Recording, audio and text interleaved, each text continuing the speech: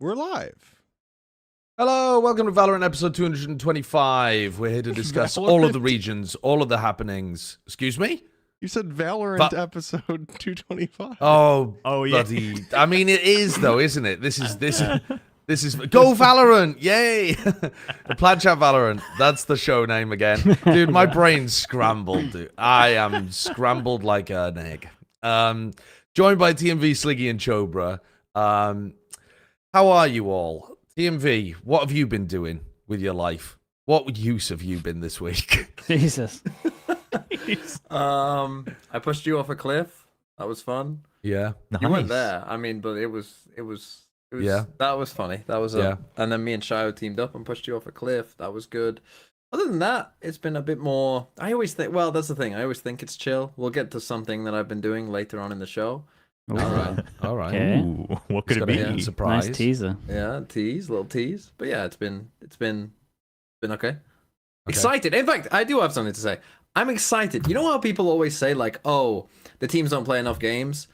I've got to say, I'm excited to watch a lot of these teams that if they did play more games, I probably wouldn't care at all about, because my brain has forgotten that most of these teams are probably going to be quite mid, and I've forgotten that. And so I'm again excited. You know, I'm excited. Show me a DFM game. I want to see a DFM game. But if DFM were continually playing through the year, I probably wouldn't be excited for watching a DFM game. Okay. Oh I mean, Chobra, are you excited for a DFM game? They would probably be the one team that I'm not that excited for, Pacific, actually. Just because like other teams have had roster changes. You know, some teams have looked exciting. Some teams maybe look even worse. And DFM, yeah, I'm not really expecting anything different, but who knows? I mean, surely though, like after they've seen what happened in stage 1, they have a fire under their asses. So I hope so. I hope they can get me interested. Right. Yeah, but they need to sell you. Oh yeah, I'll be interested for one game probably. Yeah, I mean, you know, they got to try their best to turn me into paper. Then basically, you know, like it's a very high bar. But Sliggy, which team are you not interested at all to watch? I'm always interested in every team. So the thing with me is I like the process sideshow. I like the process. I like to see where teams are at, and I like to see the improvement. Okay, well, which team do you think has got the worst process? Nice question. Currently, I do think the Team Secret with their team, I think it's kind of crazy that they perform how they do. So right. Well, they've got a different team now, basically, haven't they? Yeah. So that's good. All right. That's a good part of the process. If it doesn't work, blow it up. Yeah. I like that process. All right, then. So our members, they get to ask us a question every week. And this one's a little bit unusual because I don't think we necessarily talk so much about things in this context. I know this is a phrase used maybe a bit more in CS. Who are the best support players in Valorant? So Paperhedge says, supports often don't get as much credit as the ones scoring the kills. Who are the best support players of all time? Talking about their utility, etc., and not about their fragging. So the people whose job it is to set up the rest. I suppose we'd exclude IGLs from this and not count them necessarily as support players.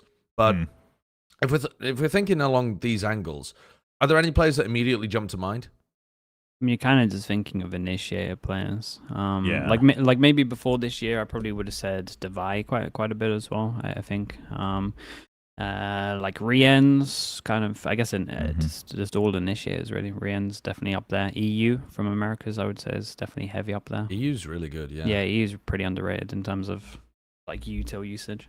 One of the players that jumps to my mind, only watched him in a couple of tournaments, is Simon, because of the way that he was just like full on. I mean, if you want the definition of a support player, he was out there as a support player, just like following Kang around on a leash.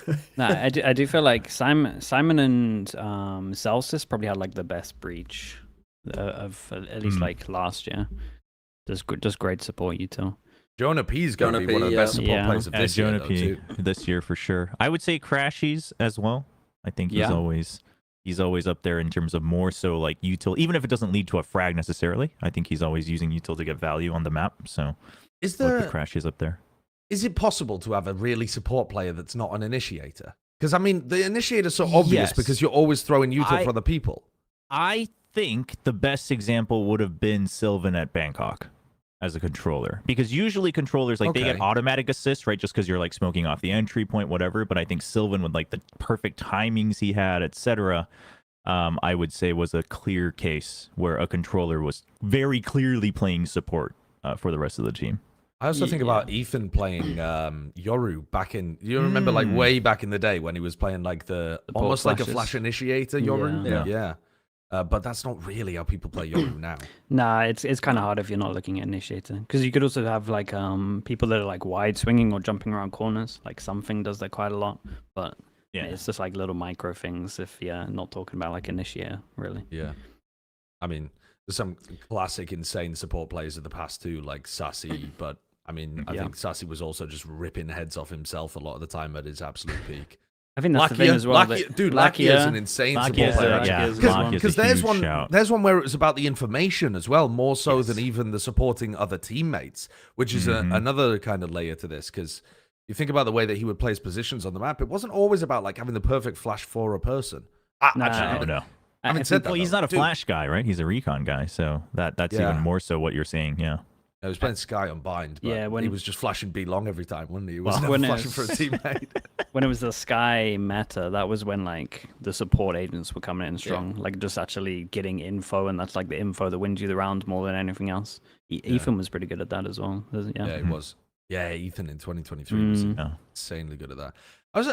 I thought at the beginning of the year, man, I was loving watching Vitality with Kicks sending these like picture perfect flashes for Durka to follow up on. And then, I mean, there's a team that I'm not sure I don't know if I want to watch them. I might just play back some VODs from kickoff again. Vitality? They got a big change up though. They have got a big change up, but I'll put it this way, it can't be worse than stage 1. No, it can't get worse. No. That was the closest I've seen to 2023 K-Corp. Really? Yeah.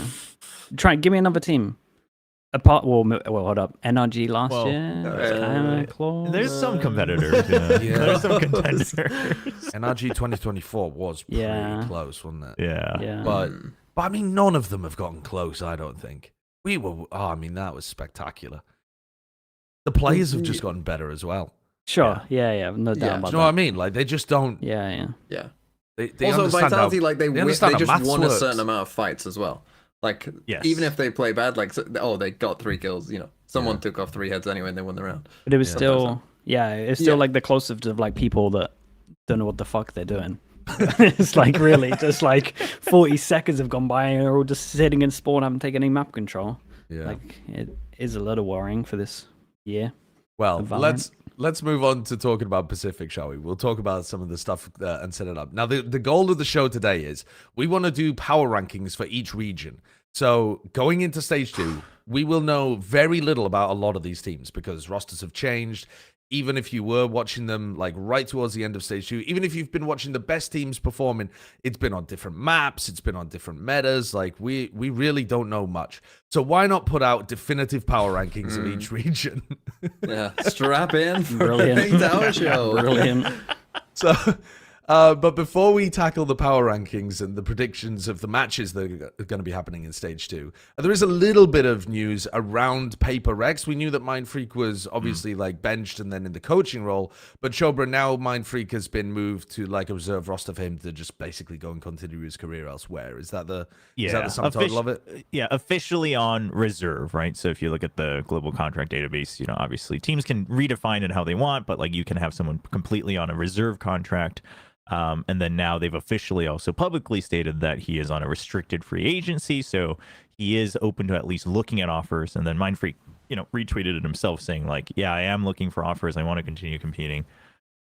Things like that, which I think is, you know, I mean, that's the thing. I think it's actually good to hear for mindfreak fans because it's like, obviously, some of us probably still wanted to see him play, but there was that question of like, does he just slowly start to go into coaching role, which is fine career-wise, but sometimes you just want to see your favorite player play. But it sounds like he still has the, you know, drive where he wants to compete, like as a player. So at least he's taking his shots and taking his chances. So hopefully we'll see. I mean, I think in stage 2 it's going to be a little tough. Right? There's only so many chances, but maybe down the road. I think this makes a lot of sense because basically being like the competitive itch is always going to be there, especially when you're like a young player. And honestly, coaching doesn't do it. Like it's a little bit of it, but it just doesn't. It's just not the same as being on a server and actually like playing. So I'm glad and I'm confident that he'll have chances more so next year. I imagine, like next year franchising, we'll see him in Pacific probably. That just reminded me a bit of a tangent of Solo. When I asked him if it was easier, if he thinks it's easier to be a player or a coach, he was like, it's easier to be a player because then at least I have control of the game. Whereas as a coach, I have no control. So I was like, oh, because a lot of other people were like, no, I think the players have it so tough because of the pressure, et cetera. And so I was like, nah, man, like I can do what I want in the server. So a little interesting side note about how that goes for people who have actually, competed through it in the same game.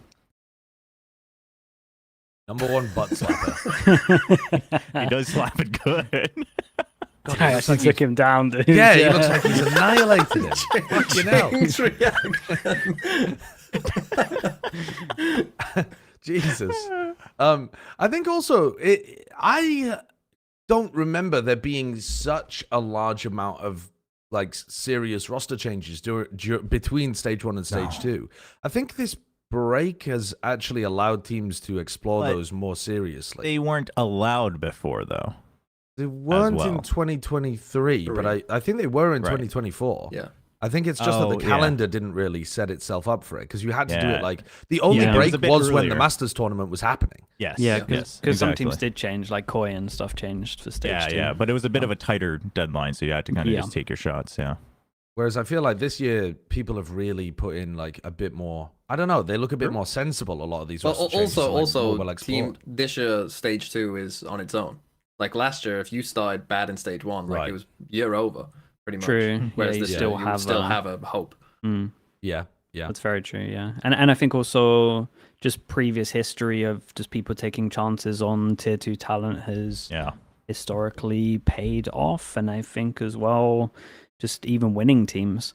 Like you look at the past, I think it's 2 years, might be 3, where it's like that is 2 years of champs. Like everyone's changed one person before like stage 2, and then they've won. It happened with EG, it happened with EDG. Yeah, so you're kind of looking at that and you're thinking, well, if we can have a champs winning roster by changing one person, and this time we're just more free to do it. And then obviously the new kids from like Heretics and like Kayak playing so well, they're just the tier 2 talents just legit. Like they can hang at tier 1 easy. Yeah.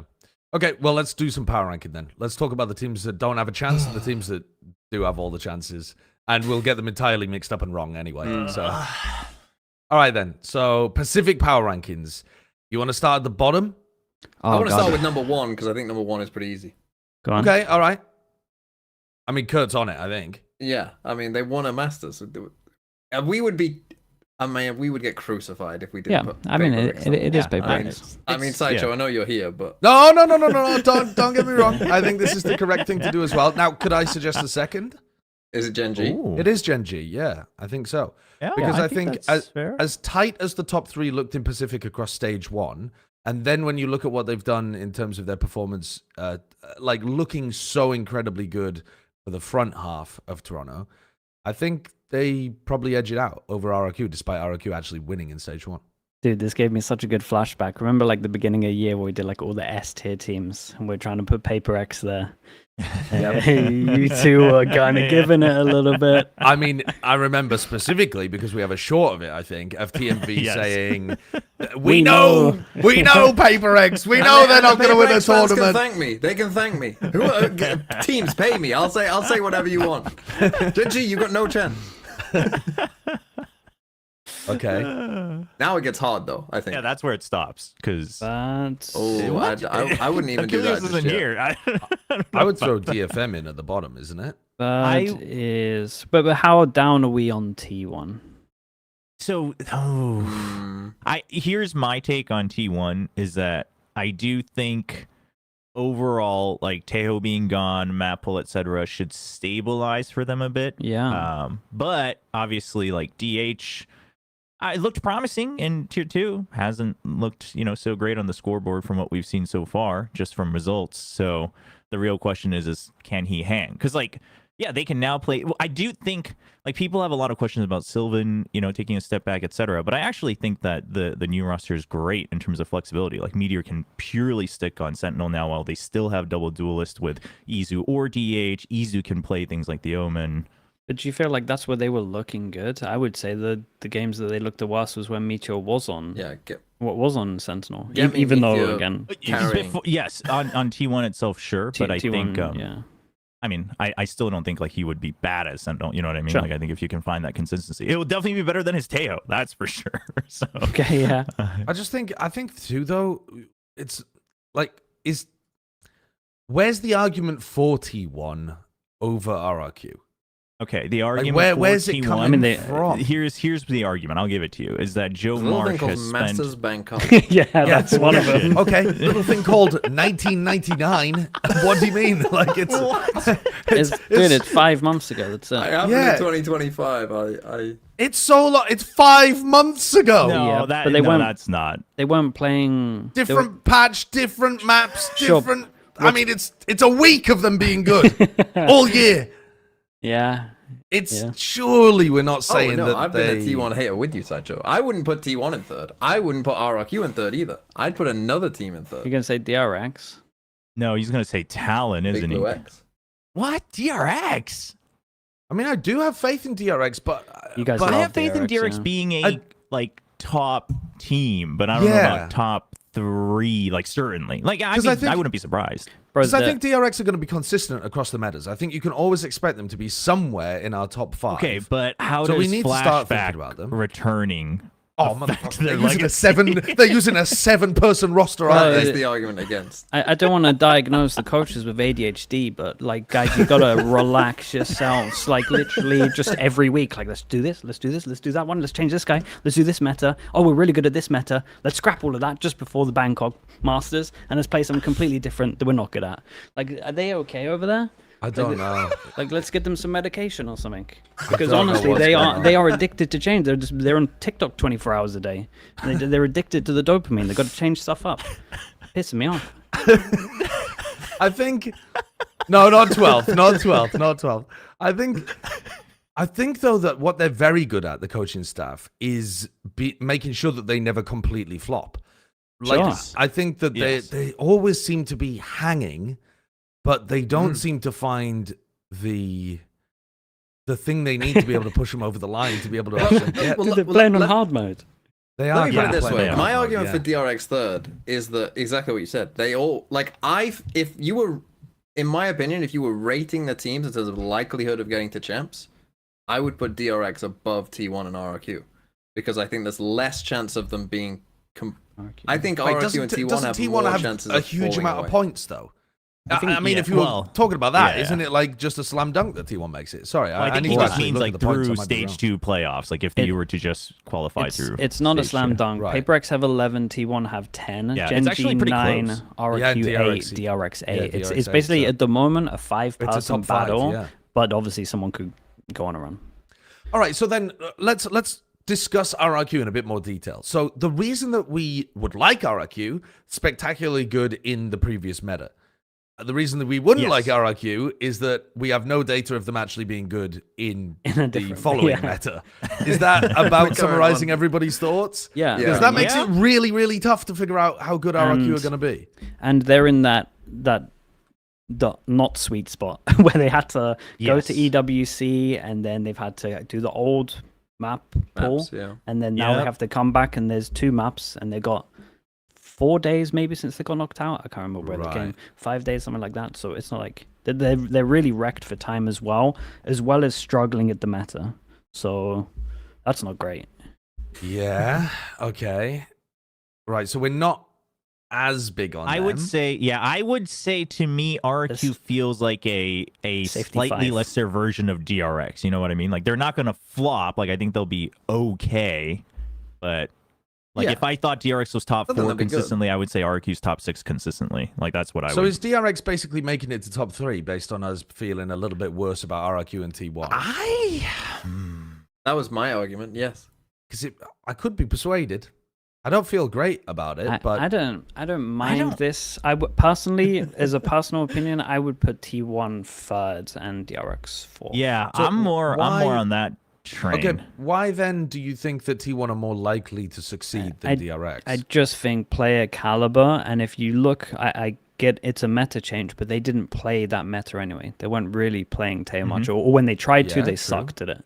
So if you actually look at it, they played heavy double duelist. Not sure they're going to lean into that, but that's what they were winning with. That's where they have the most success. I can't remember the stats I had ages ago. It was something like 70% win rate on double duelist, somewhere around the 40s, high 30s for when they play one duelist. So they kind of look at the numbers and they lean into double duelist, which you can for sure play on pretty much every map at the moment, apart from maybe like a bind. Then I think they should be okay. And you gotta remember, dude, having this time off is like incredible for a team that has this caliber. Like they should be performing here. I know the DRX are very changeable, right? They love making different changes, and what they're going for is a little bit wacky.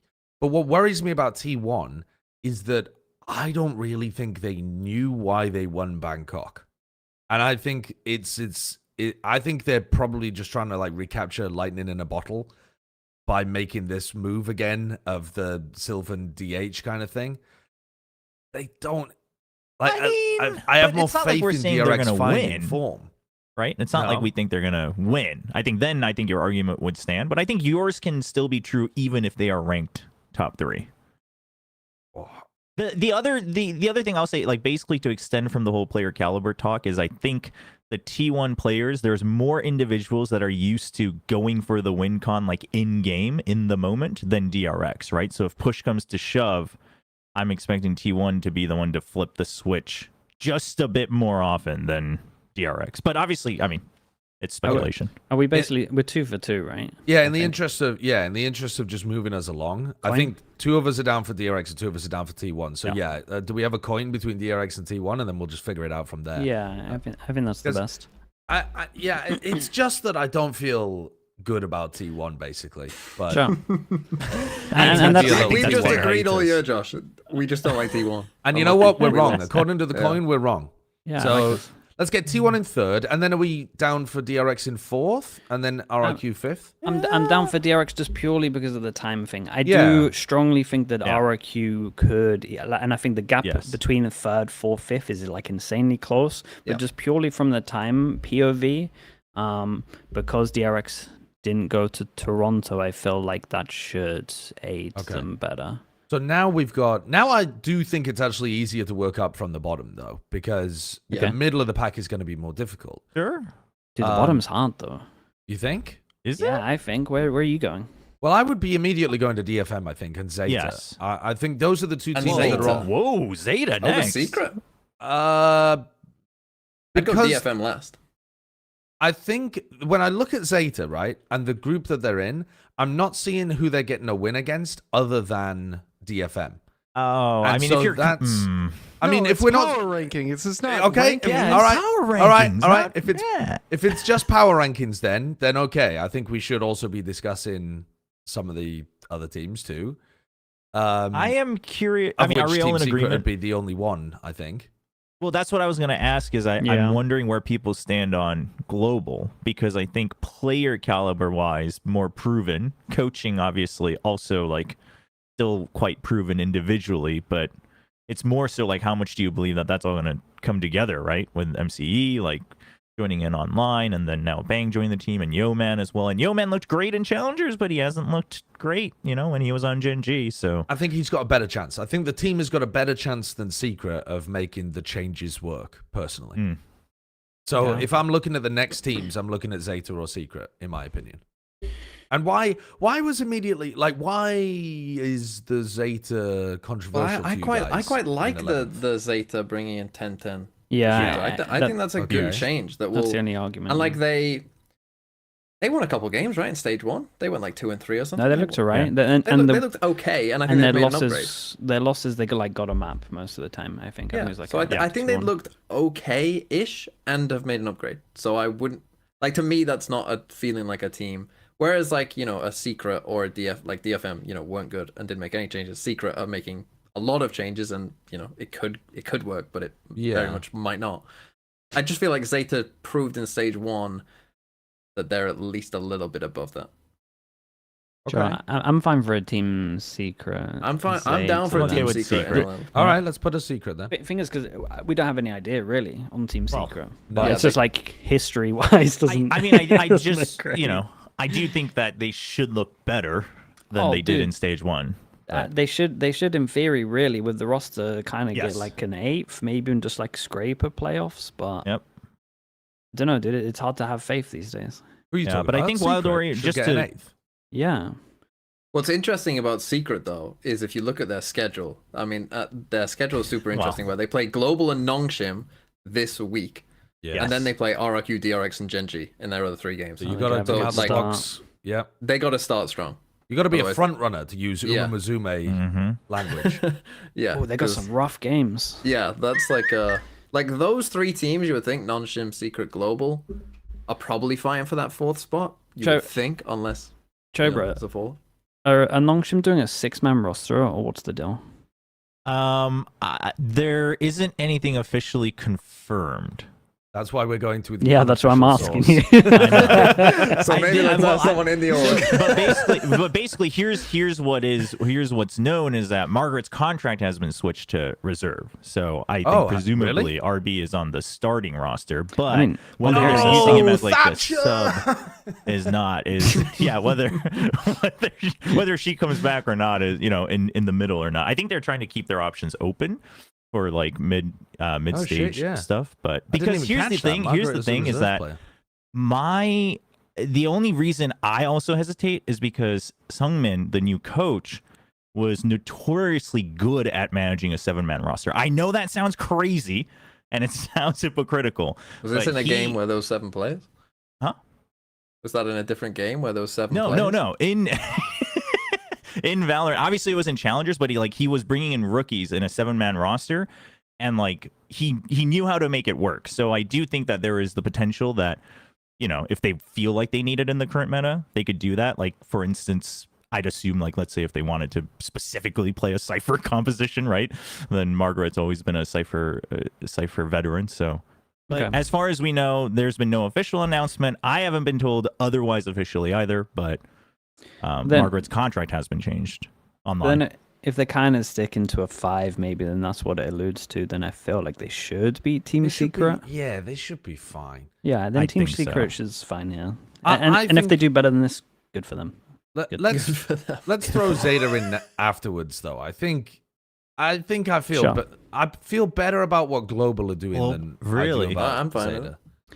I I put think- Global in 9. I'm okay Yeah. with it. I'm Dude, But then I actually- think you have to go Global, right? Isn't there kind of is a bottom 4 and a middle 3 in my opinion? I was gonna say I feel like there's a 5 at the bottom, and I have no idea what order they come in.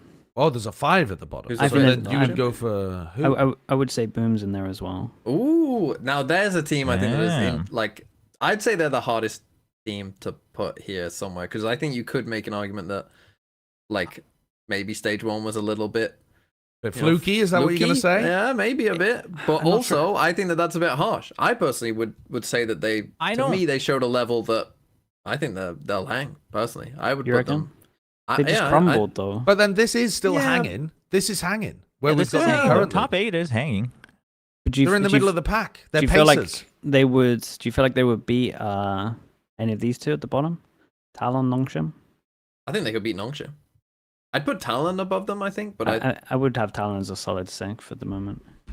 yeah, Okay. I know personally would put Chobra Talon would 6. argue, but I would, but also like I actually rate Talon pretty highly. Like I'm actually, to me personally, if I was doing this, I would consider like shifting something to put Talon in like top, 4th. But like I rate them quite highly in terms of actual just pure power. It's just that they just have a 50% win rate, so God help them. But, Yeah. yeah, If they crack that, if they figure out how to win twice in a row, yeah. oh my god, literally this just team's gonna be 51%, and then they could go to jams. Like, They're my favorite team because I guarantee they're never going on a run. You know what I mean? Because they have to win or lose. They have to win or lose. See, I'm not too bad at it. The only team that like might really upset this is Boom, but I'm kind of confident that if they got to a playoffs, it would just be a similar crumble. I think the other thing for me is that I think Boom again was I expected them to be very good at like prepping with the data they had, and then mixing in the antes, and then obviously the player upgrades that they had coming into Pacific, all of that, and they utilized that well. But I think now another meta change, new map pool, you don't know what the other teams are doing. And the other teams have now, like, the dust has settled with some of these roster changes. Obviously, a lot of new ones as well. But so in that sense, I don't know if I give them as much of an edge as I would have in stage 1, actually. I'm excited to watch Nongshim. I really think, like, I was just such a fan of watching RB play Sentinel in the past that I'm interested to see whether he can bring out some insane performances. Yeah, I reckon he'll be good. And if he is, good. If he is, and they can still lean into playing a bit more of their neon stuff, because the map pool and the meta looks a bit better for that now. I mean, imagine if Domby played the Waylay and RB played the neon. The full double duelist double dive. The Waylay neon, the new meta. Waylay neon. The Waylay buff is pretty big though. Waylay is pretty big actually. It's very tangible. Waylay's not too bad. Yeah. Yeah. Okay, I feel fairly decent about this. I feel alright about it. It feels like there's a top 5. Mm-hmm. To me, it feels like there's a bit of a middle 3 as well, with some teams like in the bottom maybe able to punch up, and some teams in the middle able to punch up as well. And then to me, it feels like there's a bottom 4. But I suppose if you think that Boomer not going to perform as well, you might consider that a bottom 5 that has some punching power. I think the only other arguments people would have is that, like, again, a lot of these teams, like Global, we actually just don't know, right? Like, we can only speculate. Obviously, player caliber looks Secret good to some degree, right? Too. Yeah, to some degree, yes. So I think the 6th through 11th, not that talent had changes, but like that's the zone where you're like, actually, there's just like half of these teams we just have no idea, so you kind of just have to go with what you've believed before. And now to see whether our predictions reflect the power rankings to any degree. Well, if they don't reflect them to any degree, I might be asking what the hell you guys are doing. Yeah. But there is some avenue to which they could be fairly different. Dude, there's so many this week. There are a It's lot. Super man. Week. So We got Super Week back. yes, the only Pacific has a Super Week. And they're doing it week 1, just straight out the gates, shove as many games as they possibly can down your throat. And Joe, bro, you were speculating before we went live that it was to do with the fact that they're going to be traveling a little. Yeah, well, funny enough, it's only the last, the top 3 teams. I believe it's only lower finals and grand finals in Tokyo where the teams will have to travel, by plane, etc. So like, I think that probably, and then production as well, I think. So that's probably why. That's my speculation, but no confirmation there. But there's like an extra week break right before the final weekend. Either that or they're just like, hold up. China managed to have 2 weeks on just get EMEA. prep. Yeah, all of these regions kind of There seem to you go. be in charge of when they end their season, and then they get like 3 weeks on the other teams. Maybe we just end it really early and we win our 3rd trophy this year. Calendar's just like 3 months. Let's play all of our games. Have a 4-month break. Jason's out here playing 4D chess on his own against everybody. EMEA snap, and it's just ultra weak, and just you'd play them 4 games just within the week, but then they get 6 weeks just prep before champs. So the first of our 12 matches that we have. Oh, but Is it 12? yeah. It's a lot, man. Yeah. So, by the way, you can check on the community tab to vote on the Pacific Match of the Week. And Kurt, do we have the Pacific Match of the Week? Are we doing 2 because it's matches of the week? Let's do 2 matches of the week. I think one of them has to be T1 Paper X. I don't know what the other one is going to be though. Yeah, that's a good one. I had my suggestions, but Okay. What would you suggest then, Chobra? What are you thinking? I mean, I think especially given our power rankings, DRX Gen.G is one, but if you feel that that's Gen.G. overdone, I think RRQ Gen.G also, a nice little matchup in Pacific. Gen.G has some great openers, actually. Gen.G's got tough openers, actually. Yeah. Gen.G, DRX, Gen.G, RRQ. I would have put Paper X DFM as well, but we already have a Paper X match of the week, so. Boom Talon could be kind of close. Yeah, I mean, I think the other Boom ones could Talon's be a pretty good one, interesting. There's plenty of interesting ones, actually. There are a think, lot of interesting Throw a ones. Japanese derby in there. Let's get them. Let's get That's a Zeta DFM. Zeta Dude, that's a DFM. hard one to call. Actually, though, yeah, I considered that as well. I mean, it might I'm have okay the with most Zeta viewership out of DFM. any of the games too. Do the Japanese viewers still go absolutely crazy for Oh games? yeah, I would assume I mean, so. with Zeta still like kind of showing up some of the matches, they're still holding strong. That's all they need. Just Just show a up little bit. every so often. They just need the Zeta fan guy to show up every other time at the bar. They'll be good. Dude, someone in my chat was telling me like the tier 2 Japanese scene is like popping. it's- Like loads it's of people don't massive. even care about like going up to tier 1 just because they're getting paid so much and it's just so many viewerships. And Yeah. it's just insane there. Meanwhile, DFM and Zeta are like, could you please, some of you come up? Yep. Some of you He's like, Yeah. want to join T1? Anyone want to come in? All right, let's get cracking with some of the games though, and some of the Preds. So the first one of the 12 that we're going to be predicting, Boom plays against Talon. Tough call. Yeah, and This as is Sliggy was tough. saying, a really good one too. Oh, yeah. But we've Talon. No. This should not- I mean, no, that's horrible already. This shouldn't be. Yeah, it's not. I can see I- why we all did it. I feel but alright. No, that means No, you don't feel all right I about feel this. alright Oh, about sweet, this. no. You I look do at feel Boom. all right. Boom. Well- I can sum Boom up, right? They're great in groups, but only when they have demos. You've got no demos here, and then they crumble in It is important group. games. Yeah, but First the- game, this is where they should crumble. Fast game, I no demos. But I just think Talon's all. I just don't have faith that Talon's gonna remember how to play Valorant in their first match back. I just. I think they did. I think they did okay in a short amount of time, and they got thrown a lot of curveballs. Guys, this means they're going to lose to Zeta next week. Exactly. I feel like we're gonna have a guaranteed there. No, but then that means they win against DFM. Holy shit, we might be on the wave here. This might be.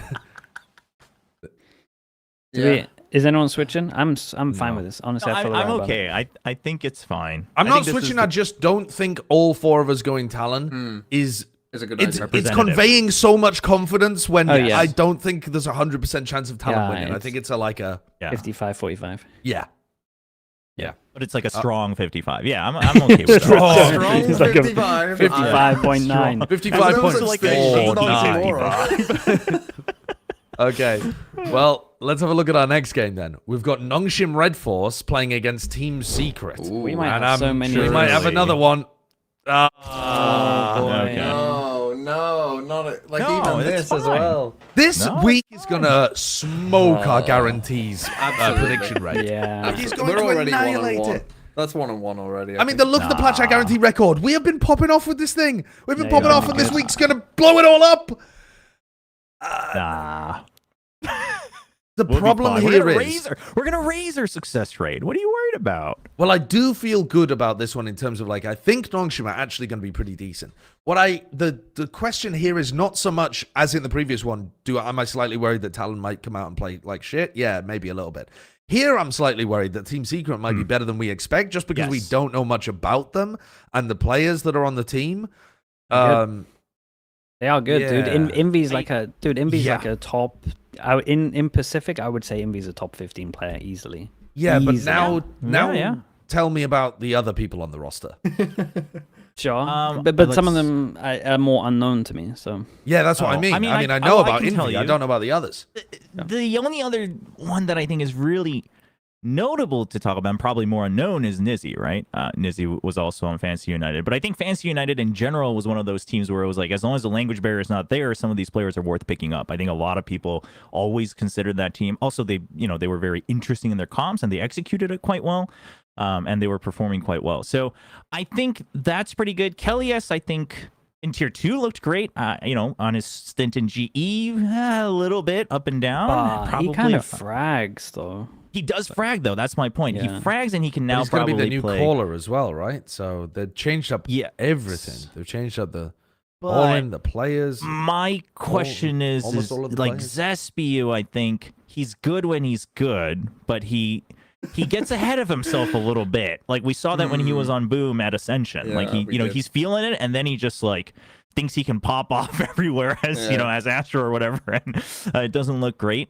So if that gets punished, I don't know. But I also think Wild Oreo, he's now in a position where he's probably playing main duelist, and I think that suits him, where he can actually just kind of be the space creator and then sets up Envy. Like Envy sets him up to go in, but then he creates space for Envy to frag, and I think they will actually, like him and Kelly S will probably kind of clean house in most games individually speaking. And to be clear, We're not. We're guaranteeing against them. That's a great speech, Jobra. Love that from you. Hype them up. They're gonna I don't want to go on lose, forever about RB and Nongshim and whatnot, but well, I'm just saying exactly, Team Secret's a good team. I do think Team Secret they should at least do better than what we've said in our rankings. I think so. Because again, I think the team on paper is legit. I think it's pretty good. But again, I also don't know. Hence why I wanted them over Zeta. About two. Let's go back and change it. Yeah. All right. So our next match is one of our matches of the week. Oh no, not this again.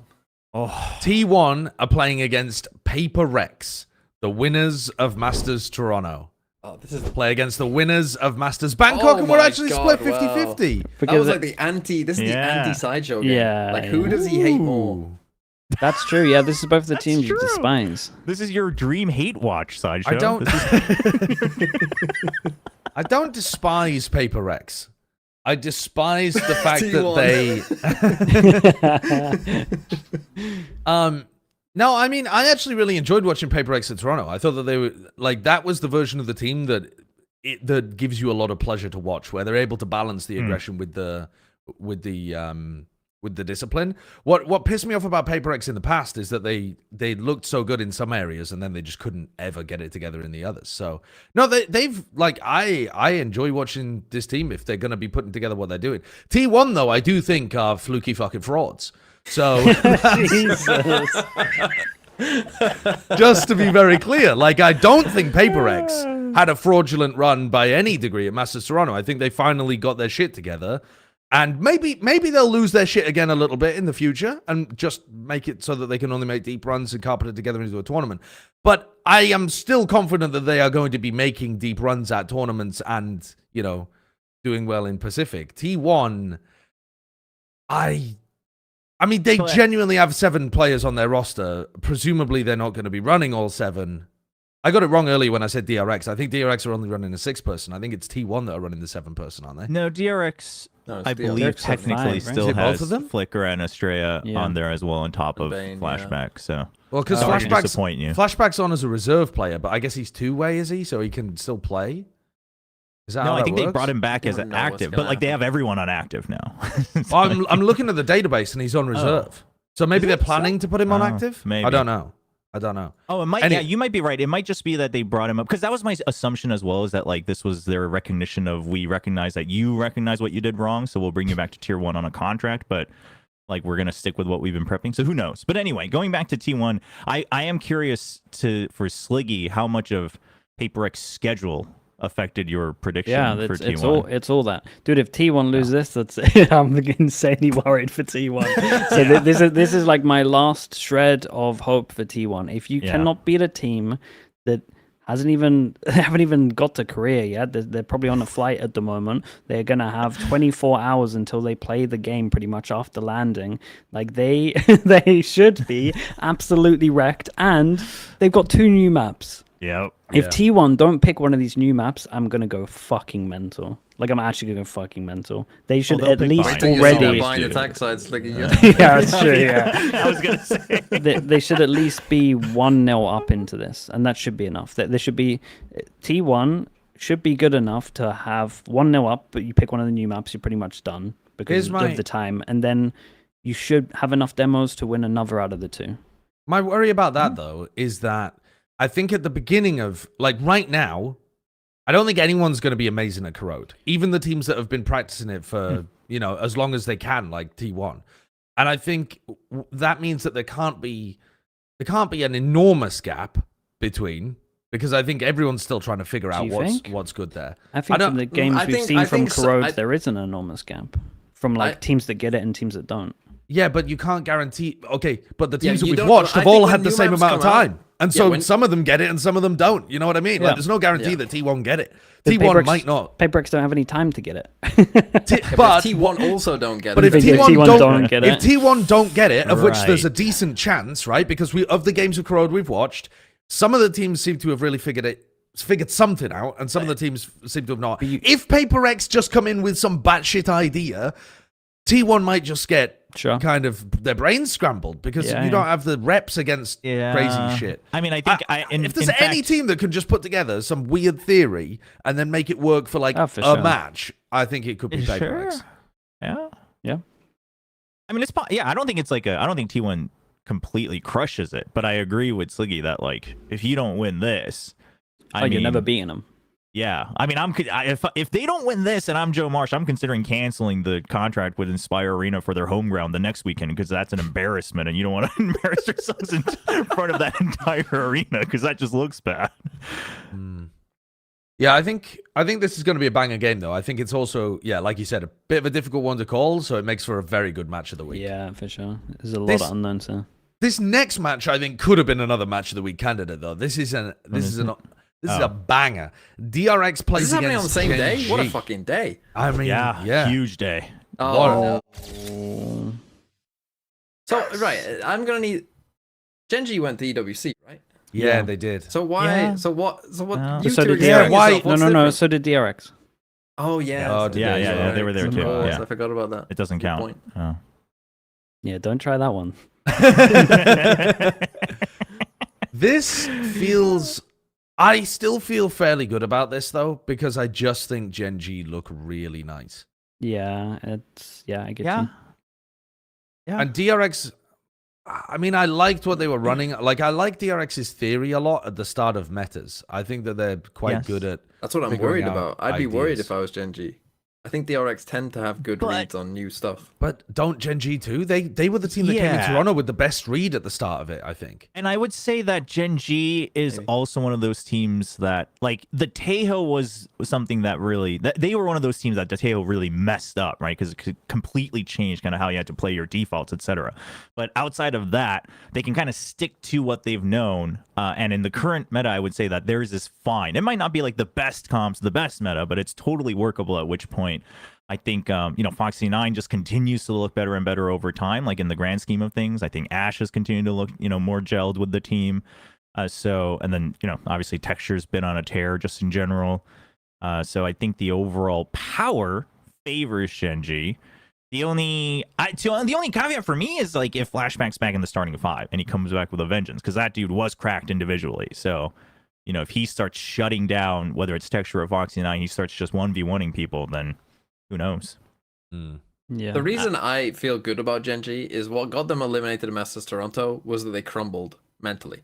Right? They essentially got eliminated to 3 massive comebacks from Wolves twice in a game and then G2 on the last map. I just feel like that doesn't happen when it's week 1 of a stage and the stakes are just a bit lower and, they won't feel that same looming threat of, unless they do just completely crumble as a team, but I feel like that's unlikely. Yeah. I was more just saying Bind's coming back. I think it's an okay map for them. And the thing with Gen.G is they're insanely Viper build. They're insanely Viper build. Yes. They get Bind Viper map, and I think that their roster's better than when they were playing in Kickoff, so it should be a little bit better. Foxy 9 is a mentalist on this map, but I've seen that he's been fragging pretty heavy, so I kind of feel okay about that. And then they'll just have some good theory with a Viper on Corrode, and first time you play against that, if they do have to play it, it's gonna be hard to play against if you are DRX, so that's kind of why I feel okay. And again, they just look good, and Texture's like really back on form. It's like the main thing as well. Let's look at our next game then. So this one, maybe a little more one-sided, I think, but upset potential? RRQ plays against Global Esports. This is a team that we had in our top 5 versus a team we had in our bottom 5. Oh, no way. There's no way my God. Wait, did I go for Global? 3 Globalers? Wow. I gotta double check this, but I think I'm Yeah, right. I went double-check me. global. I know that I did. Honestly, I went might global. have. I might have, yeah. Oh, wow. I mean, I thought there was a chance, for somebody to punt on an upset, but I wasn't expecting 3 of you. I mean, do you even consider it an upset? If 3 of you were going for it, is this an upset? Technically, yeah, yeah. it is. Yes, it is an upset. I just think the timing and the match and the order and all that matters. Okay. The only reason past me might have gone for this is because of what I said about having like the 9 maps within such a short amount of time. Like GE should be 1-0 up, from one of the new maps. You just pick one And of I them. think also contrary to like Gen.G's performance at Toronto, RRQ, it was quite clear that they didn't really figure out how they wanted to play in the new patch, right? They were just kind of sticking with what they knew and trying to get by with it, but the execution didn't actually look that solid or very believable. And I think that's something they struggled with because clearly they had focused very much around the Tejo in stage 1, and it worked out for them, and they would have had time, right? If they weren't traveling, I think that'd be a different story. But now that they've traveled older map, it's like, okay, I mean, have you really moved on? I'm not so sure. It's such a going to EWC if you didn't like perform well. Some of these teams are so ranked, like for like the first 2 weeks, so especially you come back, you got the super week. Yeah. Like you got That is so horrendous. hard. You really did. So yeah, it's a rough one. I think this should be very, very close, and I think we should never underestimate MC as a coach as well and his kind of impact. Yeah.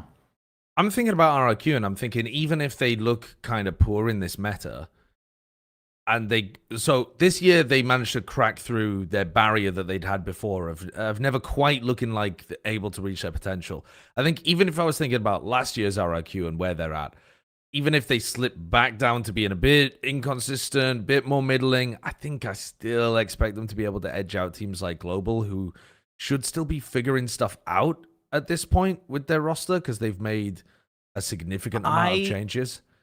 I also, this wasn't like a huge part, but I just want to let everyone know that part of the factor for Global, for me, like rating Global in some of these predictions, was also the addition of bans specifically. And that now allows them to have a lot more freedom with chamber comps if they wanted, right? Where they can kind of put this guy who's done well on that agent before, have that agency, and then they can work around it. So I think GE also just has more things to run off the bat in terms of comp and working with their comfort zone, whereas RQ, I think, kind of has to shoehorn certain things in. Okay, well, I mean, a game to watch for sure because the upset potential here seems pretty high based on what we're talking about. Now, Kurt's got this down as the second match of the week, so let's have a crack at it, shall we? One at the top and one at the bottom. This is the Japanese derby. It is hard. Zeta playing against DFM. Oh, And Sliggy's gone for DFM. I knew it. It's I not a knew it, 'cause guarantee. Who is saying that this is hard? Why are you Wait, saying dude, this that is hard, bro. Why is it hard, Sliggy? You've just added Corrode in, and you've got the guy that plays Odin non-stop. I mean, They okay. are gonna absolutely slap on this map. They're gonna have about That's a 40, great point. 40 That's true. Odin kills on That's defense. true. Dude, I Easy. played against you this week on Corrode, and you are such a fucking nerd, man. It was Yeah, so annoying. Yeah, good. The faster that people use the Odin, the quicker they can change this map. It's one of the dumbest maps they've added. But I will say this: once you reinforce some of these walls, one of the better maps you've made. Yeah, But agreed. at the moment, fucking hell, it's a shocker. It's a shocker with some of the walls you can spam. It's going to be a disaster to It watch. was crazy. I'm playing against Sliggy, and you've clearly spent a little bit of time in the map with the Odin, and man, I felt like I was playing Rainbow Six, where I'm dying through 5 walls from a kill hole that somebody's set up over in Narnia, and they're seeing me through the rays are bouncing off a mirror. They've opened up a hole in the wardrobe. They opened a cupboard specifically, reinforced this wall, opened up a hole here,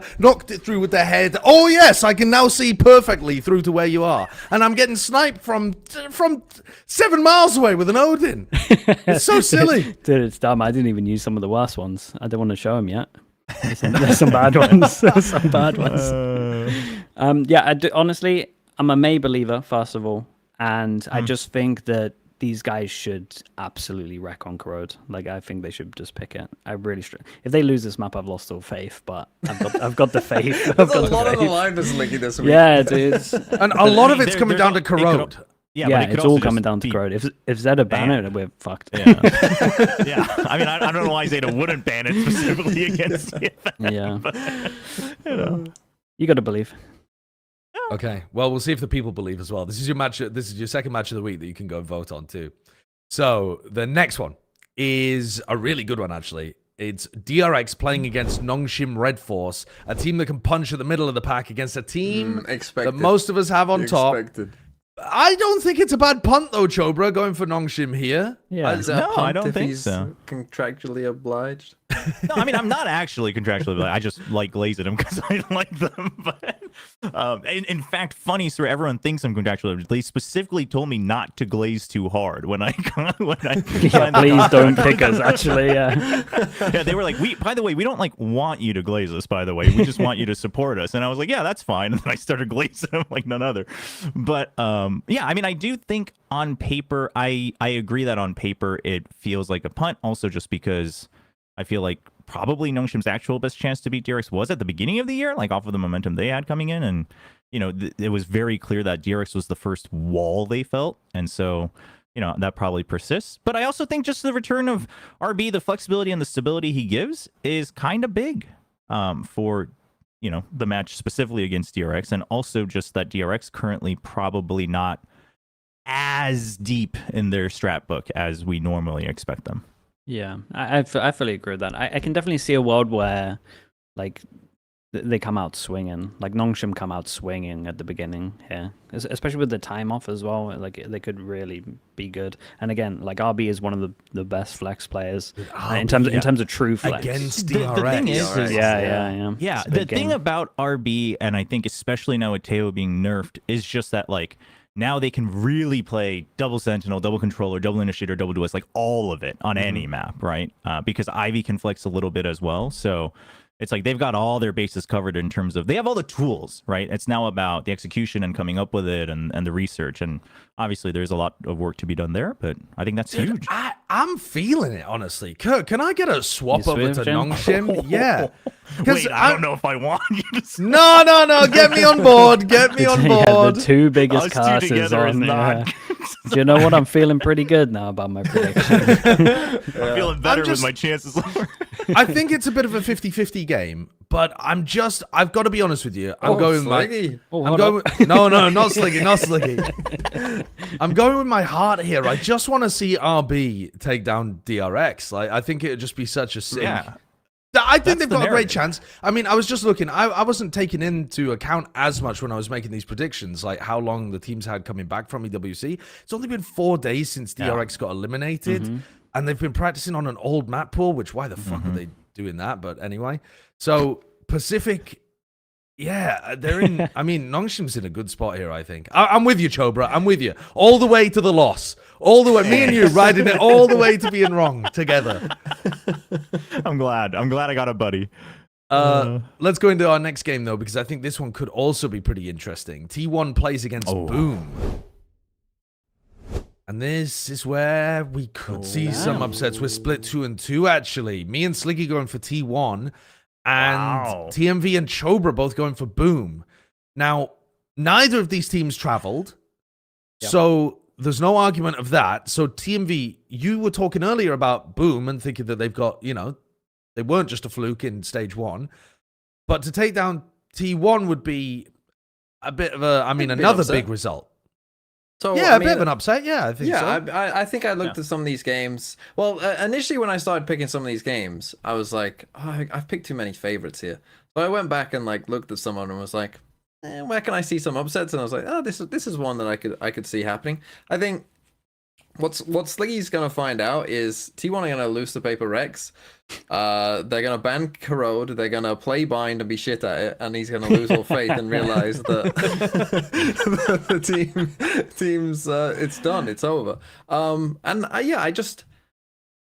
I think the Boom, like I personally would have rated them a bit higher on power rankings. I guess I'm just a bit higher on Boom in general. Like I just think that, you know, they showed. I understand that as soon as we got to playoffs, like, yeah, they did crumble pretty hard and they fell pretty hard. But actually, in like the 5 games before that, it wasn't like they were, I thought, consistently good. It wasn't like they were sneaking. They were consistently good. And I think with enough time, I think they could cook up some weird stuff. And I actually feel like it might be easier to predict what some of, like T1, I think you kind of know probably-ish some of the things that they're going to do. They're going to be pretty aggressive with their comps, I think. Whereas Boom, I think, could cook up, you know, a lot of weird stuff in this first week, and you know, and that takes them to a win. Yeah, I feel you. Oh, I mean, I kind of, yeah, I mean, kind of similar. I also just think the map change. This isn't one where T1 is like they're the only one getting the upgrade. I think Boom's fine with this map change. Obviously, Corrode kind of a toss-up, but I think that's fine. I think Vine is a great map for Boom as well. And then also, once it's not too many days in between, but, just that one look that you're getting at T1 and you can really confirm, like, okay, our predictions were correct. Like, this is what they're running. I think that's huge for Boom. Like, I think they're so good at working with what they've seen that I think that's a big deal breaker for me in the difference between Talon and T1. Yeah. So at least where I'm standing, I just feel like until I see T1 not looking good, I'm going to have faith in them. It's a bit devastating that this was like a super week, to be honest, because I think as soon as you see that first game, I think you'll be able to gauge it pretty well. Yeah. But I'm just sticking with the faith that T1 are going to look good. Their team on paper, they have too much time and they have too good a team on paper to not look good. Yeah, to be bad. I don't have faith in T1. This one's interesting. Why did you vote for? Well, because I don't have faith in T1, but I do still think that their roster on paper is still really powerful, and I think it should be good enough to be able to get them past Boom. But I'm now looking at the schedule, and this being the second game that T1 plays this week, and presumably the majority of their focus is going to be on PaperX, it does really feel like a trap game. I mean, I'm not feeling good about it. I'm really not feeling good about it. It's not like their prep can... Oh, I guess, their prep can be... Yeah, no, you're right. Yeah. Because I think their prep can be very different based on, like, trying to tackle PaperX on the new maps and that kind of stuff. And they just... I mean, both of their opponents play in such different ways. This could absolutely be a game where they just get... caught off guard and don't put... Like, they split their attention, basically, and... It also... Get caught. On that note, this is another thing I was thinking about. If I was Boom, I would actually put my time into prep against T1 rather than Talon. Because Talon, you literally just don't know. And also, so much of it is going to come down to like both teams' execution with that team and the firepower. But whereas T1, it's like, you can probably have a pretty good idea, right? You can predict pretty well what they're going to play. So like that's what you're really focusing on even before you see the matches. So I kind of gave them a little bit of an edge there too. I'm not feeling good about it, but I guess I've made my bed, so I'll sleep in it. Let's go on to our next game. Global Esports plays against Team Secret. Ooh. So this is both teams have made pretty sizable changes, and I'm the only one going global. Wow. This is what in the Lord's name is going on out here? We're all on the same wavelength. We all picked them to beat RRQ and then lose to Secret. Yeah. This is crazy. That is crazy. Which on paper is so dumb. It's the exact opposite of what we put in our power rankings. What you've decided to do with Team Secret. Sorry, what you've decided to do with Global. So I just think that Global are more likely. I mean, mine's very simple. I think that Global are more likely to benefit from their changes than Team Secret are. I think that both teams have made pretty significant changes, but I think that Global, with their coaching staff shifts, with their teams that have got quite a lot, with their players that have got quite a lot of experience from other teams, and I've seen what they've done before. I know how they're going to work. I feel like I can see the vision there. With Team Secret, it's a bit more of a crapshoot relying on, Envy, Wild, Oreo, and Kelly kind of popping off to me. So I don't see it happening as much. But I'm basically just going in the same way that I would have my overall power ranking ideas of Global just being a bit ahead of Secret. So why the hell have you three agreed that we should have Secret as the 11th? Weren't they like the 11th best team? Yeah. 11th, yeah. And yet you're predicting them to go 1-1 in their opening games. Yeah. Someone want to go first? That isn't me. I don't have a good reason. Think until I see the new GE coaching staff actually work their magic in execution, like the theory, I think we all respect all of them quite a bit. But until I see that, I just think stylistically, like Secret loves this matchup, right? You're ready to go in and fight. GE, that's kind of been their go-to before as well. Obviously, different roster, but things like that. And now Team Secret, like they kind of seem towards the end of stage 1, they seem like they were all on the same page. Wild Warrior is willing to be the sacrifice, etc. And at that point, I think the strong firepower of Team Secret is actually more reliable, whereas GE is much more like certain players kind of needing to do it on their own, like Yudotan. Sure. I think the only real thing I have here is that Kalias is going to be so motivated for this game. That Revenge too. game. Yeah, and when it's an IGL, they're spending a lot of time. So that's kind of where I'm at. That's it, dude. That's basically That's it. That's the whole reason. Yeah, Well, that's I mean, that's the a big beauty reason. of it. Okay. When you're Okay. IGL, What do you like, want us to say about two teams that we could? I mean, in theory, two teams that could look very good or very shit. yeah, Like that's what these two teams are, and they could be anywhere in between. What do you want us to say about that? Well, I want you to provide some justification as to why it's so different compared to the power rankings justification. Because it's not that different. Because again, we said even when we're putting Secret in 11, they should be better than that, Anyway. right? And we agree that probably Global Secret, they're in. Like this is the thing: if teams are in like a same tier, like Right. those teams could beat each other, even if you put one slightly over the other. No, that's true. That's true. There you Okay. go. All right. All right. I'm out down here. The only one that respects Indian Valorant, I guess. We all picked picked him to be RRQ. RRQ. Yeah, with the 2 Koreans, a Russian, a Filipino, and a Singaporean on the team. I do love to stir the pot. Okay, let's go into our next game. This one, surely. this one. PaperX are playing against DFM. Come on. Now, Steve, even now, you- surely, Come on. Come on. All right. do they, Sliggy? Do Yeah? they win on Corrode? Ooh, yeah, maybe, probably. You think? There's no shot they Yeah. play it. There's Well, no shot they play yeah, it. maybe but not. if they But, played but it. let's assume PaperX Yeah. don't ban it. If Yeah, Rex don't ban it, I mean, it's their best chance of taking a map, I think. They no joke, they should win. At the moment, I think if you buy more Odins than the other team, you win. I really do. If you actually learn where you can spam. There's legit places you can shoot and people can't they can't shoot you back. Like you and then you have to flush out with util. You pretty much have to be open in the util. Open out in the open to use the util, or you have to know about the spots. I'm telling you, if they are as keen as I think, the DFM should take the map, but RRQ should just beat them on every other map. That'd be difficult in a PaperX versus. Oh, sorry, PaperX will beat them on every other map. Yeah, I'm so lost, man. There's too many games, dude. Way too many games there. All right, fair enough then. Let's move on quickly from this one. It's probably the most. What is it? The most one-sided game? Yeah, it's gotta be. What, I mean, there one couldn't be a versus more 12? one-sided 1 versus game. 12, yeah. Yeah. It's literally impossible to have a most one-sided game. But I feel like a lot of the others have actually been pretty good. Like we haven't had too many where we've felt like they've just been blowouts. But this one probably should be. All right, next game then might be somewhat similar. Talon are playing against Zeta Division. Now, what are we thinking about this one? We do actually have somebody going for Zeta. Okay. Good. Wait, so does that mean that you've predicted Talon to go 0-2 this week, Chobra? I can't remember what you predicted for the previous one.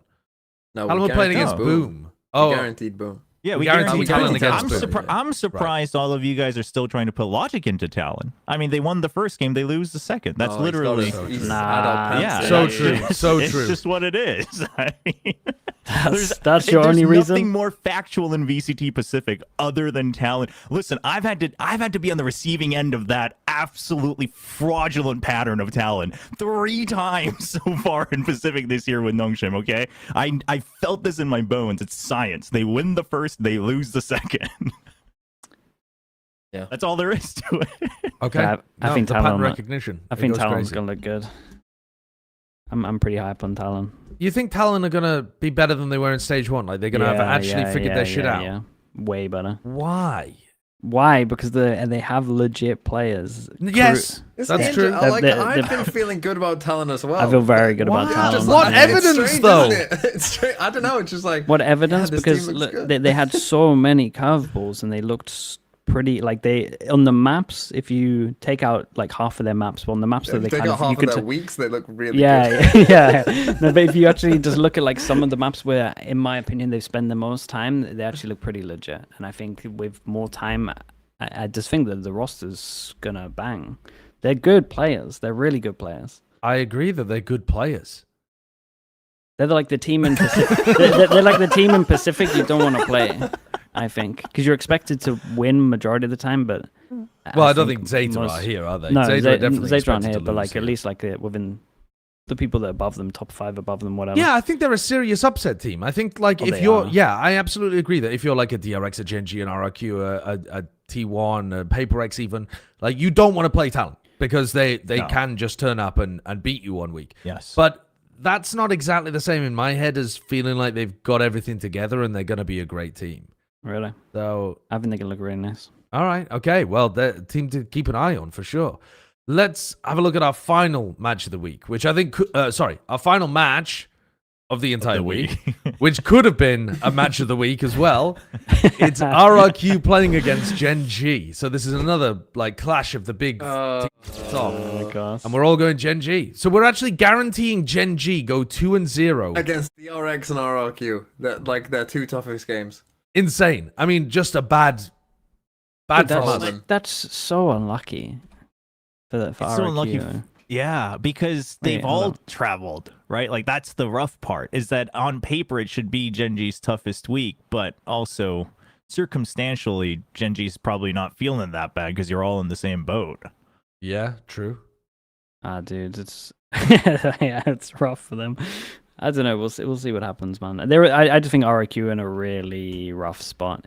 Just because at least if you look at Toronto, didn't have a great understanding of what to be playing, and then map change, and then now time, like they're in a bad spot. They're in a bad spot. And they're limited. Like when they play, the most they can do is double duelist, but when they do that, Crazy Guy's the one who has to play the Omen or the Smokes, and like, you know, he's had moments, but it's like very rare and far in between, right? It's hard for him to be active within, like, while putting up smokes and calling, and we've seen that so far. And I think, like, I'm not seeing them play double controller or double, you know, Senti very, very fluidly. Like, naturally, they're a double initiator team, and I think they focus so hard on that in stage 1 that that's a big change. That's a big change in flexibility. Yeah. I don't feel good about Gen.G going 2-0 this week, though. Like, I feel good about each individual match, but I don't feel great that they're going to be able to get both of them. You know what I mean? I get what you're saying, because everything we've been saying about the other teams at EWC, we're kind of saying that Gen.G are fine. when they're pretty much exactly in the same boat. Chobra's point was they're going up against teams that are also just coming back from travel. Yeah, I mean, that is the that's the blessing. caveat. Yeah, for them. Yeah. I think also though they just like when they were on form at Toronto, like that was like Masters winning level form when they look good. And so I think like when you see a team do that, it just sticks in your head of like, well, if they could even play at 80% of that, they'll win this game. They'll win both these games. Well, then they're winning both of the games. All right, wrap it up, folks. That's it. You've heard. How many guarantees did we have there, Kurt? Do you keep track as we go? Like that felt like 5 or something. Yeah, quite a lot.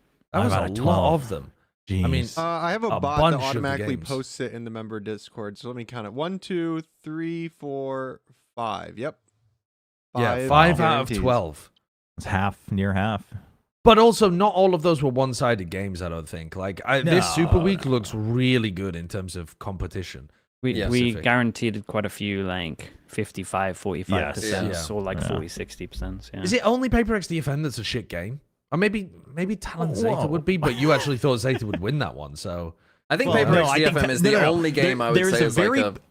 There's a very big difference between thinking Talon's going to lose that game and Zeta's going to win that game. I just want to clarify. Yeah, true. Okay, Good point. I get what you're saying. I mean, there's also Zeta is playing against DFM, which might be a shit game, but a competitive game, if you know what I mean. Like, it might be like a low-quality one, but one that's entertaining and exciting anyway, because they both have a chance of being able to win it. But other than that, man, it's looking good out there in Pacific. Like, the games are high quality. Yeah. All right. Hell yeah. Let's absolutely melt our eyeballs watching all of these Pacific VODs this week. I'm going to be in LA as well, so the time zone is just going to be absolutely dreadful for watching this. Dreadful. And when do you go? They moved their days as well, right? I think they don't stream Friday, Saturday, Sunday now. Yeah, they don't do Monday anymore. They like moved it a day forward. Yeah. Which is what day are you going? 'Cause it starts tomorrow. Well, I'm busy tomorrow, and then I fly the day after, so I'm just screwed basically. I'm actually going to be in the VOD dungeon. You can watch the VODs on the flight, right? Yeah. Do you watch that? I can't watch a VOD on my phone. It's too tiny. I can't see anything. I get a Can't bigger tell phone. what's going on. Get a bigger phone. Yeah. What have you? Yeah. A tablet? They exist? Yeah, tablet. Hey, zoom in exists. If you want to pause something, go. Yeah, just go. Oh, what actually happened here? Tap back and then zoom in. Yeah. Is that hard to do? It takes half a second. The minimap is like for ants on a phone. I can't keep track of everything that's why you zoom in. Yeah, I actually. You know you can zoom in on your phone, right? Yeah, but if I zoom in on my phone on the minimap, then I can't see what's happening in the rest of the place. That's why you back. Like, you oh, watch. That's interesting. What happened there? You watch. Go back, You zoom double in. click. It takes you back 10 seconds. You go okay. Then whoop. What happened? Are you telling me that when you watch on your computer, I try not to leave my house, to be honest, if you talk about flights. So if you talk about flights, I'm out here just trying not to take any flights at all. But I have watched VODs on flights, yeah. Yeah. okay, fair enough. I mean, maybe I'm just old, built different. I can't. I gotta have it on a large screen in order to see everything. Otherwise, I'm done. Yeah, this is me. This is me on the flight. I need fucking David DeVee's Twitter for iPad. I need. There's no. I don't know if I can find that. But... No, I don't know. Okay. All right. Well, thank you very much, Jobra, for talking Pacific with us. I'm sure you're. Are you going to be co-streaming every game that's happening during this week? Yes, and I will be at the venue for every Nongshim game, so I'll be there twice. Damn. Yeah. Okay. And Sick. then, yeah, it'll be a busy week, but we'll be here. Yeah.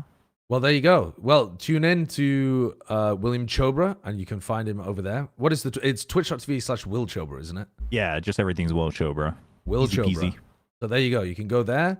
Or I guess you could watch Sliggy, but I mean, You don't want to do that. watch Chobra instead, I think. Team V, are you going to be doing all Well, the you can Pacific watch games as Sliggy, well? but you can, All sub to me and- Pacific, yeah. Yeah, that's true. Yeah, all Pacific. You three are going to be in the lab. I'm not going to be. I've already Yeah. streamed too much this week. As long as it gets a bit cooler here. Yeah, I'm excited for the games. No, they should be fun. great. They I'm should so- It should be great. fun in I'm so general. excited, this, yeah. this stage 2, it's going to be so competitive, I think. It's going to be messy, too, I think. Yeah, good. Probably. Yeah. Probably. Yeah, it should be fun.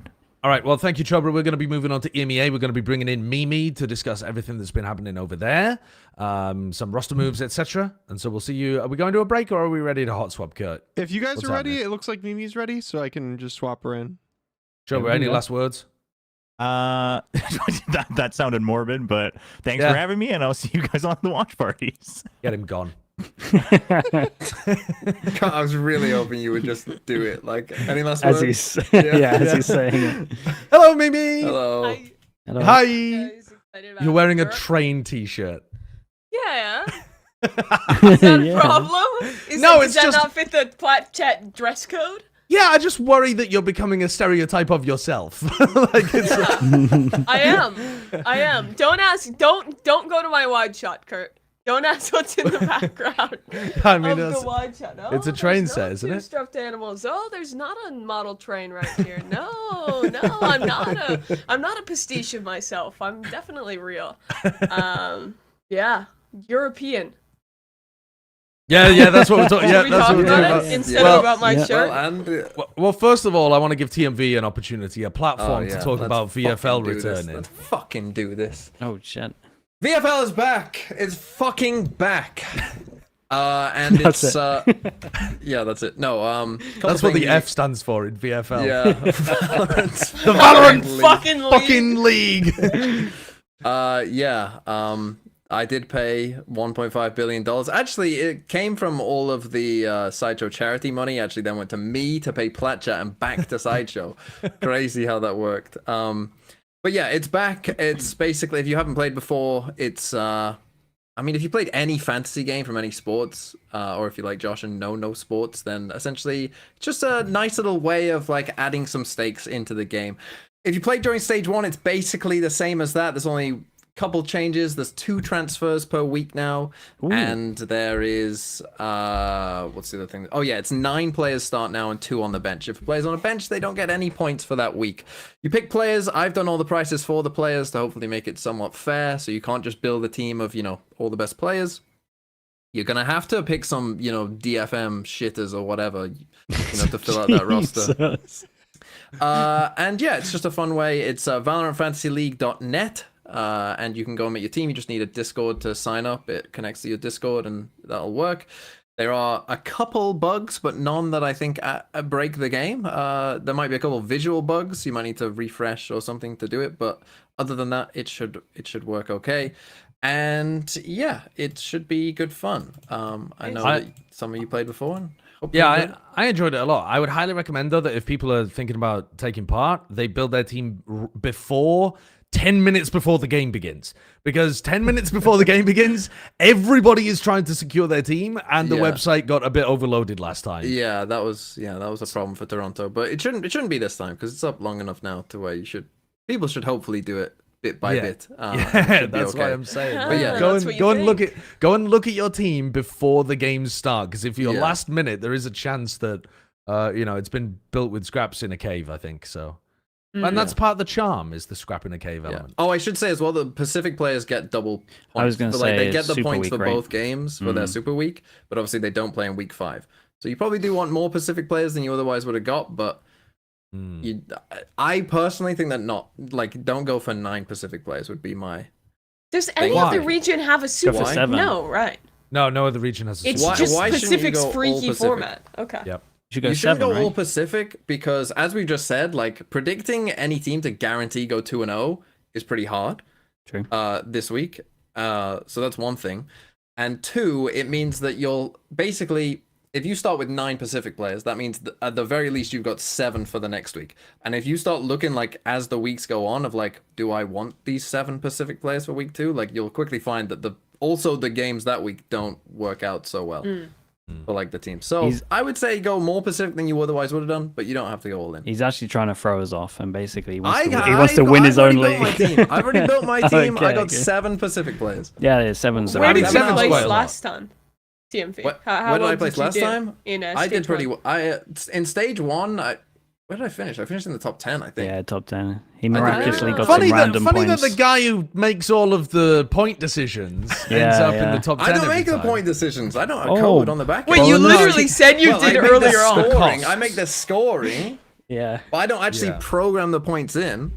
sure. Yeah. There's no bonus TNV Yeah. points. I didn't then, do is what that you're well. I saying. didn't do as well in Toronto. I did better than Sideshow, but Well, Who yeah, didn't? I got rid of all of my Paper X players and replaced them with G2 players. yeah. That was a good choice. Good job. Good work, That's me. beautiful. Let's talk about EMEA then. Sign up for VALORANT Fantasy League if you want to, Thank you, because Mimi. we have so much money now because of them. FantasyLeague.net. This is now the richest podcast in the world thanks to TMV. But there were a couple roster moves in the little mini off season after Toronto, and a couple of them revolve around Team Liquid. In Toronto, they were doing that like 6-man roster thing where they brought in Penny and then they were subbing Penny in and out with Serial once they got Nats back into the lineup. But now Penny has gone off for a new opportunity. He's not sticking with the team. And they've also dropped Serial to go ahead and pick up trexx. Trexx, who started this year on Team Vitality, won kickoff with them, got top 4 at Bangkok, and then got benched from Vitality and hasn't really had a team since then. So little interesting for Team Liquid. I feel like for me, with the 6-man roster swapping stuff, I'm not hugely surprised that they're moving on from Serial. And this does feel like a pretty solid ad with trexx.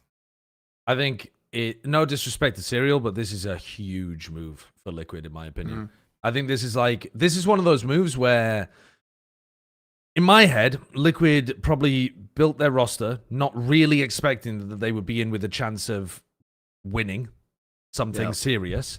And then they've realized, oh my God, Nats has done such an incredible job with this roster, and the team's come together so well that if we're like one move away here from maybe being the best team in EMEA, and they've decided to just go for it. And I think it's absolutely the right thing to do, whether or not it works. Like, even if it falls flat on its face and it doesn't end up being as good, I think taking the risk here is the right time to do it, because you've got that break, you've got a bit of a clean reset going into stage 2, you've already got a very good team system behind you, Kiko's frying, Nats is frying, team's confident. Add trexx in there just to get that extra like push of superstar power to get over the line, and I would be a bit surprised if it doesn't work, but I still think it's an amazing risk to take no matter what. Yeah, 100% I agree. 100% agree. I think this is, like you say, a team recognizing we actually have a chance. Why, like, go for it. Like, if they would have kept their roster as it was, they probably make champs. They probably do okay in champs, make playoffs, something like that. But I don't think anyone would seriously say they're going to win champs. I think that you're absolutely right. Like, maybe this does fall flat on their face and they're worse because of it or whatever, but I think absolutely worth the risk, because, like you say, you've already got in Nats and Kiko 2 players who can carry whole series at times. And I think that just adding in like someone else who maybe every so often can just, take a map on their own, or, like really turn up and just generally improve you, I think absolutely worth. And I'm excited for Liquid. I mean, Yeah, Sliggy, this yeah, must be a weird, like, here we go. Expectation now, Sliggy, on you. It's like the first time that I can. Well, I need to be careful here. It's like the it's like the first time that I can actually like properly get behind Liquid while being on their team as a content creator. It's like the first time I actually have like full belief that they can actually go and like win a champs right now. So that's pretty cool. I think again, I think Serial will get picked up for tier 1 next year. I think if you look at him, he kind of got thrown in at the deep end, especially when he had to play multiple agents that he had never played in his career. If you look at his VLR, but then when he was actually on like hard Sentinel, he played pretty well. So I think he's gonna be good. But I think as well, when you just look at roles, this makes so much more sense. Like trexx can just play scan, and then Patty can go back to pretty much just like hard flex of flash initiator if they need that, or kind of whatever they need. He should be able to flex enough that Nuts can kind of play Viper, and they can do Viper Omen if they want to as well. So I think if Patty's ready for like hard flex, which I mean he's pretty much been proven to do from his career. He's played like duelist, most of the initiator roles really. So I think it just suits them better. And dude, trexx is one of the best at the game. So it's a huge pickup. Like the firepower is crazy, and then you kind of look at what the coaching staff's done already. They're proven to be very good, if not like one of the best at the moment in EMEA. This is a scary team, and it's like the first time that, dude, I'm excited. It's the first time I can actually like get behind and like cheer Liquid like properly, because I genuinely believe like in the team. Would you actually have though trexx play initiator? Because I think he's, if you're playing double smokes, I kind of like the idea of having well, I guess it depends massively on what comps are being played, right? But if you're playing solo initiator comps, I kind of want that to be Paddy, because then trexx is so good at the like anchoring smoke or the more like sentinel smoke that you'd have to play. If you're playing like double smokes plus a hard senti, if you're playing, let's say you're playing Omen Viper with a Cypher, something like that, which you might be playing on Sunset, Corrode. Where else might you be playing that? Maybe on like a Lotus or something, you might play a double smoke single initiator with a hard senti.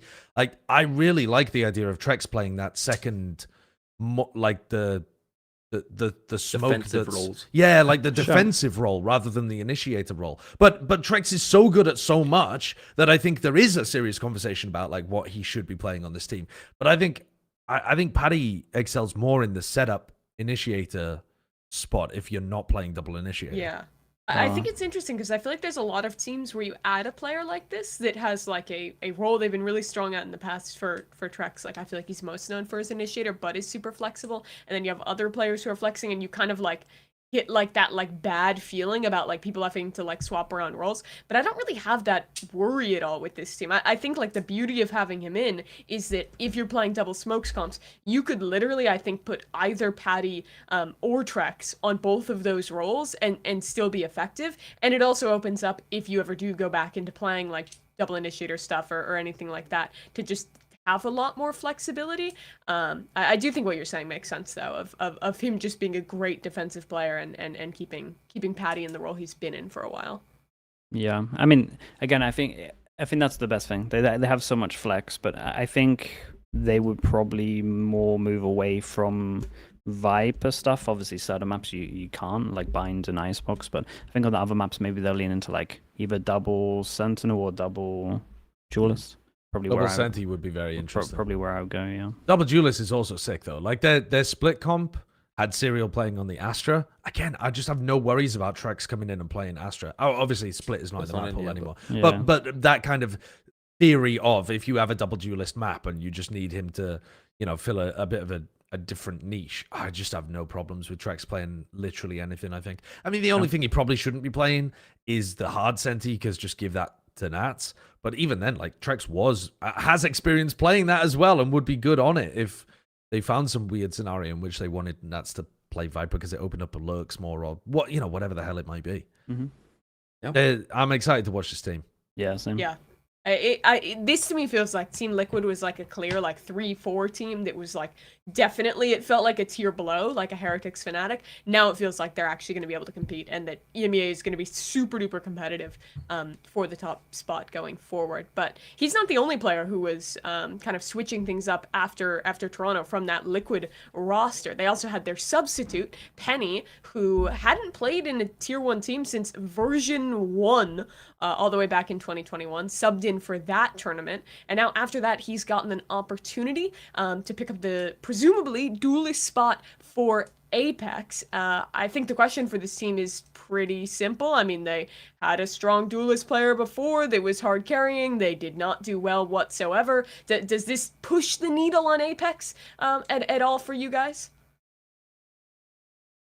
No, because the needle's so far. I mean, yeah, Could so it push far it to like top 8 instead of top 11?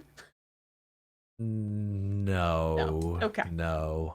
But I like the move. I think that Penny's. I'm just a little bit confused about the moves in general. Like, I don't really know, because I think Penny was on Liquid on like a full-time roster, but a full-time spot, but only a temporary contract, and then went over, and I think was supposed to be temporary here while Simon Dark was waiting for a visa, but then maybe the visa couldn't happen, or maybe they just realized Penny was a better player. Like, I'm actually just even confused how we got to this spot. But now that we are here, I think Penny's great, but I just don't think this roster's doing much. No, I kind of agree that. I think it's a good chance for him to put himself like in the shop window potentially for other teams to maybe look at as well.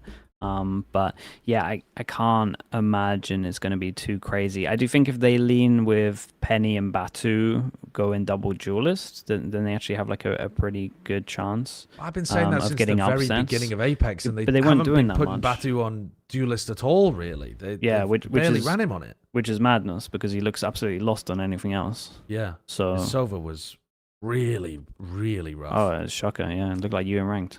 It actually did. And that's, I mean...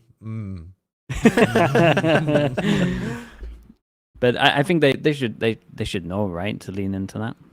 Otherwise, should why know have you earlier. got him? Should. Yeah. I mean, it is also like, I guess more like I was about to say that like more teams have like proved that like double duelist is really strong right now, but I also think you can make that argument for like earlier in the year going into stage 1 after T1 won in Bangkok, and they didn't do it then. But I feel like that is the one thing to cope for this team to pull out and be a little more positive, though. I feel.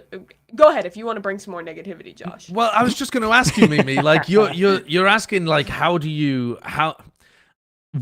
do the wins come from? Like, if they're going to try to make a crack from 11th or 12th upwards, where do the wins come from? They're playing against Fnatic as their final game. That's chalked. Liquid in the middle. That's chalked completely as well. The other 3 games are Na'Vi, KC, and Koi. Koi have made some roster changes already, and they're bringing in I feel good about the Koi roster changes, like pretty good, better than the Apeks ones. And KC already have a much better roster, although, there's, KC and Na'Vi have not really been able to put together the best performances. They're going to in have the to start beat of the Navi. year, They but, have to like- win that first game, is what you're saying. If they Yeah, lose like- to they Na'Vi, have it to might win. just be another winless season, and then bye-bye, you're back to tier 2. Yeah. It's Navi or Koi. 'Cause Like, they they're have the to- 2 wins. Yeah, The Apeks are in one of those situations where you have to make playoffs in order to get a chance at Ascension again. And so all of it is down to whether or not you can come 4th in your group. Is it 4th in the group? Yeah. It is, Yeah, right? yeah, fourth. But that's huge for them. Yeah, that Yeah, would mean that would be everything. massive. Yeah. But yeah. it's not something you can work slowly up into. Oh, your first game is a must-win, basically, But yeah. because I mean, maybe you could beat K Corp, but I just don't think so when they're not playing AC and Harbor Koi? stuff. Yeah, I don't know. I don't see where the wins come from here. Your only hope is to win those 3 games, and I think Casey, they are super not favored. Koi is like maybe doable, but also super not favored. And yeah, I honestly wish that they had splashed out a little more and done something bigger, seeing as this is their last chance basically. Yeah, it kind to of implies to survive me in like the they're league. not Like, they're not really believing that they have Yeah. a chance of winning Ascension. yeah, is this what it just feels like kind of relegating themselves to I mean, like, it's what's gonna happen is gonna happen because they just pick up a duelist player for the slot they needed and don't really do much else. I don't know. But I think It just feels grim. If they do the right roles, I think they have a chance. I strongly do. I think with double duelist, I think they can beat Na'Vi and Koi. But A chance to like win 2 games or a chance to make playoffs? 'Cause but that would win you. That would probably two is most probably enough. likely yeah, would yeah, get you you can to do it with playoffs. tiebreak, Yeah. sure. And I agree with you, Sliggy. It's just that if they were like, what revelation, what epiphany can have hit them recently that wouldn't have hit them earlier? You know, like the writing's been on the wall that this team should have been playing double duelist since like week 1 of stage 1. And Well, ever since they played it once and looked good. yeah, and Batu was like, oh my god, he can actually op incredibly well. Yeah. And then they just were like, la-di-da-di-da, let's play the meta. I agree. Yeah, I agree. with Like, it as well. what? I agree. Is it just because the meta's gone double duelist that now they're like, you know, the line of the meta has now intersected with the line of what they're But again, actually good I at, think so you can maybe they'll end up argue there? that after Bangkok, they could have like seen the team succeeding with double duelist and Thunder. It's not as prolific as it is like post Toronto, but there were still teams doing it, and they didn't. I don't know. I just Yeah, maybe. Sure. Let's see. I mean, everyone makes mistakes and has bad reads. So Yeah. if we see it again, though, it's criminal levels. yeah. Well, no matter what, if they don't make playoffs, they are cooked and back to tier 2. But they're not the only EMEA team making a move in the mini off season. But also made one. This team ended up losing to the other Turkish team in the league, BBL, to get eliminated in the top 6 of stage 1. And now they've made a little switcheroo, take longtime member ATAKAPTAIN, who has been on this foot roster pretty much since the beginning, out, and they're going to be bringing cNed back in on the final stage here leading up to champ. So Zeus is like the young new player on this team. He's been playing the duelist. So looking at the roles, I kind of assume that this is going to be cNed coming back into a smokes role and maybe continuing down that line of like former star duelist players having their redemption story on smokes. And that's kind of what I'm hoping on for foot. I mean, I'm hoping they just play full double duelist all Double the time. duelist, yeah. double senti chamber. Send- Double Just duelist, just double every round. senti. Yeah, put him on chamber. Put cNed Oh, on right. chamber. Sorry. I mean, or yeah, I thought you meant double duelist and double senti on no, the that same would map. I was be- like, what in the hell Wow, does that that would comp be look interesting. like? They might, No. though. It's foot. Yeah, Yeah, do it this is stuff. for no initiators. Yeah, just send it. Now- I mean, cNed. Look, am I the only one who thinks like Valorant is better with cNed in it? Like I'm kind of just hyped because Valorant is just better. There are just Why? certain players that Valorant.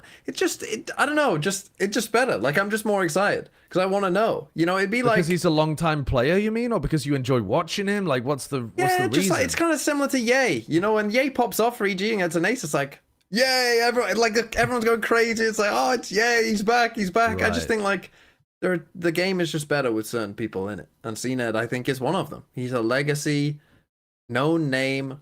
Like I'm just excited, and yeah, I have no idea what they're gonna do role wise. If I had to guess, Mr. Fallen has played some smokes, so maybe he'll play He used to play smokes in yeah. tier 2. Yeah, he's played a bunch of it. He's still played it so- while he was in tier 1 too. Yeah, yeah. Mm. So that probably he's moving over to smokes, and then yeah, double They can go duelist a lot. double duelists. Yeah, And But that then could be cracks fun. on scan. It could be fun, but yeah, I what think- duelist would cNed play? I feel the opposite of what I felt about Liquid. I think that this is a team that really Did you not felt think like the foot needed to make a change? I- I feel yeah, like this yeah, is the yeah, right No, time. No. I think that it's the right time to take a risk. I think this is the wrong move entirely to make. Because I think that this puts way more pressure on cracks to be a very versatile initiator player, which he isn't, really. So that's going to be a massive like failure point in this team, I think. Yeah, and but then I Foot don't also believe think, in recon initiators. well, either if they believe in if they playing do, both it's of them or Mr. none of Fallen. them. So maybe listen, maybe Cracks will end up being the smokes player, in which case that's also really, really weird. But however they sort out their role stuff out the back of this, they've also one of the changes we haven't even discussed yet is the fact that they've now benched Gaius as Their well. coach, yeah. Their head Yeah. coach is now gone. So not only have you done like one small shift to try to make the difference, and it's a weird shift at that, and one that I don't think is actually going to get them on the right track. They've also now like completely changed up their coaching philosophy too, which unless you really believe that that's gonna, I can see the vision for Liquid. I think it was the right time to take a risk, and I think it was the right risk that they took. This is the right time to take a risk for Foot, but I don't like what they've actually done. I think, Yeah. yeah, I can kind of get on board with that. I do think the head coach change is weird. Everything like streets talking wise, like guys meant to be like really good. Yeah. From what I hear.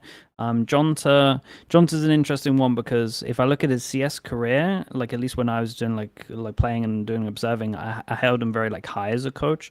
And then when he's come to Valorant, I kind of watch a lot of the stuff and I'm not like super sold. I've spoken to some of the players that he used to coach, and maybe there wasn't like.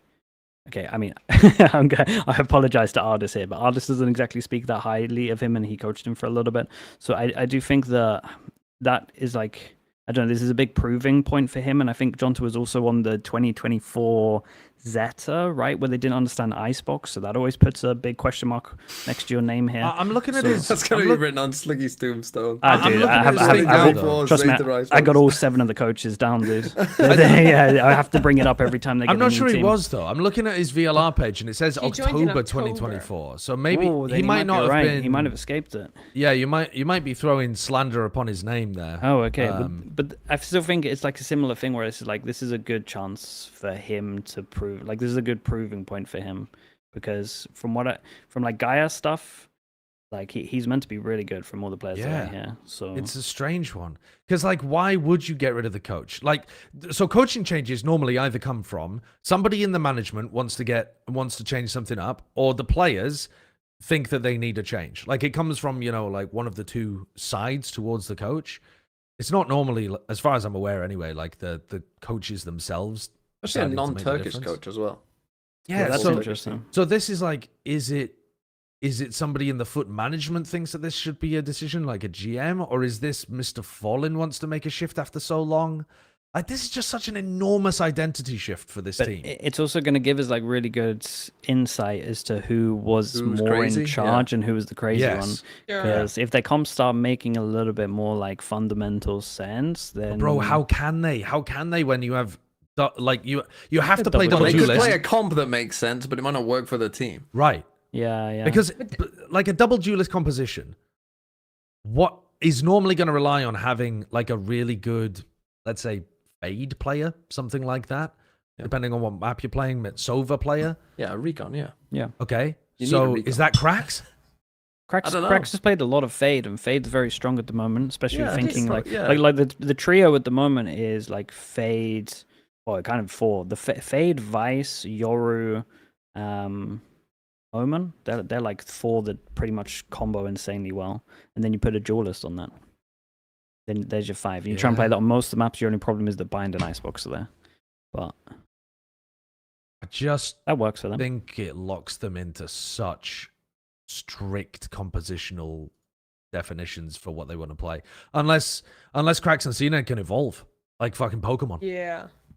Do you guys think they have to be 100% locked to double duelist ideas, or do you think there is any Well- world they try something like a cNed on a smokes and go for more double controller or something like that? Because their read has always been a little weird. They were playing more double initiator stuff in stage 1 and pushing a little bit. Do you think they're like going to be locked into that read, or is there any room you think to see a big like renaissance for the team? Double Senti, I could see with cNed playing Chamber. I could definitely see them Oh, playing yeah. that like a Senti. Yeah. I could Chamber absolutely Vice. see them playing that. That'd be cool. But as for like, he's played 2 games ever of Omen, cNed. Could There I you see go. him? Could I see him maybe playing Omen in like an Icebox comp where he has to, you know, like how people are using TP the Omen a bit everywhere. like a duelist? Yeah, I could see on that one map. What if he's the next Sure. Tense just waiting to happen? What Then what holy just- fuck, what if Footer he's just winning given it his all. time? What if he's just given his time? It's going to be It's just cNed doesn't strike me. The reason though that I don't really believe, I think the duelist to smokes pipeline is a super good one. It's really proven, but it tends to be duelists that are less like gung ho than cNed. Sure. It tends to be the duelists that thrive on smokes are the ones that are like the ones that were amazing at Chamber, or Jet that are like, they're the Jet that holds the angle and gets the kill perfectly and then dashes away. cNed's the crackhead Jet that's like, you know, dashing in and breaking stuff open and high APM kind of stuff. And I don't know that style translates as well to the smokes. It'll be interesting. And I think the other question is also like after getting like not being on the main roster anymore and kind of going down, Navi's time ending, and then like not having played tier 1 in a bit, like, he was actually going and like played a couple games in VCL as well. Like, has he as a player shifted at all? Has he had any like kind of like wake up call to want to change? I think, I don't know. This team to me, they will be the most interesting to see on day one of like what is their read and how much has like the identity shifted from the kind of same style of foot we've known for so long. But let's talk more about them and the rest of EMEA and get into our power rankings here. You guys already did this for Pacific. Now let's start with Europe. And I want to, as Kurt pulls this up, I want to try and start at the bottom. And I want someone to give me our number 12 team. The bottom's hard. I mean, Apeks. It's There's probably a Apeks. good like Apeks. block of bad teams in EMEA that are like your 9 through 12. But who is Apeks our solid number 12? Sure, I think they so. just have to be. Yeah, I think it's. We could say that they have the potential to do way better, but everything we've seen, it has to be them. Yeah, I think it has to be because a lot of the other teams that were hanging down there have made better changes coming into the next stage as well. Oh, Bigfoot. It's real. Holy shit, Bigfoot. I think the other teams that you're looking at down here, though, are probably going to be like your Giants, your Kois, but they've made I think it's tough now, to be honest. I think significant this is where I it think gets it's a little tough. tough. Yeah. I think the other side of the bracket's a lot easier. the top end. Yeah. Okay. Yeah. We can jump up there for a second. I feel like front runners are going to be Fnatic, Heretics, Liquid. What order are we thinking on them? Are we sticking to our guns of Fnatic 1, Heretics 2, Liquid 3? Or is anyone willing to argue a shift in that? I think until you see something different, I think this is kind of fine. I think you could argue something different though for like Liquid being able to move up a little bit Sure. because you don't have like recent data on Liquid, right? Since they got eliminated from Toronto, but you already saw them do like very well in their match against PaperX. There is entirely a world in which they win against PaperX there. But they have then gone from being they are a they're a locked in candidate for top 3 before trexx. So I actually think you could take a punt and believe that they could overtake Fnatic and Heretics despite both of those teams like success.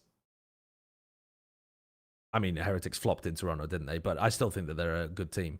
I think that you can make the argument that Liquid, with the roster change, could overtake one of them. Sure, you can. Sure, but are you going making that to? Are argument? you making Yeah, that are argument? you going to, or are we okay? Here? No, Okay, No, with great. the- What a okay. fucking waste No. of time that was then. All right. Thank you for that. So I wanna pull a hard team here. Vitality, a team who was really good at the start of the year, had a rough stage 1. They've made some changes. What are we thinking on this roster now, coming into the lead up to Champions Paris, a French team who splashed out this year to try and make a super team, and now they've brought in Unfake, they've brought in Kovac, they're changing things left and right. Sivov is gone. Where the hell do we think Vitality is right now? I have no idea. great question. Yeah. Great question. Fuck knows. Absolutely fuck knows. Because, like, you could see a world where, like, the team now makes more sense. They set up Durka. Durka goes fucking crazy. Highest rated player in EMEA. They make champs. They do well at champs. That is a path that we could be on. We also could be on the path where it doesn't really work. You know, the coaching staff can't get the team together. We're on different pages. Durka, unless his form isn't great. And we just kind of flop as a lower middle team in EMEA. I feel like both are almost equally as likely. So put them in 6. If you It's saw hard. this team on paper at the start of the year, when we had no other ideas about what was happening, you'd still be really excited about this team, I think. Yeah. Because having Durka less on the same team with like an upcoming tier 2 IGL and some like players that you know, Kicks has been very good as well on the setup initiator kind of stuff. So I think you'd still be excited about what this team could do. I think it's tough to argue. I think one of the other parts is it's who's better than them, right? Like, who have you got above them? Because I don't think- really feel good about putting BBL. any of those teams down I see. there as like a top 4, maybe BBL, but I think I'd have BBL more than KC. I mean, BBL have consistently been like the 4th best team in EMEA. Like Yeah. throughout the Yeah, entire yeah, year, they have yeah. been the 4th best team I in agree. EMEA from start to finish. But I think it's kind of between Vitality and BBL for who you then next believe in. So you Yeah. don't have any faith in KC, Mr. It's Shaw? not, no. It's not that I don't have any faith in KC. I think at some point KC might be able to get it together. But I think a lot of it comes down to whether they get the right meta read, whether they look good on the maps, whether they can have their roster's player potential actually come through in the matches. They're close to being able to break through if they can get the right identity. See, together. but here's my problem. I would say that apart from every team we've got there, other than Giants, I feel good about all these teams. Now, maybe I wouldn't put like Koi up in 4th or 5th, but I feel You put like Koi above Giants, yeah. I think I would put Koi above Giants. Yeah. Mm. so about where would you Giants? pitch Koi then? Like a 7th, 8th? I don't know. I feel good Okay, about like I can let's- see a let's- path for all of Let's it. try and get some teams Not down. mates in 11. No, I feel mates, good about mates, mates. I I feel like good mates. about mates. Yeah. Okay. So let, All right, hold on. I What feel if very we- good oh, go on then. about BBL at 4th. Are we all fine with that? I mean, yeah. If we have BBL at 4th, though, I do think Vitality should be 5th. Sure, I'm fine with that. Yes. I'm on. Yeah, I don't hate it. I think there's I feel like kind of deep in my bones that it's like I really want to think that a Vitality bounce back is going to happen, and like I do want to be excited about this team. I think the talent they have on it is insane. Injecting like some fresh ideas and new IGL, I think it could be like the shift for them to be good again. That I could see an argument for top 4, but BBL's been really consistent. If you guys feel strong, I'm happy with them 4 and Yeah, Vitality 5. it's I agree. We're like the potential they probably are 4th, but from what we've seen, they're 9th. But from like if you actually kick their IGL and they're gonna actually have like strats, then I think that 5th is like a good spot for them. I don't think we can put them above BBL. They've consistently been great. Okay. So then let me throw out a Giant X. Are they an 11th team? Or does anyone argue better? Dude, that on paper they're 6th, but in reality they're somehow 11th. On paper, they're 6th. On You think paper, that they're a good heavily team. about- I mean, Yeah, I like dude, I I like felt- the roster, I felt but like that on about paper, the they're 6th. The stage 1 roster, I felt, dude. Oh, the stage 1, right, Stage right. 1 roster, they're 5th, I would say, in terms of actual like roster moves. Sure, how are they? sure. How are these? I mean, they've changed up so much, though. going They from have stage changed- 1 they've to changed up stage 2 now, They've yeah. well, they've 3? but they already made 2 changes Yeah, at they've the made end two of changes yeah, to yeah. stage stage 1, one now. and now they've made another. So, I mean, it's essentially just like revolving around Cloud, isn't it? It's like, Always was. Always is, yeah. but I think it's hard, really. Like, Rubinho's had a pretty rough year this year. I think he'll play better than he did on Koi in this year. I think he might go a bit back to where he was on Koi last year or something, where he Sure. looked like a pretty solid, good player. I think Cloud is always going to be pretty good, but I think while the roster should have quite a bit of potential, I think it's hard to put another team below them apart from Apeks. And so I think, even though I don't feel that badly about them, I think they're the 11th best. Yeah, I'm there. Yeah, that feels very fair to me. I'm with you. Just because the other teams that you would have down there, Genomates, Koi, are basically the 2 that we would have down there, I think. Yeah. I think Really? they've made better. Well, who else is it? I mean, last See, stage. this is the thing, though. I Last think this is stage. all close. Well, Oh, last stage, you would have had last Genomates stage, and Koi last down there. stage. But Yeah, the yeah. changes they've made, I feel good I think, about. preclude me from putting Genomates or Koi down there because I think that they've made better changes, All right. especially let me, Genomates. Sure, I'm fine for I'm fine for Giants at 11th, just purely because I'm so sick of these rosters looking good on paper and not performing. Like, I'm down to put them there to teach them a lesson. Mm. It is teach them a lesson. This is actually where you should be now, Mm. because you should be getting. You should have Yeah, we were the high past on 2 Giants at years. the You start should be of the getting season. 5th, 6th. Yeah. Okay, let's look who we have now. Giants in 11th. Let's go for trying to find our 10th team. Is it Um, Mates? Is it Koi? It's Koi for me personally. I think it's Koi. I think General Mates have made. I love the roster moves that General Mates. Can have made. I interest you in a yellow team? Na'Vi. Na'Vi this low. Okay. Ooh, okay. Because I was seeing look, Na'Vi I'm as a on the nice Koi like train. 8th or 9th. I know you're on the Koi that's train. that's the safe Na'Vi play to put them in 8th. That would be safe, but I'm just on the Koi train. You know that. So What's yourself? I'm putting them above Na'Vi. Now, again, I would say that all of these 5 teams, and if Vitality aren't good as well, this is what's kind of interesting about EMEA, is like you've got 3 teams that we probably feel are definitely going to go to champs, right? The top 3. Yeah.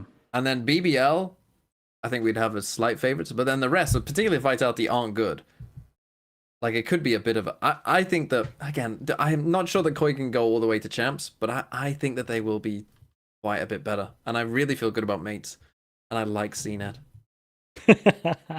So that's why I'm putting Na'Vi in. The thing is, I don't think any of these teams are gonna go to champs. I kind of don't care that much where we put them. To be honest with you, I just think it's very down on Na'Vi after they. K-Cup should be were they sixth. like Yeah, but I fifth, don't sixth think or that. something Yeah, in but stage 1? I don't want people to think that I think that Na'Vi are bad, because I don't.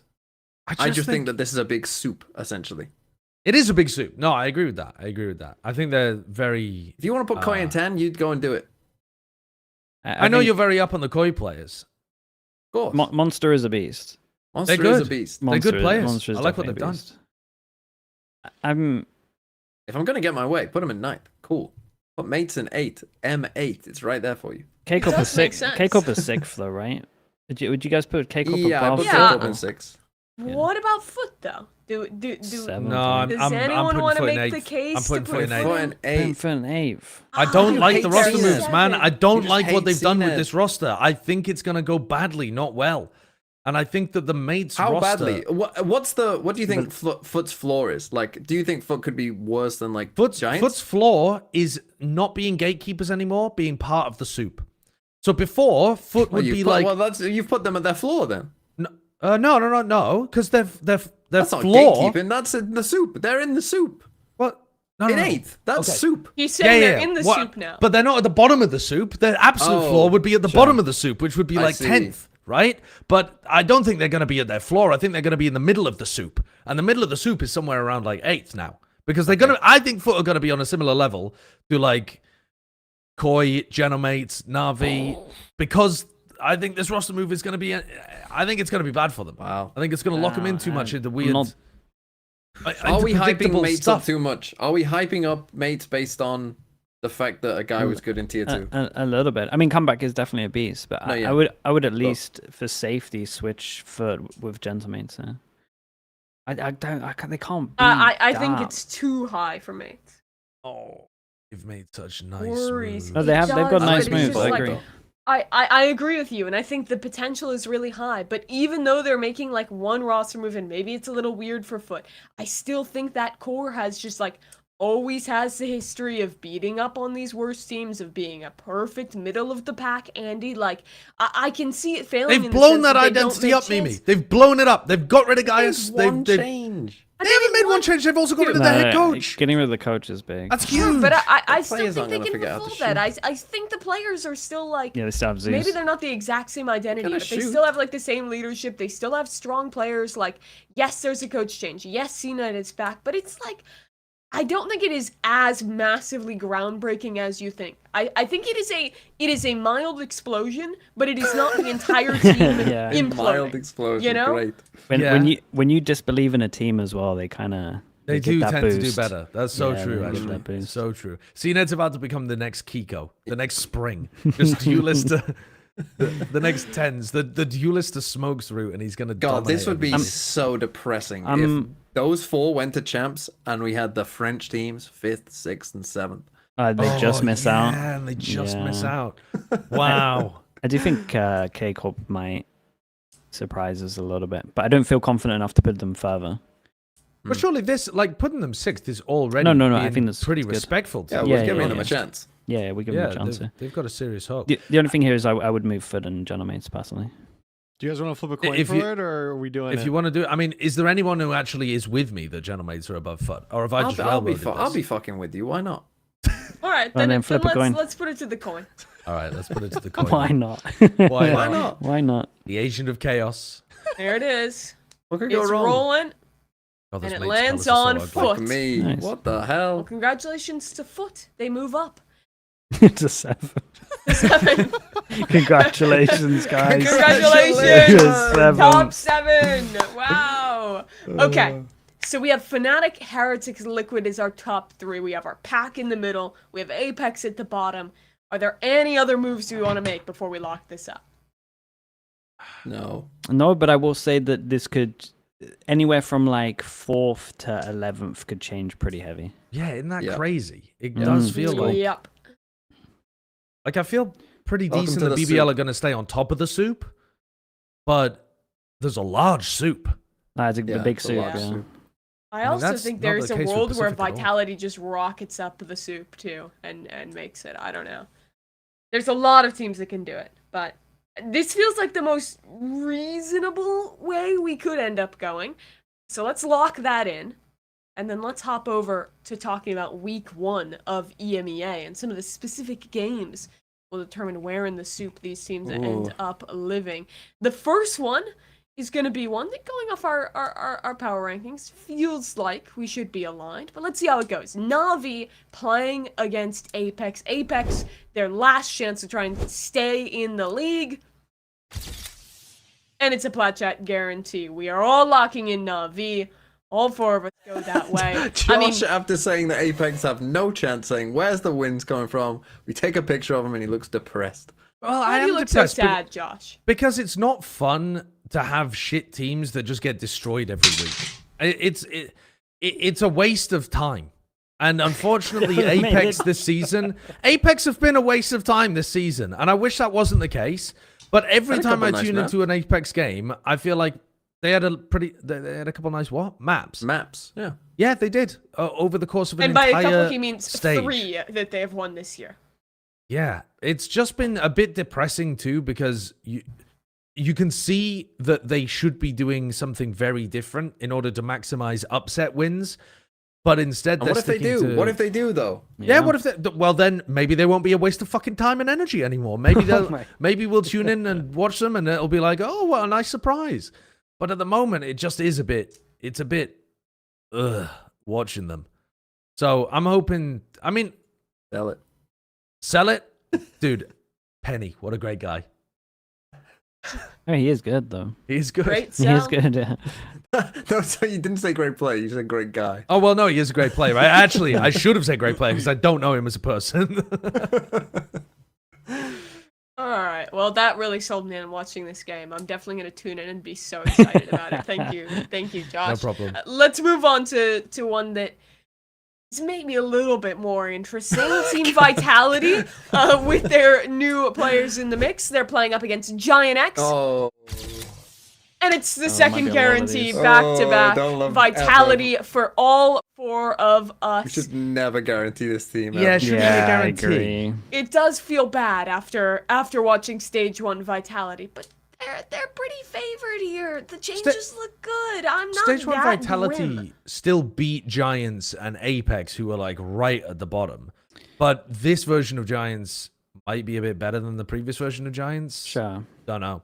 The thing is, we say the changes look good, but okay, imagine you hadn't seen any of Stage 1 and Kickoff. If the changes were the other way round, would we not be saying the changes look good? Yes. So if you'd only watched Stage 2 and then you went back into Stage 1? You hadn't watched, we hadn't seen any. So say that we had just on paper, right? You get the Stage 1 and Kickoff team back for Vitality, and this is like the original Vitality team. Are we not saying that? We'd be fucking losing our minds. Yeah, if we we'd saw be If that. they going nuts. upgraded to the Sick. kickoff team, yeah, Yeah. we'd be geeking out. We'd be like, holy shit, this is the best move ever. The only reason that they look good is because they looked so bad before. We'd also be saying, well, how the fuck have they cloned trexx? Yeah. We yeah. had exceptionally high expectations for them, and then they fucking destroyed them, and now we're happy with them being okay.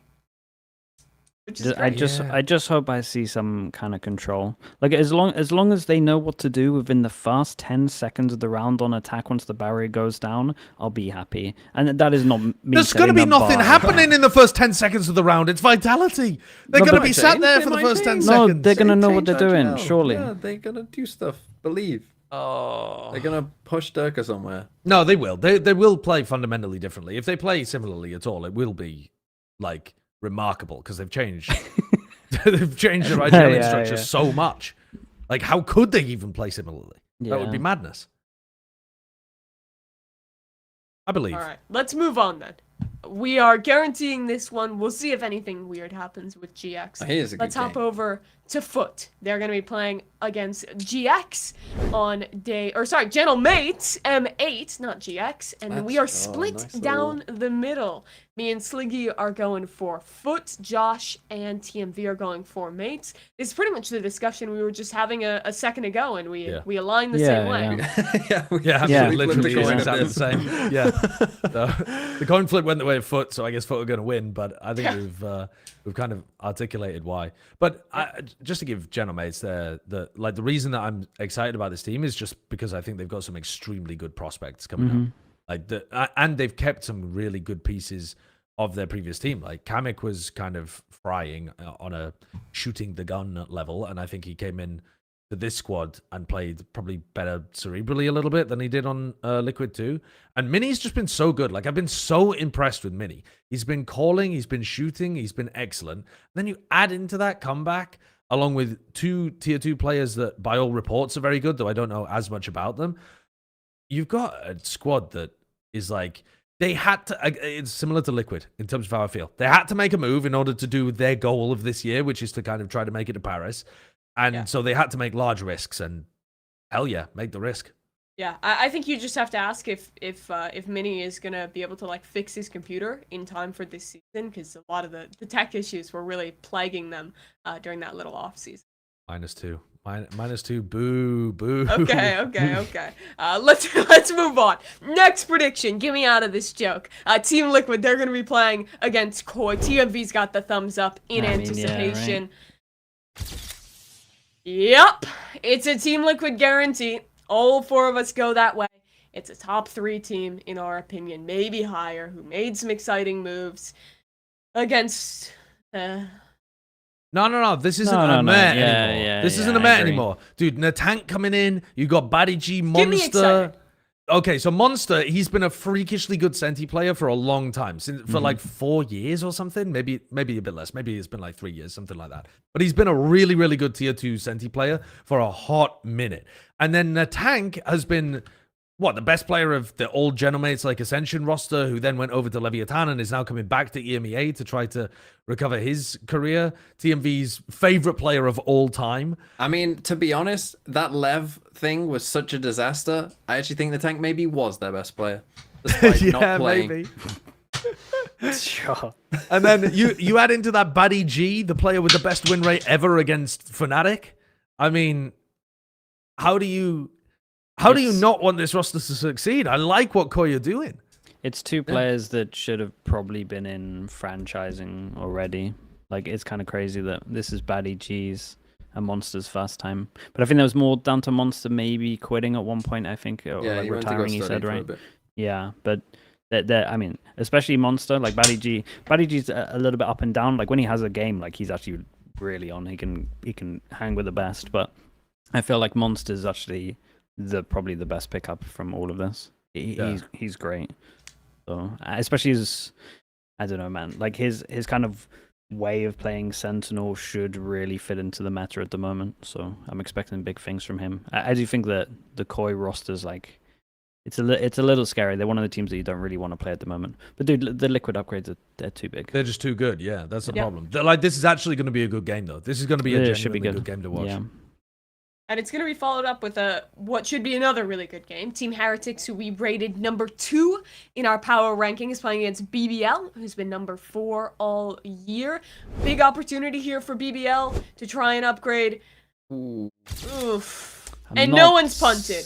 It's a guarantee for Team Heretics. And I think all of us personally can be happy about predicting Team Heretics here, but I am not joyous that this ends up being a guarantee. Yeah, I agree with that. It's the BBL are one of those scary teams as well, where I don't know, every single game they kind of just look sick, and they seem to, you can tell a lot of like the prep work is like really good. And I think they changed their assistant coach as well, which hopefully shouldn't change too much. But I still feel like BBL are like an upset team. But it's just Heretics, and It's Heretics. They're the third best team at the tournament. Fourth best team at Toronto because they only lose to the number 1 and number 3 number seeds. 1 and number 3. Yeah. Now I think that the fact that they've just won EWC and are having to fly back immediately afterwards is a potential problem, like we were talking about in Pacific, but also BBL were there, right? So it's a little bit like we were talking about in Pacific. Like I do think that there is going to be a bit of a hangover for these kind of teams, but they should be like in a pretty even scenario. But like, I think in some sense they got a bit lucky that they're playing their first game against somebody who's also traveling, right? Yeah, because we said that about could have been a Gen.G. trap game for week 1, and it could have been like a pretty bad way of falling over. Yeah. It's like the perfect thing, really. You want to play one of those higher teams that were there as well and have the disadvantage. It's gonna be interesting. It's gonna be a lot closer. It probably shouldn't be a guarantee, but it's not like I'm gonna change. I still think Heretics should be winning. Yeah, and if they don't, I cry. Well, I was a bit surprised you weren't, so scorned that you thought maybe you'd be vengeful on this team. Scorned. I was never scorned though. I was never people clowning on me for predicting them in Toronto, but I wasn't scorned. I wasn't hating them. I thought that they were just. I mean, they're a good team that plays badly sometimes. Josh wasn't mad. He was just disappointed. I wasn't mad. I was just disappointed. People definitely were overreacting. The whole like, dude, the amount of comments I had in my chat, like, do you think Heretics need to change roster? Roster like, moves. I was like, relax bro, what are you yourselves. talking about? Yeah. The people like, oh, this is the end for Heretics. Like, guys, chill. They lost to the first. Even and the best third, teams and in the they world have a bad young tournaments. team. Yes, Yeah. absolutely Like, true. Absolutely. Even at their peak, sometimes teams just bomb out. That shit happens. Another match, though, with one of our top teams, the team who made it all the way to the finals in Toronto, almost won. Fnatic will be making their re-debut in EMEA against Karmine Corp. And this is our match of the week. A start for Casey's quest to make it to champions. And we have one person predicting them. Sliggy, what's the sell for KC? I just think when I've been looking at some of the results of KC since they've been playing off-season stuff, I think that the kind of double duelist meta suits them a little bit more. I know that Eng's a super hard worker. Fnatic have been going pretty much non-stop for a while. I know that K-Corp also were at EWC, but I think they should have been able to have maybe like 2 extra days to kind of get home. I just believe in the team. I think that K-Corp are normally pretty good at their first game in the season because of how Eng is. And I think now they've moved away from the Harbor Vice nonsense and actually playing comps that make sense and putting Aves on double duelist. I think that they're a scary team now. And it's just a bit of a punt, to be honest. I think Fnatic should be heavy favorites, but I don't know. I think if they can kind of get rolling, I think that K-Corp have a good chance to upset, basically. Yeah, I think that's perfectly reasonable. I'm kind of interested in team because Fnatic's champ points as well. They're on like 14. Like EMEA isn't as close as like Pacific. Like they're on 14. The next is on 9. Yeah, as Heretics. So they like champ points buffer wise. They do.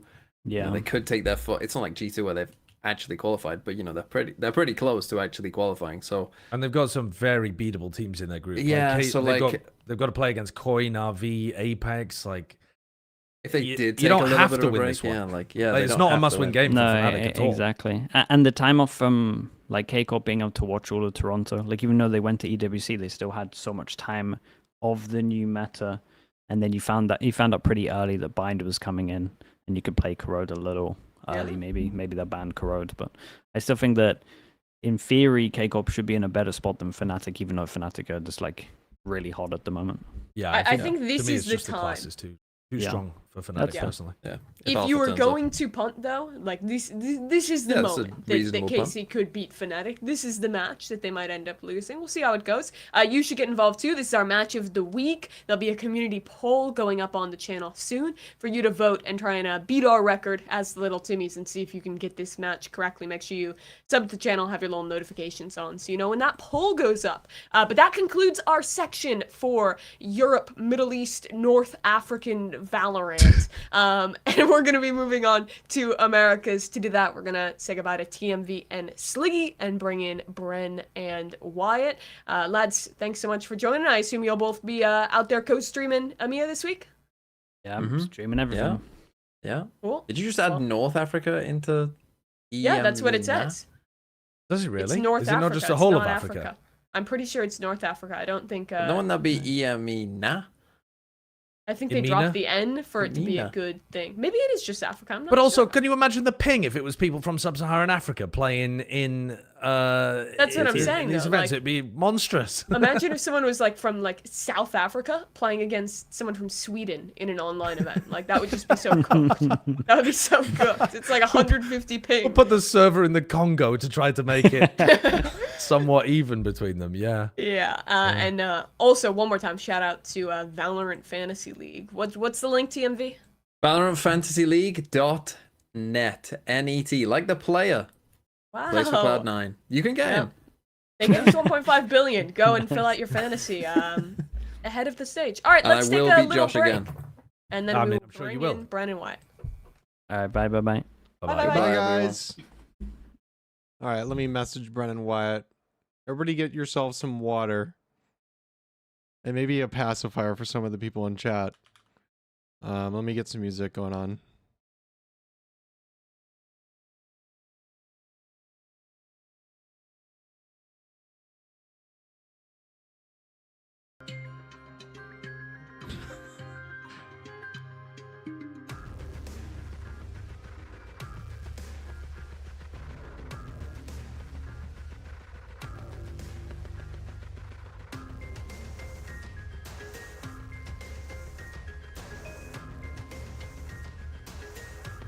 You don't like this music? It's fucking awesome.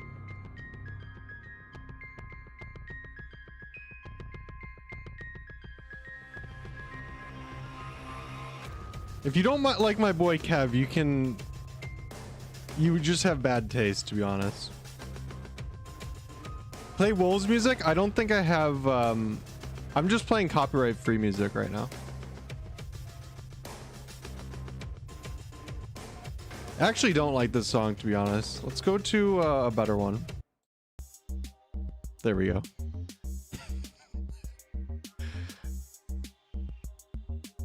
Every time I say this guy's name, I get corrected, so I say his name wrong every time. So I'm worried about saying Kevin's last name.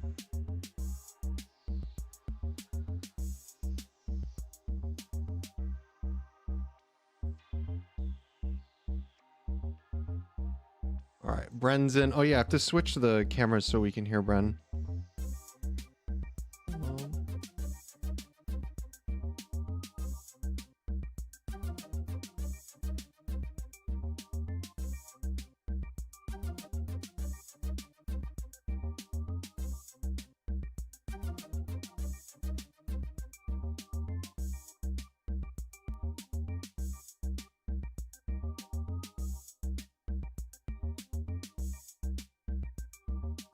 All right, there we go. Hello, Bren. I think we can hear you now. Hello. Play the Minion soundtrack. I wish copyright didn't exist. I'd be playing some crazy songs. But instead we get this. You just play old video game music from the 90s. That is copyright free, right? Like Nintendo music? A lot of YouTubers just use like old game music. There's like the dudes who made it. I mean, who the hell knows? They were like programmers in a basement somewhere. The credits Hell aren't yeah. even listed I'll on play the some game. like old school music because video game music's a little bit better than this. I like it. It's love funky. this song. You This is gotta my stay away from favorite song. Nintendo. Nintendo will just slam us with the lawyer hammer. I don't think they do though. Actually, I know a lot of Oh, they people do. use the like Wii. Oh, You know, they the, like, do. The Wii music though. Tons of big YouTubers use that kind of stuff. They don't hit them with the hammers. They've They don't gotten hit 'em away with with the it hammer? thus far. Here's the thing: the only company that I trust to actually go after us and fuck us up with a copyright strike is whoever runs the goddamn Gloucester cheese rolling competition. Yeah. Those people are Well, no, vicious. that was a media company that just like Yeah. No, it was Bastards. Big Cheese Wheel. I'm it pretty wasn't sure. the big cheese wheel. It was I'm Big pretty sure Dairy, it's Brent. Big It was Che- Big Dairy. Cheese Wheel. It was It not was- Big it was Dairy. Got I don't Milk. think it They was Big got our Dairy. ass. I don't think it was Big Dairy. Are you hosting this, Mimi, or am I? What are you can. feeling? I can keep hosting. That's fine. unless you're dreaming of it, you know. No, that's quite all right. Do, That's do quite it. all right. No yacht. No, we no, have an man. Okay. He said the he's shower. coming 1 sec, a few minutes, 5 minutes ago. So he'll probably be here in a sec. Okay. Well, 1 second is. We'll We see can when that talk happens. The rumors of Demon 1 The if you roster want. moves. Yeah, let's go ahead and talk about G2 because there are rumors afoot. The streets are talking. Because obviously they are not playing with Leaf right now. He had to step away because of medical issues. They didn't get super specific, but basically said that he's going through some medical stuff right now. Doctors said that he should not be competing at the moment. So I imagine they are trying to figure out if he cannot make it back in time for stage 1, week 1, or stage 1, week 1, sorry. Who plays in his stead? And some of the rumors around Demon 1, because he's been posting LFT clips. Valorant's been putting a cheeky little thing under that, like, yo. So I think the question is this the guy that they're gonna pick up as a sub? Mimi, What, Brad? You doing your newscaster voice by saying Valen typing yo under the thing. That's just killed me. Why is your Oh. camera framed like you're like 3 feet tall? I'm a small little guy. I'm just a small little guy. Is your I don't know. camera like I 9 feet up? It does make me look like I'm a toddler, just like about Yeah. to show my parents a dance that I came Wait, up can you with. look up at the camera? Aren't you're like Ayo. 6'3" as well, aren't you? Like 6'3", Yeah, the something camera like that? is so high, The camera's got to be like 7 foot in the. but I don't fucking think air. I can't really lower it anymore. The 'cause of camera it. is Can you above your reach at the light in the camera? background. The camera's higher than some of the door frames. Uppies. Oh no, that looks like cute aggression. That's That the- looks like POV. You're the kitten that Bren's about to crush its head because it's so cute. It is. That is. Yeah. Okay. You know, Um, every time I take out the trash, I always search the dumpsters for cats. What? What do you mean you search the dumpsters? Like you get I in mean, there and I'm you not start rummaging writhing with. around. I'm not getting in there and rummaging, but I always give it a couple of checks just in case there's an animal in there. What, how And do I you can check just- why- it though? Like you kick the side of it or what? No, I don't kick it. I just kind of like peer in for 10 seconds longer than is normal. But why would there be a cat in the dumpster? Have you ever found a cat in the animals- dumpster before? No, they hide in there frequently. Do they? Have you ever You seen will one? pretty frequently find cats in like the engines of their cars. Yeah, they just Yeah, be on hiding. cold winter. days. Yeah, in Yeah. the winter. Yeah, but not in an just be apartment hiding. block. In the fucking. What? No, there was someone found a they cat might the be other getting day out the warm. in our apartment thing. Oh, so you're the one that's looking for one, and somebody else found one. Someone else found one, and I'm the one. I'm looking for it specifically. But crazy. someone else found one, and they Did they you sent out start an through email a being like, team? "Has anyone lost a cat?" Oh, you should have and I- said yeah. I called them up. I didn't say I lost it, but I said if nobody claims it, I would like the dumpster cat, please. And that got a chuckle out of the guy on the other side. but- Imagine if you call the cat Dumpster. You could just be like, dumpster. Dump, That's such a bad name for dummy, a cat, though. dummy, come here. Dummy. It's quite nice. What the hell were we talking about? I don't G2. know. Leaf. G2. He's Oh, gone yeah. for G2 now. Leaf. Demon 1, maybe. Thoughts? Okay, my thoughts would be he's clearly insanely skilled, and I think the correct thing for him to do is to try to go from duelist to Senti. Maybe smokes as well, maybe smokes, but to Senti, perfectly fine. Like that's great. He might be just as skilled as Leaf, but I don't think he's going to have the experience and the in-game reads that Leaf does when he's playing Senti for G2. Leaf sometimes just owns games because he's got a perfect read of what the other team is doing. He gets way more information than other Sentinels do because he's got a perfect idea of where the enemy positioning is. He pushes out on defense, takes space, contains people, gets flanks going. He's amazing at that kind of stuff. I don't think Demon 1 would be as good at that straight off the rip. I hard agree with that point because he, like you mentioned, he could be just as mechanically skilled as Leaf, and he probably is, honestly. And honestly, Demon 1 might be better in terms of aim and mechanics. But the one thing that separates Leaf from almost anyone who's playing Sentinel right now in Americas, with maybe the exception being Luke Show, who's just looked like an absolute Okay, yeah. He's been savant. great. But it's the game sense aspect, like you're talking about. It's that like knowledge of the game and knowing how to take those timings. Yeah. When you watch Leaf in some games, it looks like he's playing with wall hacks, just from the inherent timings that he's taking off the back of his team's pressure that they're making or what they're coming to him as a player and the plays that he makes. Is Demon 1 going to be as intuitive at doing that? I don't think so. But there's not many players on the planet that are. So it's not a slide at Demon 1, but it's going to be. It's big shoes to fill in that capacity. I think also like they don't have to beyond win a just- game. Yeah, That's also true. They They already could rolled the literally- gem. they could sandbag the whole thing. They could I was ready to literally go- swoop in with that point. Yeah, It doesn't matter. none of it matters. Doesn't matter. None of it matters anyway. But, But- I agree with you, Josh. Good career move. Switch to Senti. Play with G2. They'll make him look good, even if he's just doing all right. You know what I mean? Like just because he's a part of the unit, he's a part of the system. I think it's a wise move for him. And It's why a not? dream way to reintegrate as well, right? Because you get to go back, play with Jog, and you get to practice your new role under pretty low stakes while also playing against like really good competition. Like it's really perfect for Demon 1. But I agree. I think it would be a big mistake for G2 to make it a longer term move, because if outside of what you're saying about his in-game game sense, like Leaf also does a lot to like add. Like when Valorant in stage 1 was talking about him struggling a little bit with his leadership and feeling like he wasn't being there for his team the way he needed to at certain times. The team talked a lot about how Leaf was the guy filling into that void, who's bringing a lot of ideas, who's watching a ton of VODs, helping them with prep, like all that stuff. 90% of players that are not IGLs are not doing, and that's not a rip on Demon 1. It's just Leaf is kind of exemplary in those aspects, and you're not going to be able to replace that. So I would hate for them to make it long term, but I think it's a great opportunity for Demon 1 to kind of work his way back into the league on Senti. You know what else would be sick though too? He's one of those unusual candidates that would actually allow G2 to still play a lot of double duelist stuff as well. Because Demon 1 on duelist on hard entry, nah, not really. But Demon 1 on secondary duelist behind Jorg entry, oh yeah, I could see that actually kind of frying, depending on what they're playing.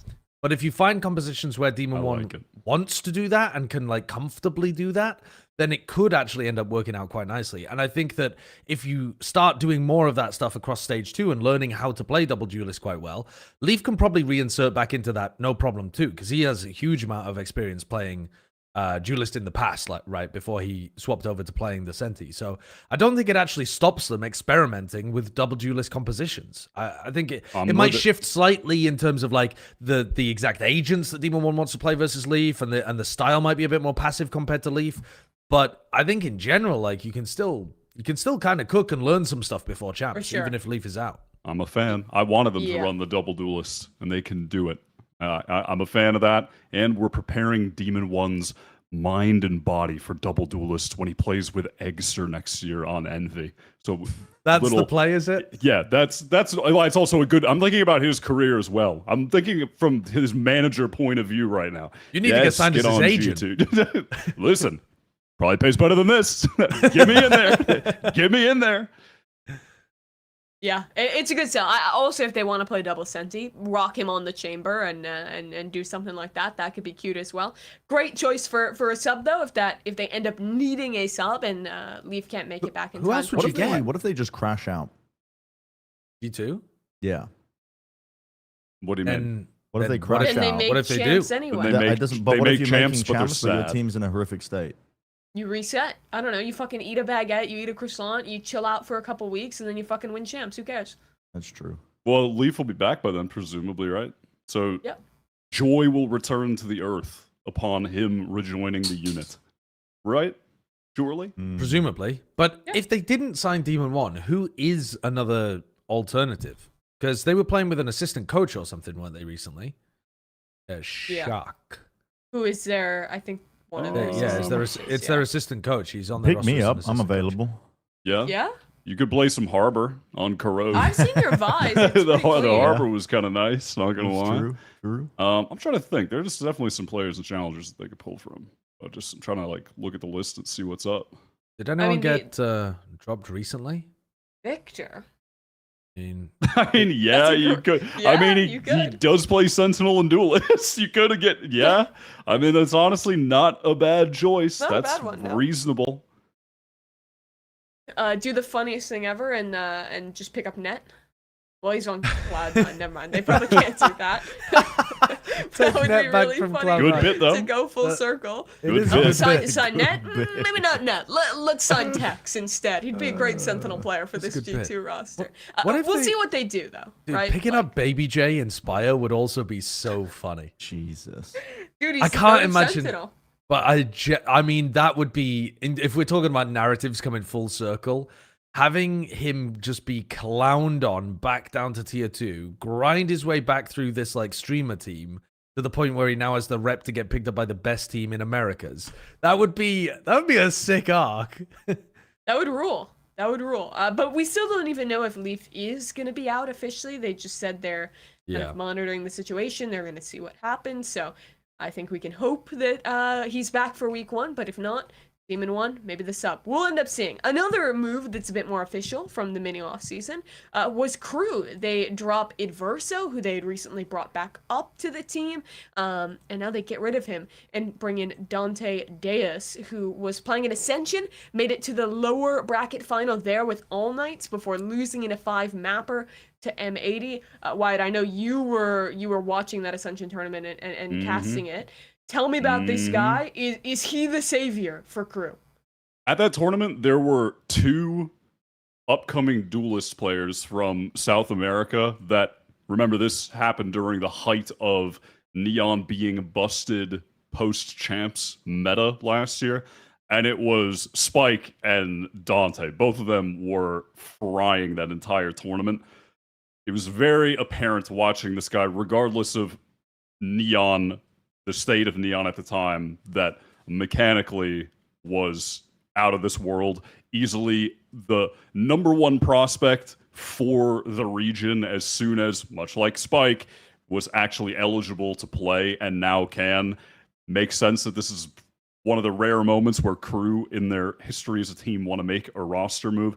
And also, talk about some fucking timing. You bring him in during peak double Duelist meta. Yeah. cNed and hit. I mean, I am expecting a major honeymoon period out the gate, and I would be pretty floored and disappointed if they don't hit the ground running, because this is what feels like the perfect storm right now.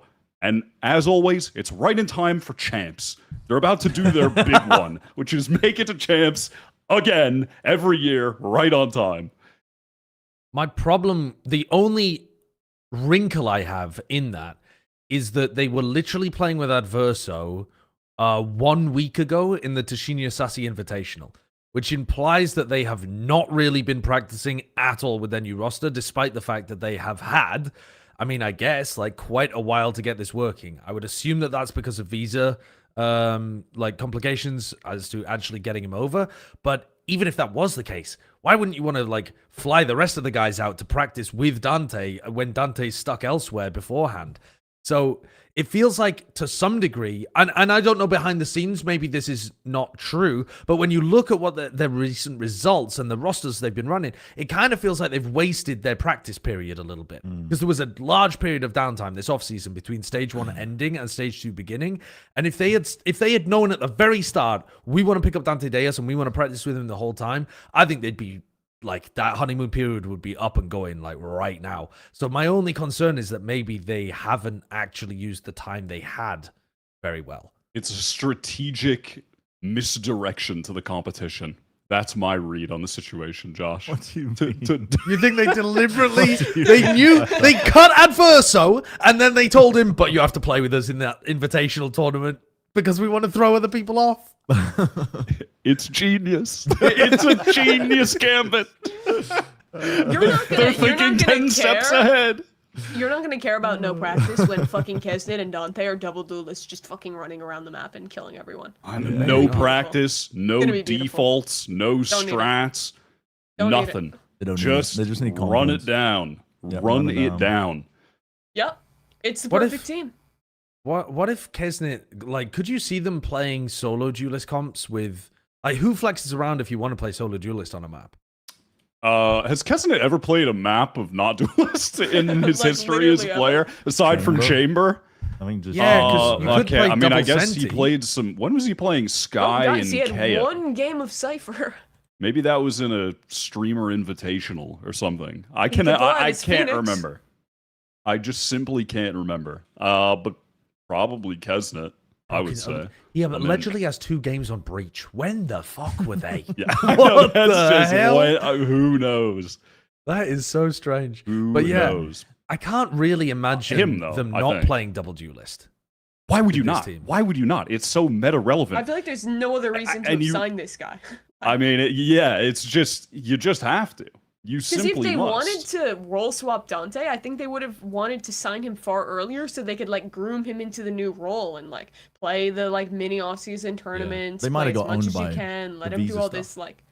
But that wouldn't have had to be in LA because Yeah, I'm you talking could- about like that's what Tashinya. But Like, still, I'm they also talking like shut themselves in boot the South foot camp in America. Latam. partaking in the sports washing campaign. So Also, like, it's, Yeah. yeah, these teams are not Maybe. focused on the long term. A lot of these teams are just focused on a quick buck now to fuck up their season later down the line. It's what I would also like to throw out there, though, Josh, as further supportive evidence to Crew being 10 steps ahead in their master plan, is that in the invitational, the Tashinya Invitational, they were playing double duelist, but they had Mizzino playing the other duelist.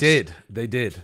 Which And just that was a bit weird at the time. Yeah. exactly. I wonder why they were running those double duelist Practicing comps. their It's almost comps, as if yes. I don't know. They're preparing for some kind of situation where they have 2 duelists on their team. I wonder where that could be coming from, where that notion could be coming from. And they're ready to go. I'm on board, and you're not getting me off board, Josh. I'm buying. okay. I don't even want I've to got say, am another I question buying for early you. if I buy now and No, say that I- they're easily You making bought champs? at the right time. No, you're Maybe buying not, early. maybe I think- easily is crazy, but they're making champs. I will bet that. Got another question. My other question would be, just as we were talking about Foot earlier on in the show, because Foot have done something similar where they look like they've announced it now. They picked up cNed, so they're going like hardcore double duelist.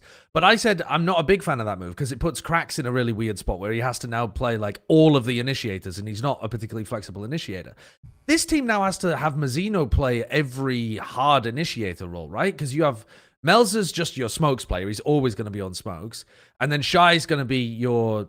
I guess Shy has actually played Initiator in the past. Maybe they do something weird where they put him on Initiator sometimes, but that would be strange. Be really weird. I would imagine Mizzino is just now like Yeah. the guy who plays Initiator. And that is a bit of a swap for him because he's been flex... I mean, he's flexible. He's flexible, and he's mostly been playing Initiator, but he doesn't play the like He's played a hard scan shitload Initiator of as Breach. much. Yeah, maybe more the but he doesn't flash play the scan initiators, stuff as sure. often. Yeah.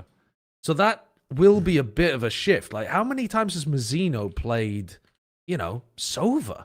I don't really remember that. He has 400 rounds. He has Yeah, a he's lot. played He has like 20 800 maps rounds on ever as Breach. Sova. Yeah, I mean, it's But the he's Bre- played yeah, a there's a lot of Breach in lot KO, less but- scan than he has. And you're mostly, if you're playing double duelist comps, you're mostly playing it with a scan initiator. You're not playing it with a flash initiator. I gotta say, I'm honestly not worried about You that. don't give a I shit? think no, I'm gonna throw that out the window. Good. I personally believe that Mizzino, as a player, from what he's displayed over the years, definitely has the capabilities to just pick those agents up and provide what is needed. He's just been so consistent for such a long time, I hear the sell. I want to save more crew talk to when we get into our power rankings because that is now. Let's pull them up and let's get into the slop for Americas, our last region that we're going to be doing today. Slop to power for the rank viewers. Here. Here's Yep, your pause, daily pause. slop. Say Here's your oink bird if you want serving. us to power ranking. Oink, oink, oink, oink, oink, oink. Comment your little pig emoji and talk about oinking. Where do we want to put 100 Thieves? Fuck So- off. I wait, mean, what wait, a wait. transition. Theme. Insane. Can I knew you were going for that. Can I and may I ask one simple question here, which Please. is, what were the what was the criteria that you guys were looking at when you were doing the power rankings for the regions? Is We this were not taking into account the groups. So we weren't Okay. necessarily saying, like, you have a tough group. We were just trying to say who we think is actually going to be better than the others. across Yep. stage 2. Okay, got you. Just making Yeah. sure. Fair enough. Get Okay, the so groups. step one, outta put here. NRG and Sen at like 12 and 11. What? Shut up. What? Because they made it the furthest in the sports washing campaign, so they're gonna have less time to prep. And You're on the and Sliggy train of that. I'm fully on the Sliggy train for that shit. I'm sorry. But If you are a team, It doesn't if you're get a you down to team 11. and you are willingly going to Saudi Arabia when you're about to participate in the most important stage of the entire fucking year, you don't care about making champs or winning. You care about making money. And if that's your source of revenue, if that's the reason you're existing as an esports org, fucking go work at McDonald's. Go open a franchise. Like, because you can't do esports, Famously baby. money-making. You can't With the fucking do fries in the bag. esports. You can't do esports. Give up on that shit. Do something that's actually proven, okay? Buddy, get the fuck out of here. You can't be doing this short-term shit. We care about all of you. We care about inclusivity. Actually, we're going to participate in this because it's hundreds of thousands of dollars that we want to get. You can't be doing that shit, buddy. So immediately, those teams at the fucking bottom. The furthest you make it, the least likely you are to perform later. They're not gonna end up 11th, 12th though. That Timeless. listen. I agree with you that it's gonna be a bit of a nerf, but they're not gonna end up 11th, 12th, and it's also that's gonna be a short term effect. Like it's way worse for the teams. It compounds. It compounds. know. Yeah. In Americas, the teams that have come late to the party, where they haven't had as much practice time because of visa issues, if we're using that as a comparable thing for 1-to-1, basically, in terms of these teams being behind, those teams are always behind by at least 2 weeks, and 2 weeks makes a massive difference in pro play. Makes a huge fucking difference in terms of the preparation you've got. Compared to the other teams, they are going to be, you're basically playing and practicing on a fucking 2 of the maps are completely different. They are. You're playing on 2 new maps in stage 2 crazy. because because the fucking EWC doesn't know how to run a tournament because the entire thing is a propaganda campaign. Like, I don't mean to crash out about this, everybody, but if you participated in this, you don't care about winning champs. You just don't. You just straight up don't. You are so far behind at this point, going into the most important stage of the entire year. Like, it's tragic to me. It's tragic. All right, And but that's why crew are going to be easily making it champions, as I said And that's why before. crew is More number 1. supporting evidence. No, hey, listen, I don't know if you guys have been tapped into and receiving messages through the grapevine, but I would definitely say that there are some frustrations out there as to the having to practice on multiple different metas at the same time, and it absolutely frying people's The brains. teams are not happy, I don't think. But well, no, it's fucking stupid. It was a terrible schedule. But at the same time, the teams that went were there because they were good generally, and they're not going to immediately crash down to 11th, 12th. They're just going to be a bit worse. It's quite reasonable. It's not reasonable. I think it's Not quite reasonable. we have to put Furia down there, Brent. Reason number one, it's funny to see Sen and NRG fans crash out. That's I mean, my that's number funny. one reason. That's my true. number one reason, okay? And then every other reason I said earlier, you can use that if you wish. But I think the ultimate funniest reason is seeing that image posted around social media and seeing the fans pull their fucking hair out and lose their minds. So I think we keep them there.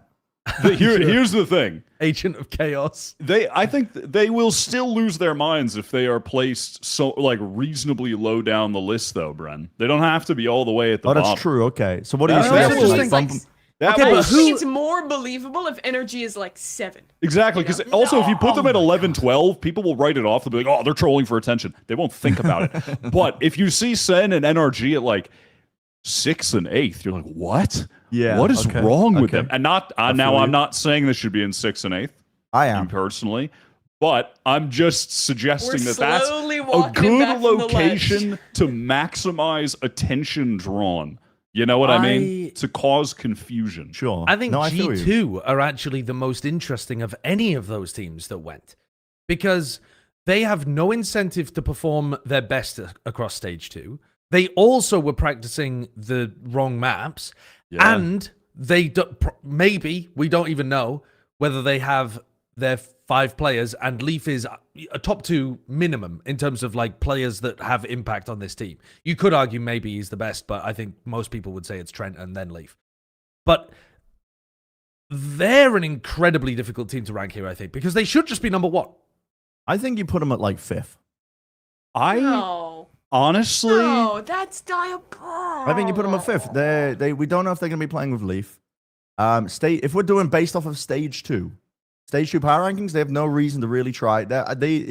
If you're G2 and you're looking big picture, you're only focusing on champs. I think the pride of the players will make them want to win to a certain degree, but also Definitely. Yeah, there's that element at the back of their heads that's like, well, we have done the hardest part. We've made champs. But even if can't help I but think let your they'll foot off want the to gas win a little all bit. 3 America's trophies. Yeah, Like, of course. I mean, of course, that means something. they're going to be trying hard to win. I Of think course. if But also the if they are- circumstances wait, don't let suit me- them being a good team. Sure, let me tell you this, but it's a long stage. I think you're thinking like this is a tournament where everything matters week 1, week 2, whatever. I think G2, okay, maybe they come out, they lose to Sen, la-di-da, la-di-di, that's fine. They don't do well in a couple of their early games. But there's no world where they lose enough games to 2G, EG, Furia, and C9 to not Yeah, it's make just not happening. playoffs. It's just And not there's happening. no way that if they make playoffs, they're not going to like at least make a finals. Like I just do not believe I could that see them even coming if like they have a third slow or start- finals. I could Sure, see them sure, coming sure, third sure. or something like that, but they'll make it deep. Sure. But there's no way where they are not in the top echelon of Americas, because I hear what you're selling, I get what you're selling, but by 4 or 5 weeks from now, when we're in playoffs and they've made it to playoffs, I don't think those debuffs are a big deal anymore. The lowest I could see G2 is like 3.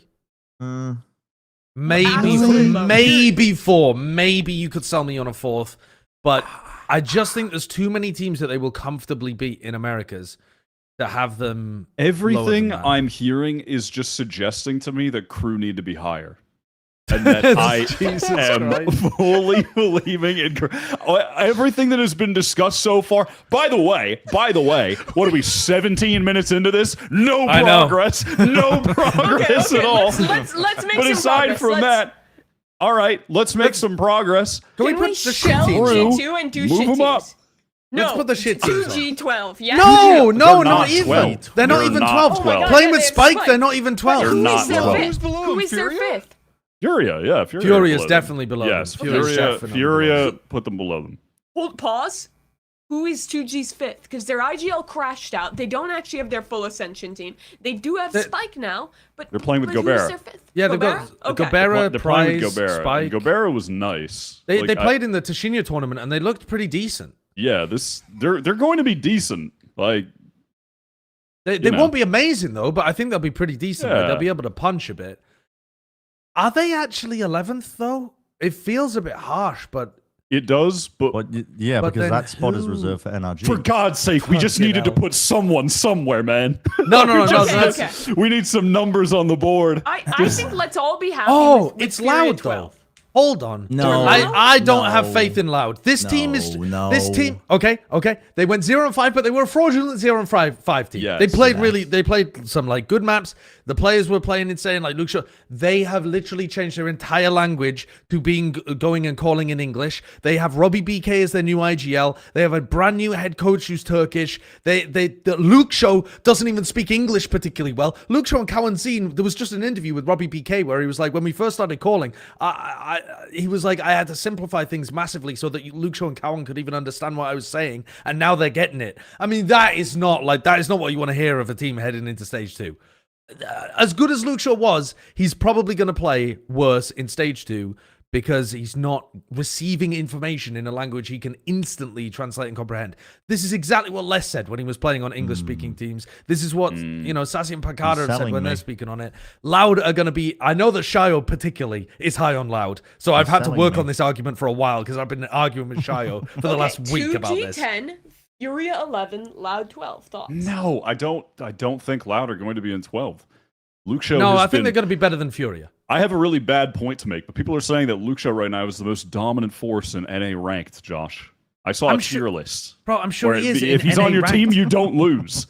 If he's I on your think he's- team, you don't lose. It's I a think known he's a fact. spectacular player. I think he's probably going to be a spectacular player. But Yeah. how do you play Senti and catch the perfect timings if you are having to think for an extra couple of seconds about the information He doesn't coming have to from the other think. side He's of the map? just killing. Natural intuition, But that, I mean, maybe to some a degree, heightened but awareness. He's on a different fucking level. Like I get what you're saying, Josh. If This they all you're spoke making Portuguese- a very logical argument, and I get what you're saying. But if they all spoke Portuguese, if Verdi, I mean, maybe Verdi is actually great at. Oh no, Verdi. Sorry, I'm losing my mind, aren't I? No? Have I forgotten who's playing for Loud? Verdi's playing. Verdi's You're on right. Loud. Verdi on Loud? Just Okay, yeah. keep going. If Verdi was speaking perfect Portuguese, which maybe he already does, and you already had Robbie BK and Leader, their coach, speaking perfect Portuguese as well, I'd be down for this team. I'd be down for what they're cooking. But the language barrier, I think, is just going to be so tough to get over in the short term. Yeah, you're kind of spitting, and I feel you. I And I think that's why don't they should be disagree. placed at 8th, below or maybe Eighth? above Sen and NRG. I Fucking hell. No, it's 11th. want to say something right now.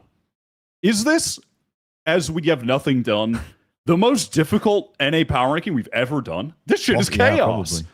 Yeah, it The does feel fact it. that G2 have lost Leaf before this, like if they had Leaf, at least we get one easy Okay, placement. what if they but just this is roll off fucked. with Leaf? This is so fucked. We don't even know if he's gonna be gone. He could be back. May Like they I- won't have time. back. But sure, Leave. We're talking about the whole season. We're talking about the whole season. G2 is not gonna fucking crash out the entire season. They're Yeah, gonna maybe let's start just put 'em slow in and one. be fun. Put them in don't one. put 'em in Put them in one. fucking Just put him in one. Just put him in one. Because Who we else also, is I we don't- don't even know that Leaf is Sen. gone. Leaf might be there. True. And Sen But is if- in 12th, so we can't put them in one. Yeah, I mean, No, if it's not G2, it would have to be Sen, but it can't be it can be Sen. because they aren't playing on whatever. What's back in the pool? Breeze. Road and Bar. Okay, let me Road, make yeah, my no. same G2 argument for Sen that they are going Yeah. to have they might have a bad start to the season. They Wait, might Abyss start is slow, back but in? No. No. It's Bind and Corrode. Bind and It's Bind and Corrode. It's Bind and Corrode. Bind and Crowed. Yeah. All right, I'm getting let's- fed Sentinels- misinformation by my Sentinels wife. strength of schedule. G2 Furia, I was about Cloud9 to EG crash out. 2G. They're making playoffs. They beat Furia and 2G. They beat one of Cloud9 and EG at least, if not both. If they lose to G2, whatever. I don't know. That game will be a coin flip. But they're making playoffs. They're going to do well in playoffs. Yeah, I think Sen. Yeah, I think Sen should be 2. I think Sen and NRG actually. Sen at Are 2, gonna be- brother. I'm not. Crew 3. Crew 3. I Bren, this is the entire state. This is so bad, man. This is so bad. I really think NRG are going to be good. I think Okay, that once I you, think. Listen, the 100 Thieves fans are going to be. They're going to be 3 foot tall, asking for uppies after this one. But I think they should be second. No, you are just what? I think they should be second. Why would they the be in agent of second? chaos. The they agent should of be chaos. Why The- would they be in second? The Joker, baby, he's back. he just wants to watch the world Are you burn. gonna fucking kick the squirrel again? Throw it I'm across not- the power I'm not gonna rankings kick with the its squirrel. blood? Why? Why should they be second? Why? Because I They think- went to EWC and they were ass there. Yeah, they were asked there. Why? That's exactly my That's point. I think good. the worst. I think it's like inversely That's even proportional to how worse. well you perform at that event. Because that there's still shows all me the that you're traveling not and, actually like- putting too much practice time and emphasis That's placed on gotta this be even on an off-season worse. event that's in the middle of your season. So it's not an I off-season think they were putting event. emphasis on it. They were Those putting- motherfuckers they need lost a bread. I think they were trying, buddy. I just don't. I just don't think they did that well. I Okay, don't do you know. wanna, okay, here's the sell. Do we not think we've talked a lot about the teams that are gonna benefit a lot from going into like double duelist world? Is Asuna playing a dive duelist and Cryo on like Jet Yoru not sick? Is that not goated? Is that not nasty? Well, I mean, they tried it, but I mean, it's in theory, it does sound nice on paper, I don't think it Yeah. even kind of. is like compared Really? You to don't think? some of the others. Okay, is it better It's than no cNed Jorg and and Dante. Leaf? Is it No. better than Zek and Narrate? No, but No. those are the Is top it two be- teams. Well, Okay. hold on. Let's not sleep on Cryo. There was a period of time in the I'm not first sleeping. stage- Oh, of he the was- two of them, I'm not sleeping on Cryo. I don't. Sleep on No. Asuna. I'm saying even just compared to all those people, Cryo, when he's like, at his best, which happens pretty frequently. Stage 1, if I remember correctly, he was the highest statistical player in most categories for the entirety of Stage 1. But also, this team kind of lives and dies by him being a phenom. But Yeah, and they play. so they it play might such be too like. heavily reliant on him being a phenom. in Okay, allow double me to give duelist you modes, but a different second pick. yeah, why am I getting uppies, Bren? You're getting as a uppies for 100 Thieves fan? Cloud9 this time in second. Oh, they're Because- finally gonna break the Okay, playoff. now because no, because I'm not thinking playoffs. We're thinking about stage 2 placement. Okay. Yes, but that includes Ignore the playoffs for now. Ignore the fact that they choke in playoffs all the time. This Okay. team are group stage warriors. They're gonna come out the gate swinging and looking like they're potentially one of the best teams, second best team in the league.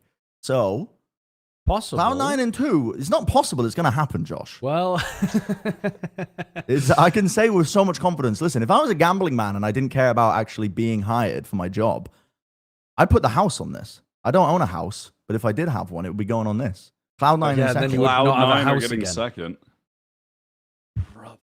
In the playoffs. Or you just, what do you mean? What, Well, no, forget about the playoffs because they don't do well in But playoffs. to get But- second place, they have to fucking But get they're second place in the always a playoffs. good Jesus team in Christ. groups. What I'm saying is they're going to look like a second place team. They're not potentially going to get second place, but they're going to Wait. look like a team that's beating everybody in the group What stage. real point have you said, Brent? Has he said any real point for why they're going to be second? I've been spitting straight facts. I think They're good. personally. Your only point has been that they're good in the group stage. Personally, I've been Historically. spitting right now. We're all sleeping on Cloud9 because of how bad they are in playoffs. This team is dangerous. This team has had more time than any other team in America. to start to Cloud9 prepare. is the They ultimate haven't had example of a They are going to be sixth good. team that could be higher or could be lower. no visa issues, no travel issues, no travel woes. A lot of time to reflect on their losses in playoffs. Maybe they've got a fucking Friend, they went to sports psychologist EWC. in. They played for. Oh no, they No, they didn't. They didn't. went to the they qualifier and didn't. lost. They Never- Yeah, didn't. which is for the best. They're chilling. I think it's Cloud9 a fucked, second. guys. I think this I whole think ranking. Cloud9 a second. I'm just trying to think about the other teams we haven't touched yet, and like, MIBR. what do you do with MIBR? EG. Okay, well, MIBR are an interesting one because that team Oh, is Jesus. fucking lost. Are they though, or did they just get lost at Toronto and now they're gonna just go back to being pretty good again? I think have they will no go back to idea. being some level of good because Toronto was a inexperience issue. I think they had one player with a lot of veteran presence that could maybe calm the nerves, and it's Aspas. And Aspas isn't a charismatic leader. He's the guy who's going to pop off and consistently perform well, but he's not going to give you a rousing speech, when your team needs it at the halftime. And there was a lot of nerves on display from MIBR, but I would expect them to bounce back to some degree. Because the meta, you got to Yes. think, maybe, listen, you're playing into like a double duelist meta, maybe.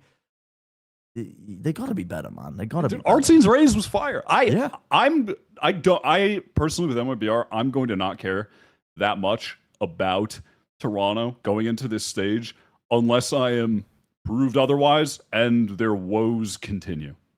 But So Cloud9 a second, MIBR third. No, oh my god. I'm not mad at putting C9 kind of high up. I think they'll be a very strong team. Fifth, Like Right, sixth. top but- 5, I think is reasonable. I think we're trolling. Also, I just want to say in this absolute storm, this hurricane of a fucking power ranking we're attempting to do, you know who's remaining in the eye of the storm where it's calm, stable? Crew. Yes, They are therefore. poised to ride. No, they're supposed to be higher. I swear to God, Josh. Okay, let's- Why do you let's look do so a team stunned? that Josh, what? I mean, I'm telling you. Just going, you really don't think that Crew are going to be one of the top teams this stage? You don't think that? Do you think they'll be making champs? They have to. They probably have to. It's make a the yes or a finals. no. Will they be making champs? No. You Okay, don't think they're and making that's champs? where he's and folks, that's where he's wrong. Wait, hold on. Wait, no, maybe I do. Oh, Because I was thinking they have to make the finals to make champs, but I actually don't think that's true. Because I think if if G2 Sen make the finals, then I think Crew have got a great chance of it. So I think it. I don't know. There's so many different variables that go into it. I think they've got a decent shot on points, though. I don't think they're going to be a top 2 team, like making it literally. How into can the you say that final. when it's literally 5 weeks from now? Well, what do you mean? How can you It's a say that with prediction. confidence that they're not going to be a good team? You didn't say No, that no, with confidence. I'm not saying with confidence. I'm literally saying that I think they've got a chance. The chance prediction But percentage. off points, not off them doing well in a tournament. No, because they literally need to make top 2 to make it in. Like I otherwise, mean, it's the perfect storm for it I to think happen. it's the perfect storm, and perfect they storm.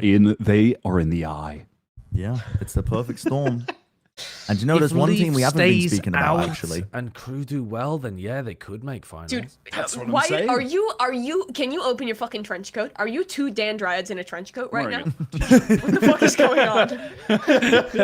No, it's because I've seen things, I have witnessed things, and I know what is about to come to pass because history is going to repeat itself. Yeah, and history that does is repeat Crew itself. making it to fucking champions, and that is In Dante fourth place. Deus joining this goddamn team at the right In time, fourth at the place. perfect time. They always make it in 4th place.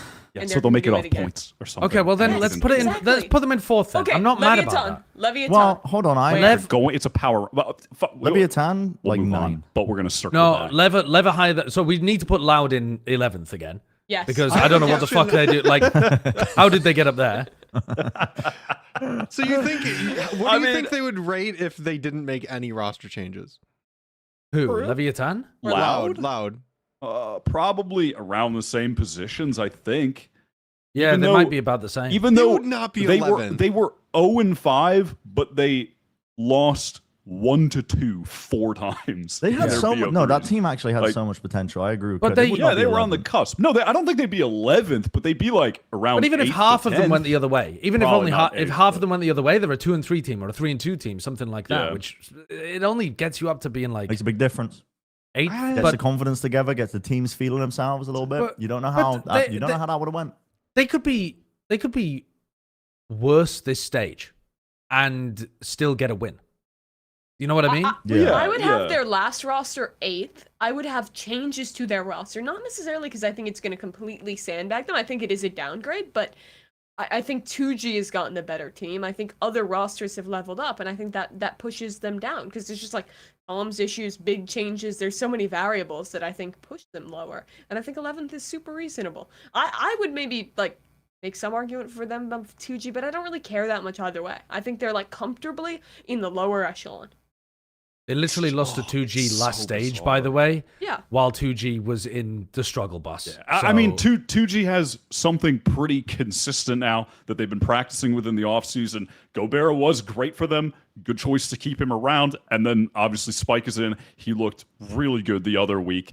If he's going to be playing more Neon, that was his like ranked God mode one trick that he got known off of.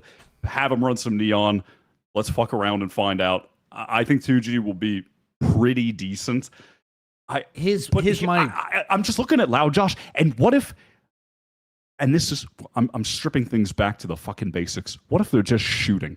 What if Pancata, like, do you remember Kalenzi at the beginning of this year for kickoff? What he was Yeah. doing? He was Yeah, yeah. disgusting. Okay, and Like, here's my counterpoint, If they Wyatt. just come in and Luke Show's dropping 20 on every map still, he was dropping Then 20 every that's- single fucking map. Yes, I know that. I know They're he doing the was. same thing, but And they it's still because lost they were every speaking game, Wyatt. Portuguese. They still lost every game, even I with their know. players Yeah, shooting. you're right. Their players were You're right. shooting. He was shooting. Yeah, you're right. was shooting. Luke Shaw was shooting. You're right. Pancata was shooting. And now they have And they still even lost every less game. communication. Yeah. So like, Yeah.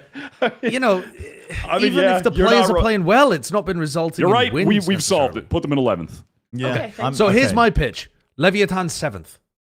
I'm kind I- of feeling you on that one. To be This honest, team- low key, Sado, sneaky good. Sado Okeanos. Okeanos, they've got the opportunity of playing some double duelist looks. They've sorted out their roles perfectly. Everything now makes sense with Lev. Whereas this was a clusterfuck of a roster before. Yeah, it was. They now just have, everybody has a role that they are very good at. And there's no confusion, no complication. Yep. They can still play everything that they played before. They can continue Honestly, playing double I want duelist them. looks. I potentially want them a bit higher. Lev? Yeah. Well, I'm down to put them a little higher, but I think 7th is fair because I think I'd still have them a tad behind EG. Like, I'm still on the EG And train. EG are just EG were where looking- this power ranking. No, is it's fucked. impossible. No, it's Well, completely it's ridiculous. impossible because It's- every team just has so many question marks. Like, yeah, EG. Last we saw them, Ye was looking like fucking rejuvenated. Icy was Prime playing the form. best Valorant of Superman his roll life. back the years. But that was only in playoffs. And then what? And now- only in and now- playoffs. Oh, it was only in the most high Only the pressure most matches they important played all games. year. No, I'm saying what the that's- fuck do you mean? It was only in playoffs. Josh, I'm with you. It was only in playoffs, as in it was only for a small They played stretch of 3 time. games. It was Bro, a 3 small games stretch in of playoffs. Teams level up. They improve. They iterate upon the things going wrong. And EG But are they were gonna doing that continue? shit, bro. They But were are doing they that gonna shit in the high pressure games. In the high pressure games, but they were making fucking diamonds, man, below the crust of the earth. What the They fuck do you mean? It was just playoffs. It What was is a this small game sample saying? A stretch size. of hold on. Literally 3 matches. They It was won 3 2 goddamn games. matches. It was the game against Cloud9 Crew and G2. They looked spectacular. The other games before that, when they beat Loud, when they beat the Crew, they looked like, all right. This team was leveling up over the course of stage one. You are EG forgetting. is the ultimate 6th place team. They are like that is such a perfect EG placement. Okay, pull up the power ranking card. Forgetting the truth. I remember tell all me- too well tell- that it once- happened over the course of 3 games in Bren? 1 week. Bren, look at that power ranking. Which team are you knocking? Where the fuck is Zeta Division come from? Zeta number 1. Zeta number 1. What are you doing over there? Yes. Zed and NRG knocked down a peg because they're coming off the back with a fucking heavy travel time. This is And not a real narrative. it's a completely real narrative. It is. It's literally a- affected the teams No, of visa it's problems narrative. for the past They're 3 making- fucking they're years making in Americas.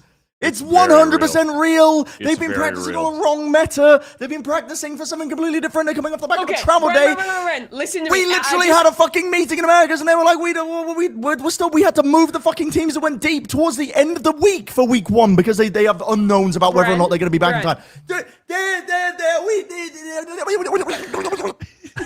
Bren, answer this question for me.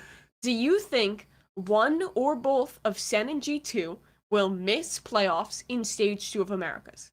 Both, including NRG. You can't reason with Including it. them. Jesus You Christ. can't reason with it. I need to see Cloud9 Crew pushed up a little bit. I need to see Lev EG pushed up a little bit. Well, okay. Let me Jarvis, ask mute this. his microphone. Hold on. Independent of all travel, etc.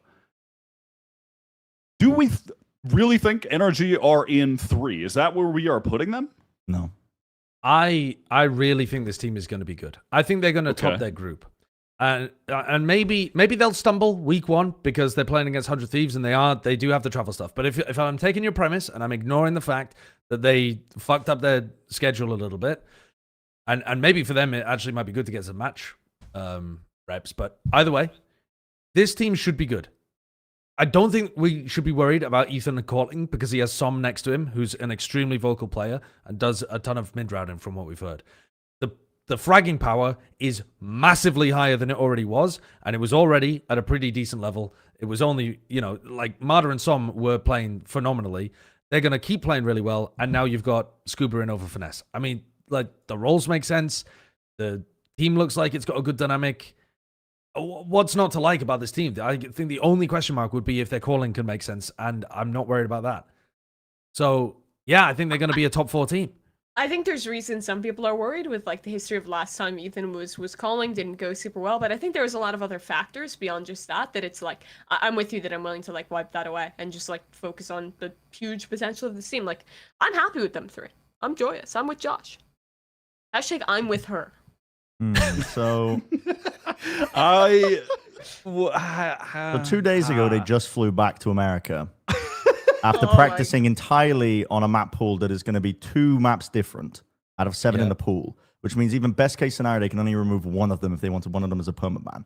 So you got to think they're starting with a disadvantage on at least one of the maps Sure. in the games And that they're playing for at whereas- least the first 2 weeks. Sen and G2 play against each other, so they're not necessarily at a Well, disadvantage. G2 didn't in even week 1. fucking participate. But Bren, Right, the way but their strength of schedule is NRG are at a stacked disadvantage. is they get to play loud early. They have like okay, maybe That they might be a lose the bad 100 thing. Thieves No, kids. that might be a This bad is- thing. All You I'm think? saying well, is no, they get to play them week 2. Is what I'm saying. Yeah, but that's still when Loud might be able to catch them on an upset because they're coming back from travel, and then, like they're more likely to be behind early. To Bren's point, right? Yes, they're I gonna agree, they're, but- they're probably gonna catch up late, but like you actually could see them lose to 100 Thieves or Loud. I think they're more likely to miss playoffs than a center at G2 though, because I think there's more teams in their group that I could see, have a great run and pop up Yes. and get some wins. I But agree. I still don't think it's okay, so they play. probable. So they play against their hardest opponents in the group last, which is not a good thing. Are you They saying play Crew against and MIBR? MIBR, if we're assuming MIBR are going to be looking a lot better because they're not going to shit and piss everywhere at Toronto, scared for their lives. But to your point, that is good because that gives them time to catch That's up not on the good, new buddy. maps. That's really not good. Would You're you- playing against the opponents that you're going to have you should have, in theory, the least amount of trouble with. earliest when you are at your weakest. That is a very Well, bad yes, thing. yes, that's a great way to that's start what 0-2 going into some of the hardest opponents in your group when they've had considerably more preparation than you. This is a recipe for a 0-5 stage for this fucking team. I'm telling you right now, this team needs to be lower down on the power rankings. Lower down. I don't care how fucking well they did. I don't care how well they did in the Mickey Mouse tournament that just took place. They need to be lower. Put them lower. I don't I mean, it's agree not like with they him went in terms of crazy at the G2 and Mickey, Sen. but- I don't believe in him in terms of G2 and Sen, but I do kind of pick up what Bren's putting down for NRG. Yeah. Because It's a 100 recipe louder. for You fucking convinced him? disaster. No, he's convinced me to maybe lower them a bit. Like we might be a bit high on them. Maybe like somewhere No, more because around the even like Wyatt fifth, gets sixth. crew in Yeah, 3, below and I crew. can't- Crew needs to be in 3. Crew who, They by the have way, an also. unproven player. Oh Oh no, he's Dante's proven. gonna be Oh, nuts. He's gonna be fucking nuts. proven. But they haven't He's- practiced with him, he's Wyatt. They haven't solidified. practiced with You him. don't know that. You're You just are guessing. guaranteeing a I'm not rookie to guessing. be I nuts. had that. He's played a lot of matches. They've played a lot of matches, and they Making haven't played a an single one with educated Dante. You're speculating. I'd like to add an additional point to crew. His in that- evidence is more substantial. He has more substantial point than you do. You're just like, oh, they could have been practicing. Who knows? Maybe they were. And Josh is like, well, they played this tournament and they didn't have them. Yes, and then they but were you know what traveling. Why are you did putting you on in the that nerd tournament? voice when you say me? Why? Sorry, when you do the Wyatt impression, Because- why are you saying da da da da da? And when you say do me, you go. Well, You he just belong has a in a very deep locker. voice, and that was You just the other belong voice I in a had. locker with no lunch money. That's why, Josh. In that tournament, what did they play? Corrode. And I love their read on the map. What's Yes, the other map it back was in good. the pool? Bind. And their bind was fucking Yeah, it gas was so good. when It it was was in the good. pool It was before. good. He's spitting. Come on, He man. is kinda What Your are we Honor, talking he's about? spinning. Your Honor, What are Your we Honor, the talking fucking about? court is in flames. He's spinning right now. He's right. telling Damn you. it, he's fucking right. And I'm then on sick all of the other ones- shouting.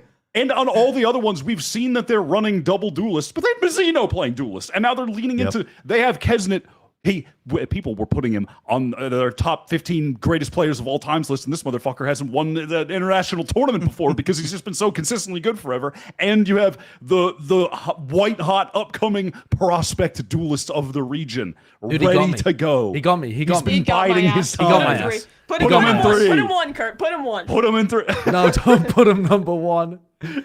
He got my ass though. I Okay, think EG. there is an argument for having Cloud9 and EG above NRG. There is genuinely an argument, and maybe even MIBR you could argue too. But I think that one's a bit weaker.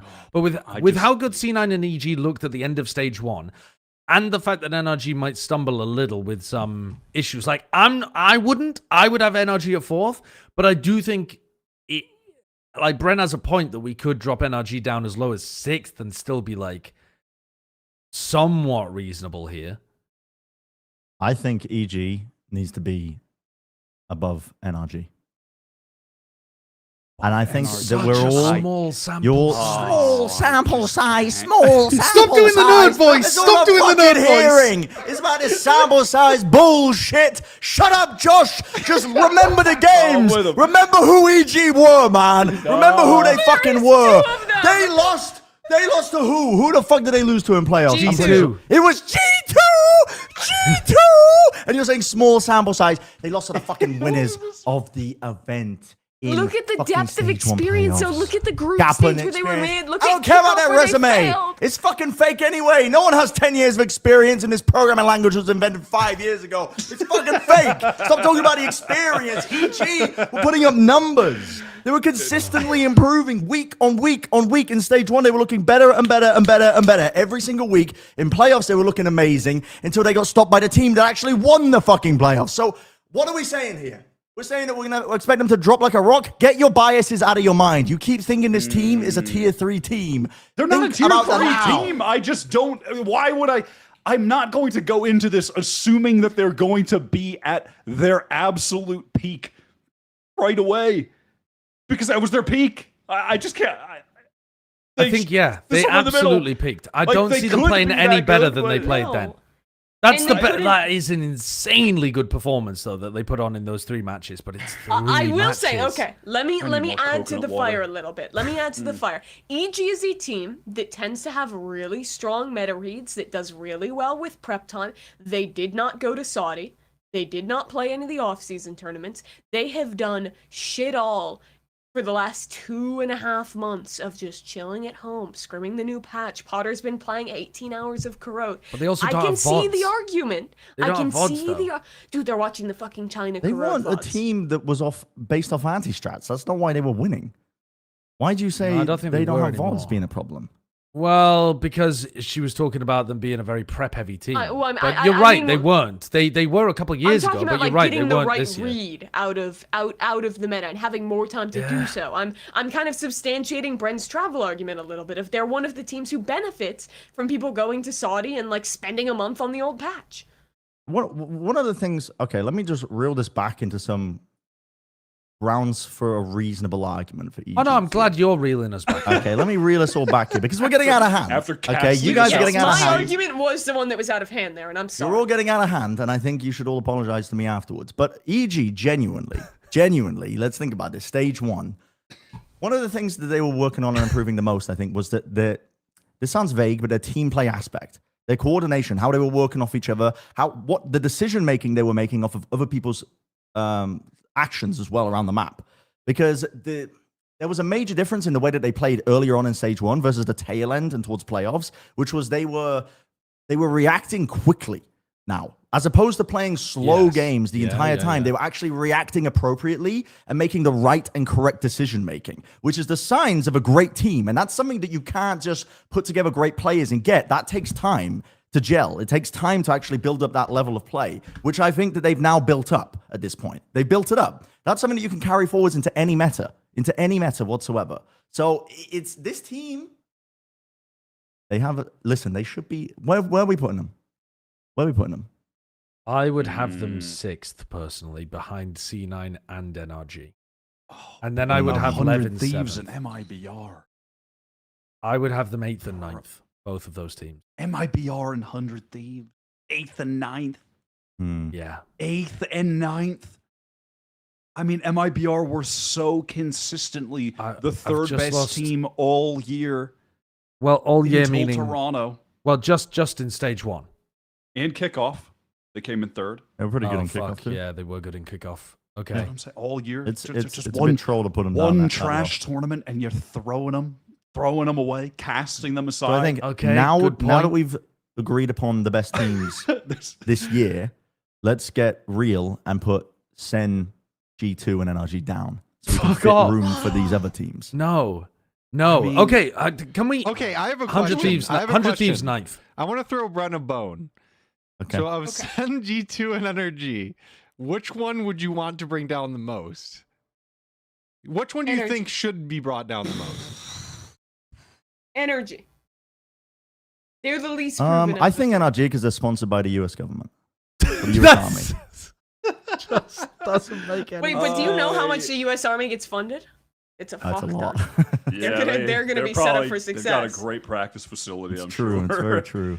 No, I don't know. It's I don't think... I think we let's take a already look at have... Sen's schedule. Sends. Sen Sen are playing they play- G2. Are we played supposed to Korea. not be too schedule pilled? Yeah, exactly. But I feel... But unless we are, we're stuck in the mud forever with this. Here's the Well, thing. okay, so The Sen G2 group has EG and C9. I think how we rate that group relies a lot on how we... But surely G2, EG, Sen, and G2 are just making it out and there's no hope for 2G and Furia, right? Can we agree to that? Yes, I would agree with I that. don't know how that's going to I think out. there might be some upset potential for 2G over C9 or EG, but I don't know. I agree, Maybe. but for the sake of Our yes. sanity. Yeah, Like, for the sake of our yes. sanity, I agree with you. Yes. In the love other that side, I thread. think it's going to be Loud and 100 Thieves that don't make it out of that one. See, 100 Really? Thieves, Yeah. You think this is like? I mean, that feels like if 100 Thieves don't make it out of a group stage, I feel like that's actually just the end of this team. Yeah. That Like that the is. entire organization. Like yeah, they maybe- turned the Cash App compound into a McDonald's and reinvest their I mean, money. It's like 100 Thieves Bren already said, trying to open a exit franchise esports. McDonald's. They're just Yeah. they're I mean, that at that point, they just You know, a couple weeks ago, Mimi, when you said that Wolves internationally can be an edge team, 100 Thieves, they're the real edge team. They've been edging us all with the thoughts of their own success for years. Edging us, and they've never quite gotten us to finish. They are the edgers of Valorant. They really are. It's insane. Every time you look at this roster and what they're doing, you feel like it's there. You don't know what to do with the team because the players are really good at least at times, and then you believe, and then you don't believe. But what if? And I don't know what to believe anymore. Well, no, they could, but like even I think even if they play their best in this group, they're only just making it to playoffs. I really don't think that their ceiling in that group is winning the group, top 2 in the group, something like that. I don't think it is. Okay, let's. So NRG, move them G2 down. plays 100 NRG Thieves, move them first down. I can seal this up immediately. NRG, put them down to 6. Yeah, wait. Can we let Bren? Yeah, just let dictate Bren cook and everything, we'll finish it. and NRG then we'll down to go 6. from there. Perfect. Let's get Cloud9 4, EG 5. Surely you swap. It might be in at 7. And then 100 Thieves at 8. And then for good measure, we'll put NRG at 12. Right. Yep. That's Okay. it.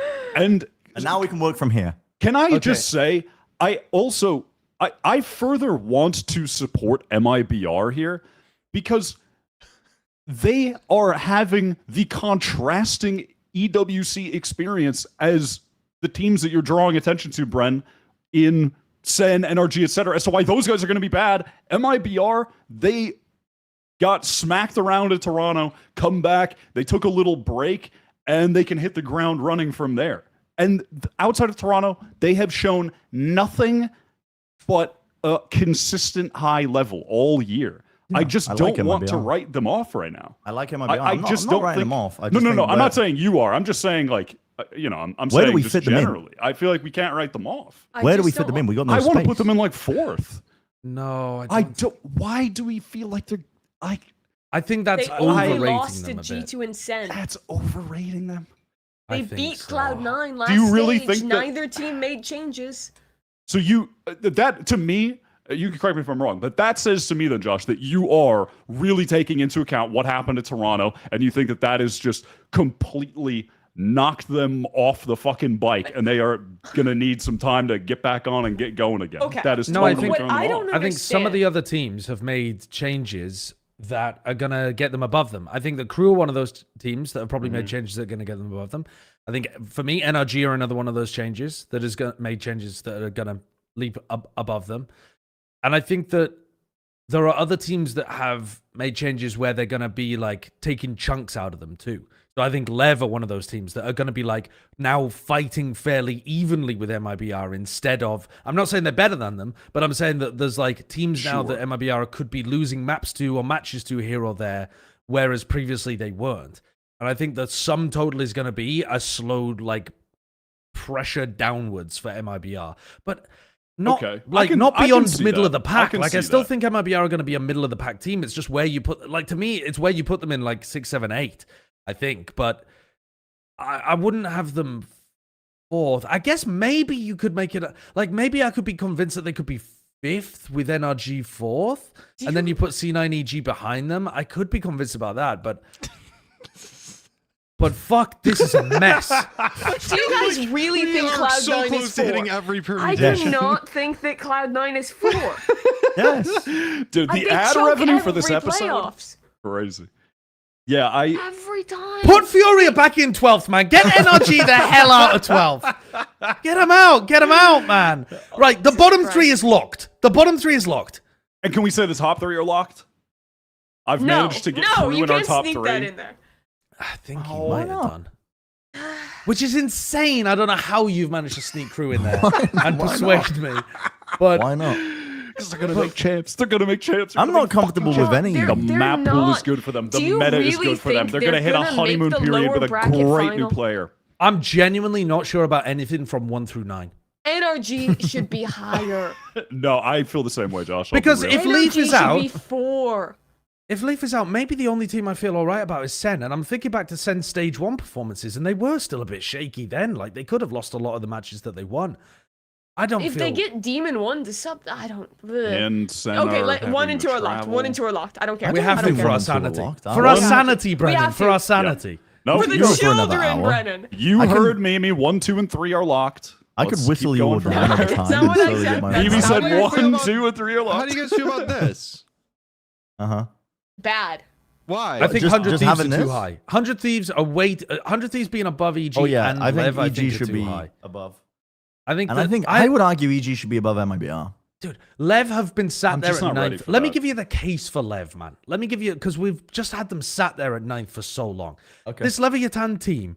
Sato is a beast on the duelist. Sato is He's a going to be beast. really, really good. You add that to King's fragging, who last year was like, I don't know, like second highest rated player in multiple of the stages behind Aspas. I'm picking it And up. then Tex, really strong fragging Senti as well. Last year, again, he was They also like top fixed 2 their alongside leadership Leaf. issues from last stage. They're not juggling IGLs They're anymore. not juggling feel IGLs you. around. They're not juggling roles around either. Okeanos is a good pickup from tier 2 as well. You've got the structure all fits. Com never has to change his role particularly. They can play double duelist with Okeanos and Sato. They can play double smokes if they want to with,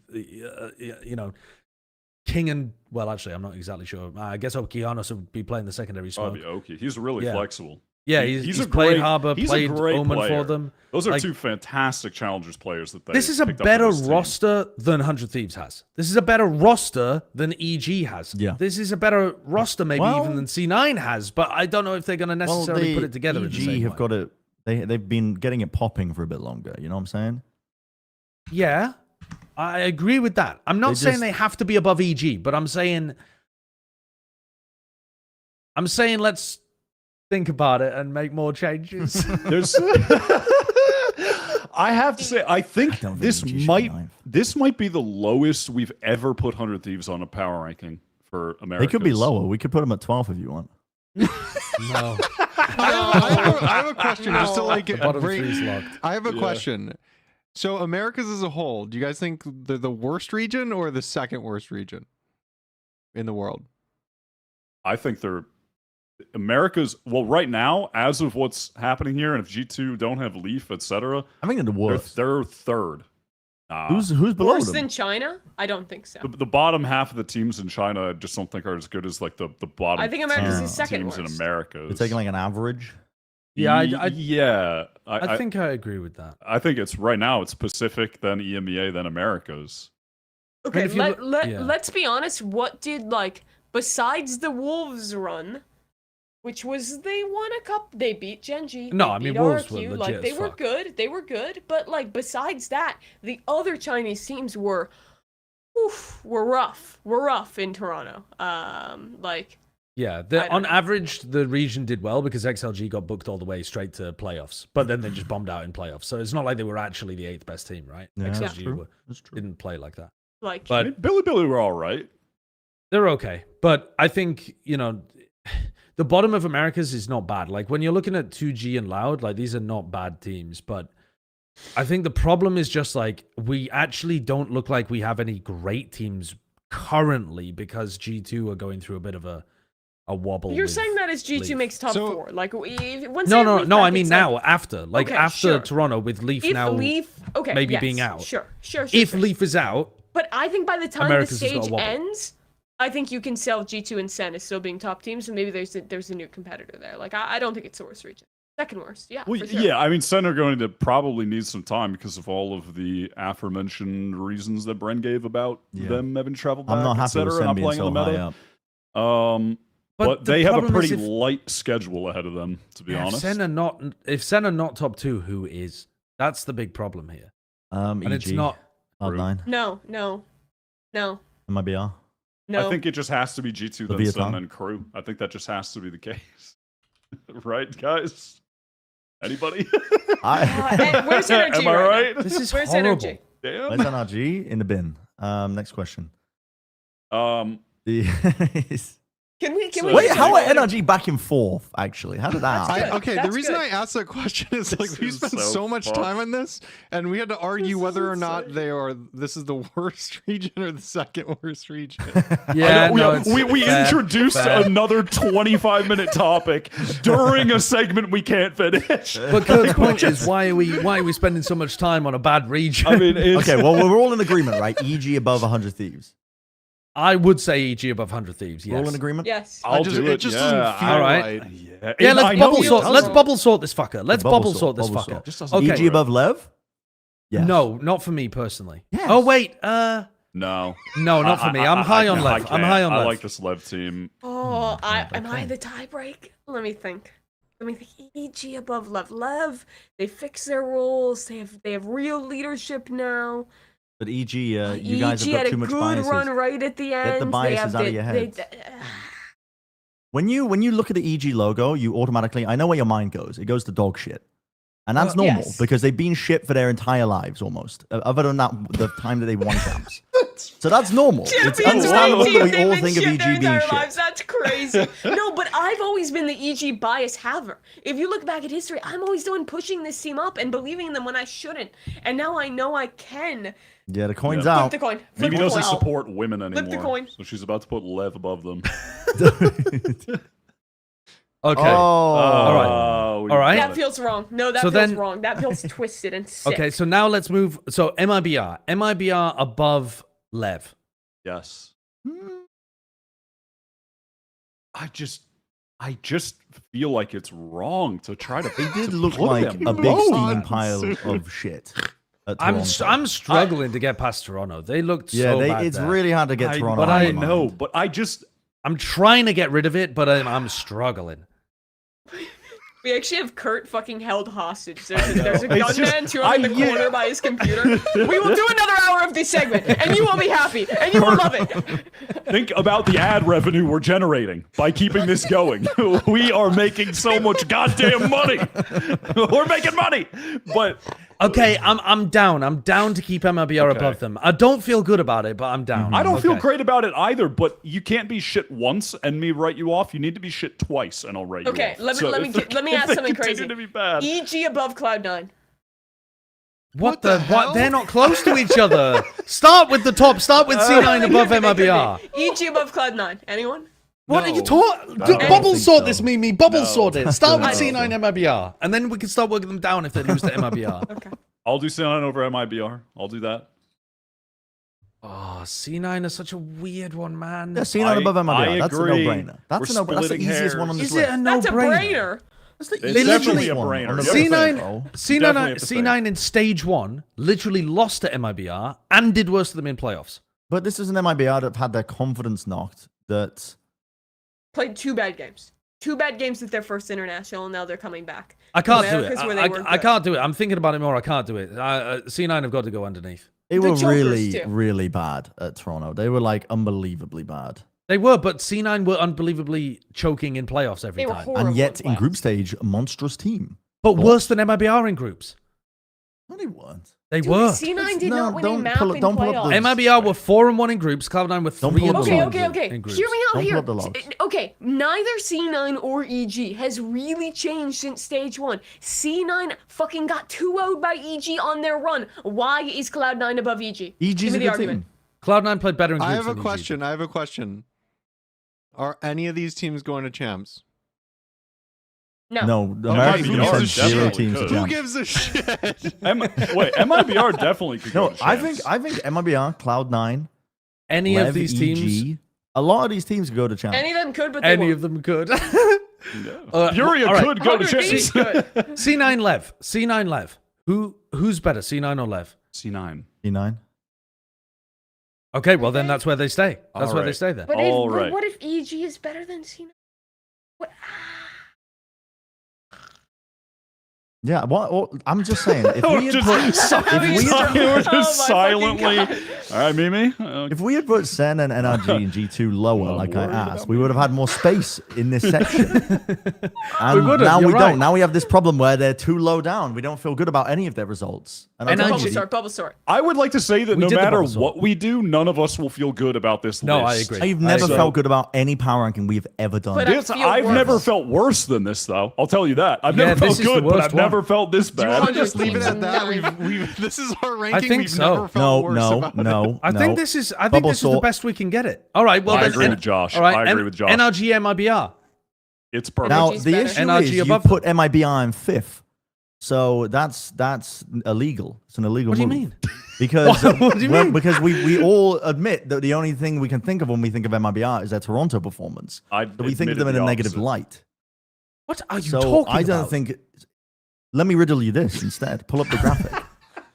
What graphic? This? To unriddle me. Let me riddle you this. I don't want Cloud9 Cloud9 or NRG?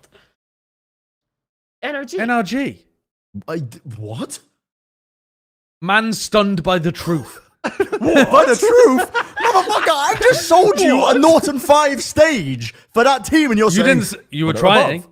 You were They're trying above. to sell us the Norton They're 5 above. No, stage. I've Take my sold you it. snake oil. I've sold you it, and you're buying the snake oil, and you're buying a double pack. Reverse pickpocketing snake oil into my fucking bag does not equal selling it to me. I want it to be known. I want it to be known when NRG crash out that I was correct. I don't. And you give a will. fuck if everybody No, you knows. will be And correct. If NRG that's- crash out, we will yeah. give you I your actually don't props. care. You guys can set it to whatever you want. None of this matters. We're going to be dust in 100 years. The planet's going to keep on spinning. It's going to burn up. We're slowly going to run out of crops and arable land that we can actually farm. The water wars are going to kick off. None of this fucking matters. Let's just get on with it. Let's move on. That's it for our power ranking segment. Thanks so much for listening, guys. Let's move on to our America's Stage 2 Week 1 predictions, starting with Cloud9 playing against Furious. Excellent. Run the I don't know where we prediction. landed with. C9 Furia. We don't need to know. What did we end with? We are No, that- I dust. was closed perfect, it was Photoshop, perfect. but we'll never know. It's impossible to know. Hold on. Don't save changes. You've made a lot of changes. Do you want to save them? No. No. Leave Zeta Division number 1. Fucking end it. That's it. Oh, what are Okay, we doing first now? game, Cloud9 Furia. Let's do our prets.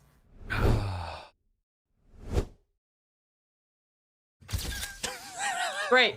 Guarantee Cloud9. But that one makes Next. sense based off what Yeah. we were That talking does about. That one makes Yeah. sense. It makes a lot sense. of This next one, Okay. Could be different. I'm not sure Could this be next different. one is going to make sense. What's the next one? Leviathan is playing against Loud. Our first one was a plat check guarantee for C9. What do we get in this second game? Another a little one. South American shuffle. I was I'm ready fucking for the smiling, photo. and Brett I has was ready for the Loud, photo. The 11th team. Oh, I'm gonna be real with Jesus. you. I'm gonna be real with you. I'm actually quite a big fan of Lev after Josh's spiel, so I might change my press. Why did you go with Loud in the first place? Because I just kept thinking about Luke's show, and then He is amazing. and then I also thought, wait a minute, how the fuck are they going to communicate with each other on the team? And That's a problem. that is a big problem. I think you need to be able to talk to each other to play the game. Turns out, so I think that I would like to swap, Okay, if that's okay. swap it up. If it's not okay, I Nice. can also just stick with Loud because I don't care. No, I think you should follow your heart. My heart was telling me Loud. Oh, follow your heart. Your heart was also telling you send 12th play. So I don't trust your heart fully, but I'll give it this. You don't think I should change? Okay, fuck it. I'll stick with Loud. You Oh, already so switched Kurt's already swapped it. I made Kurt do the work. I'm sorry, Kurt. It's okay. I can switch it back. Think my It's guarantee. allowed. Do you want me This to are does you press not the switching count button? as a guarantee. No. This doesn't count as a guarantee. If we No. Yeah, I can't did say that. unguarantee, we can't That's true. swap to guarantee. That's true. Loud's gonna win. But also they have like a Brazilian player called Sato on Lev. Okay, He's good at let's move on shooting. to our next one. All right. EG2G. The Battle of the Gs. Wyatt's gone for 2G. I'm not The like other Spike girls. Debut. I'm not like other girls. I want to go. I mean, this is pure upset, but I think that there is some upset potential because think there is. 2G have finally got their actual roster on lock.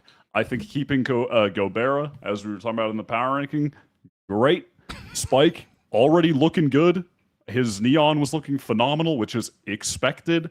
I like the team they've got right now. They've had a solid amount of time to practice. They've gotten some light match experience. And EG, I don't know what to expect from them. We have seen such high variance that I think this is just a good opportunity for 2G to get a win on the board with Spike.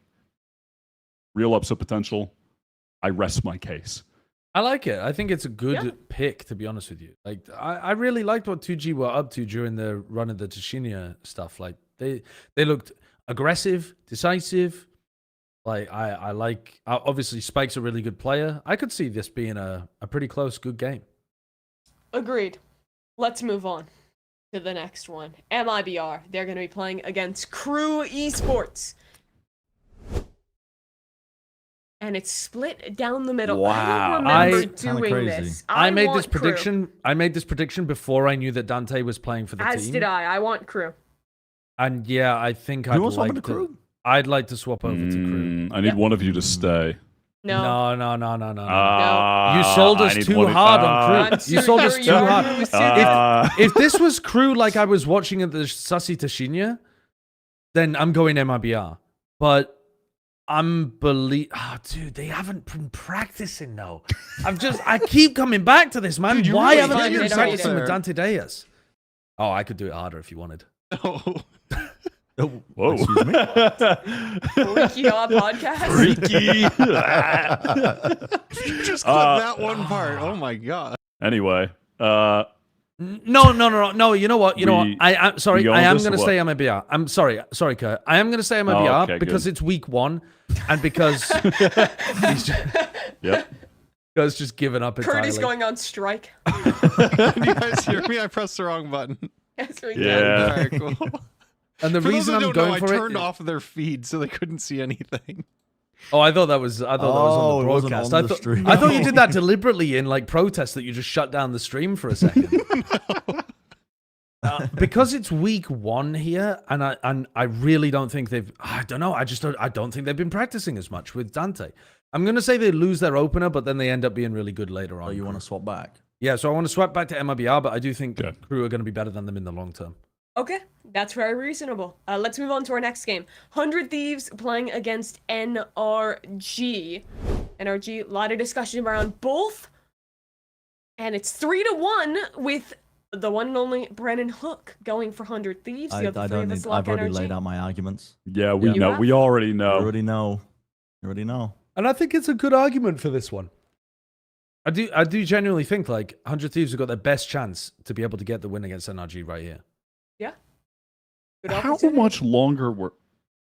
I'm gonna do some research. Don't mind me. You're just thinking, how much longer can we drag the podcast out? And like, Yeah. No, how much longer more- were they playing in each? how much more ad That's what revenue he's we can looking get? for. They were there for 4 more days. In fact, Kurt, pull up the power rankings again. I mean, 4 days on a new map could make a bit of a difference. Yeah, Maybe not a huge one, but a but bit. yeah, one of these teams will be banning Corrode.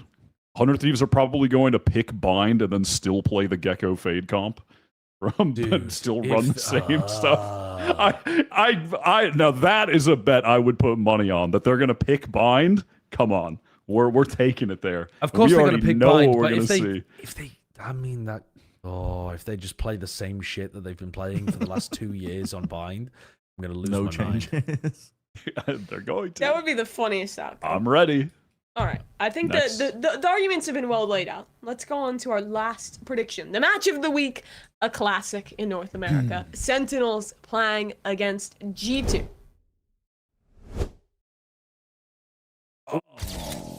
And it's a guarantee. All 4 of us lock in I don't know G2. about that. And with the possibility of them being leafless in week know 1. about That feels a little scary. Brent, I want to give you the floor because You want to give me the floor? I've had too much of it. it. Saudi. I've been drunk off One the of floor. them What do you went mean? further Why do you than want to give me the floor? I just want to hear your thoughts because you were yapping a lot about both these teams. Why'd you go G2? I don't know. I don't know. I truly don't know. There was something right. inside of me. When Kurt sends me the little sheet and he asked me to put in like my top player list or my teams that are going to win, I do it purely off of vibes in that one instance. And that my brain chemistry could have been altered by like the 5-hour ancient history podcast I could have been watching in that moment. And that affects my decision making in terms of what teams I pick. I don't know. If Leaf isn't here, I would pred Sen though. Like the day of when we see the rosters, I will be swapping to Sen if Leaf isn't playing. And I kind of don't care who's replacing him. Really? I think I mean, just who having don't a sub care? is tough. You Like, don't think it's who- going to make a big difference when... No, What if it'll it's make a Inspire? difference, but I don't think What it'll if make it's enough. Inspire? What if it's Inspire? It's not going to be Inspire for Don't starters. laugh. It could be Inspire. It What if won't it's be Inspire? Inspire. If not it's going to be Inspire, Inspire. I still don't think. I don't think anyone's going to be able to replace What what if Leaf it's does on Takalia? this team.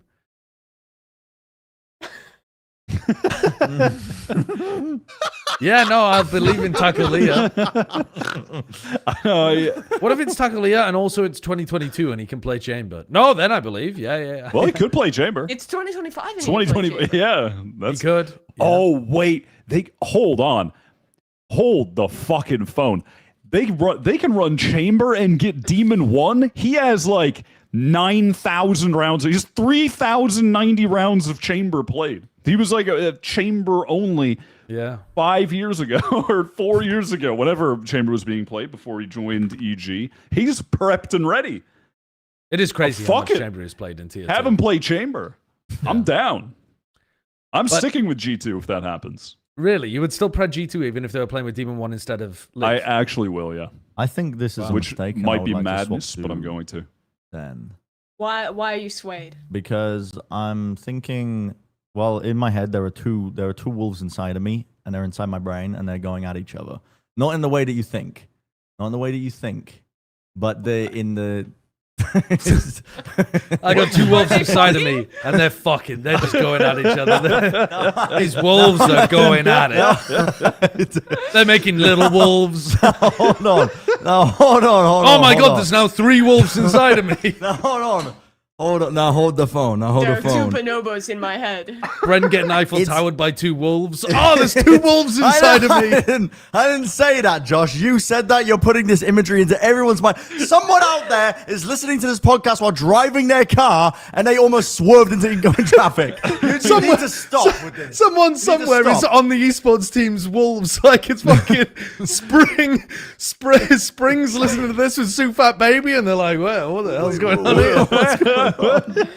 Got 2 wolves inside Oh, of me. man, I haven't seen Lysor today. I think Where is Sen he? are going to be at a disadvantage because of how late that they're coming back into playing the actual map pool that they're going to be playing for the next half of the year.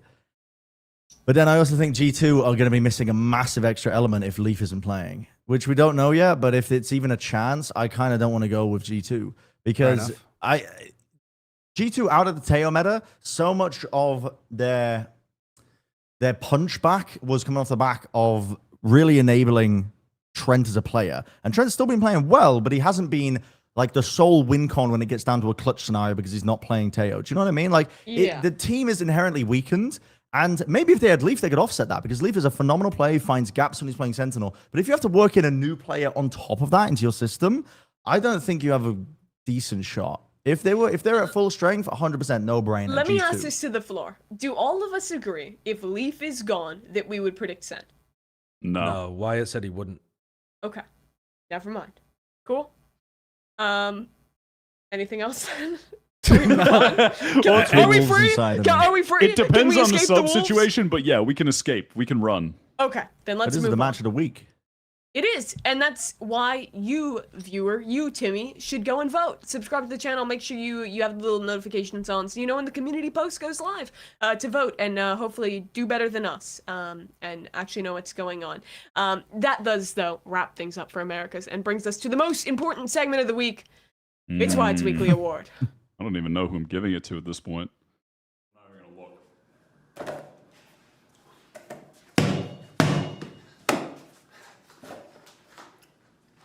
It's Wyatt's Weekly Award. And there it is. And God knows who I'm giving it to now. You know what my issue was with this award? Is just last week we were having the discussion about how nepotism has been slowly, destroying the value of the award. The nepotism is just a pernicious weed that is just infested the sanctity of such an important prize. But that being said, I feel like it needs to go to someone on the Plat Chat show again. And it just keeps happening. I mean, and the problem is, I even after this episode, I'm sitting here reasonably thinking it could even go to Kurt, because we've wasted so much of his time today. It could even go to him at this point. I mean, Jesus Christ, he's been producing for 7 hours straight. We didn't even cover China, did we? Do we want to dig into that? We can start now. Yeah, let's do a China why one not? as well. It's only been a 6-hour episode. But then also there's the nepotism of running the charity event all week, but that's a very positive thing. So does that deserve a nepotism nod, even though we're trying to address the nepotism aspect of the award? It's tough. So I've found a loophole. I will be giving the award to all of those out there who in the past week supported the charity stream, tuned in, watched, threw a little cash in whatever way. It's going to the people that were there supporting it and being a part of it. And that is the beautiful loophole that I've discovered to be on the fringes of nepotism, but not diving all the way in just yet, because we're going to be avoiding that for a while. Surely. And if anyone, the award won't be going to anyone on this show for a while. If anyone did donate, make sure you tally up how much you donated, divide it by the total amount that got donated, and then submit your request in the comments for your fractional share of the Wyatt's Weekly Award. What was the We total? will send you Josh? your Have you- 1 pixel of you your totaled Wyatt's it up? Weekly Award. Yeah, I did total it up. I totaled it up though before some of the. So I think Shio put in a dono after I'd already totaled it as well. We were at like a fraction under 29,000. It was like Holy 28.9 or something thousand. And I think some people have thrown in a little bit after that as well. So it's very, very close to 30K raised over the week as Holy well. moly. Listen, round of applause to us. Round of applause to us. And Give then us a to clap them, for the to them, NHS. Bren, to them, those the winners of the Wyatt Weekly To Award. us. So we won it. They wouldn't have We won it without contributed. us. He can't avoid the nepotism. They'd be nothing without allegations. me. It's ridiculous. I wanted to share like the most wholesome moment of the stream that I remember, which was playing CS with Pansy. I thought that was really wholesome. She had some words to say about Oh. Yeah, let's play it. That's Have you got a clip? Yeah. that's nice. She said something really nice. Okay. Oh, Okay, sorry, you're blind and he's not? Oh, fuck off, Sliggy! Peek it, you stupid cunt! Sorry. Oh, God, I'm so glad he succeeded at streaming because he's got nothing else. Obscure. That's an unreal. She then followed up by calling him a weasel, a little rat. That's unreal. Sliggy. No. Oh, peek it, you stupid cunt! Sorry. Oh, God, I'm so glad he succeeded at streaming because he's got nothing else. He does have I mean, he does That's have one fucked other up. thing. He has the Plat Chat podcast. Oh, And We're always that's there for really him. important. Well, that was such a beautiful episode. Thank you to everyone who did donate to the stream that happened. That was very cool. And thanks to everyone who watched for whatever goddamn reason the last 4 hours of this podcast. Jesus Christ. We are whoa. going to allow the gunman to take his sights off of Kurt and free him from the computer once and for all. That's it for Plat Chat Valorant episode 225. Thanks so much for watching. We'll be back next week to recap week 1 of the International Leagues coming back in. Bye-bye. Bye.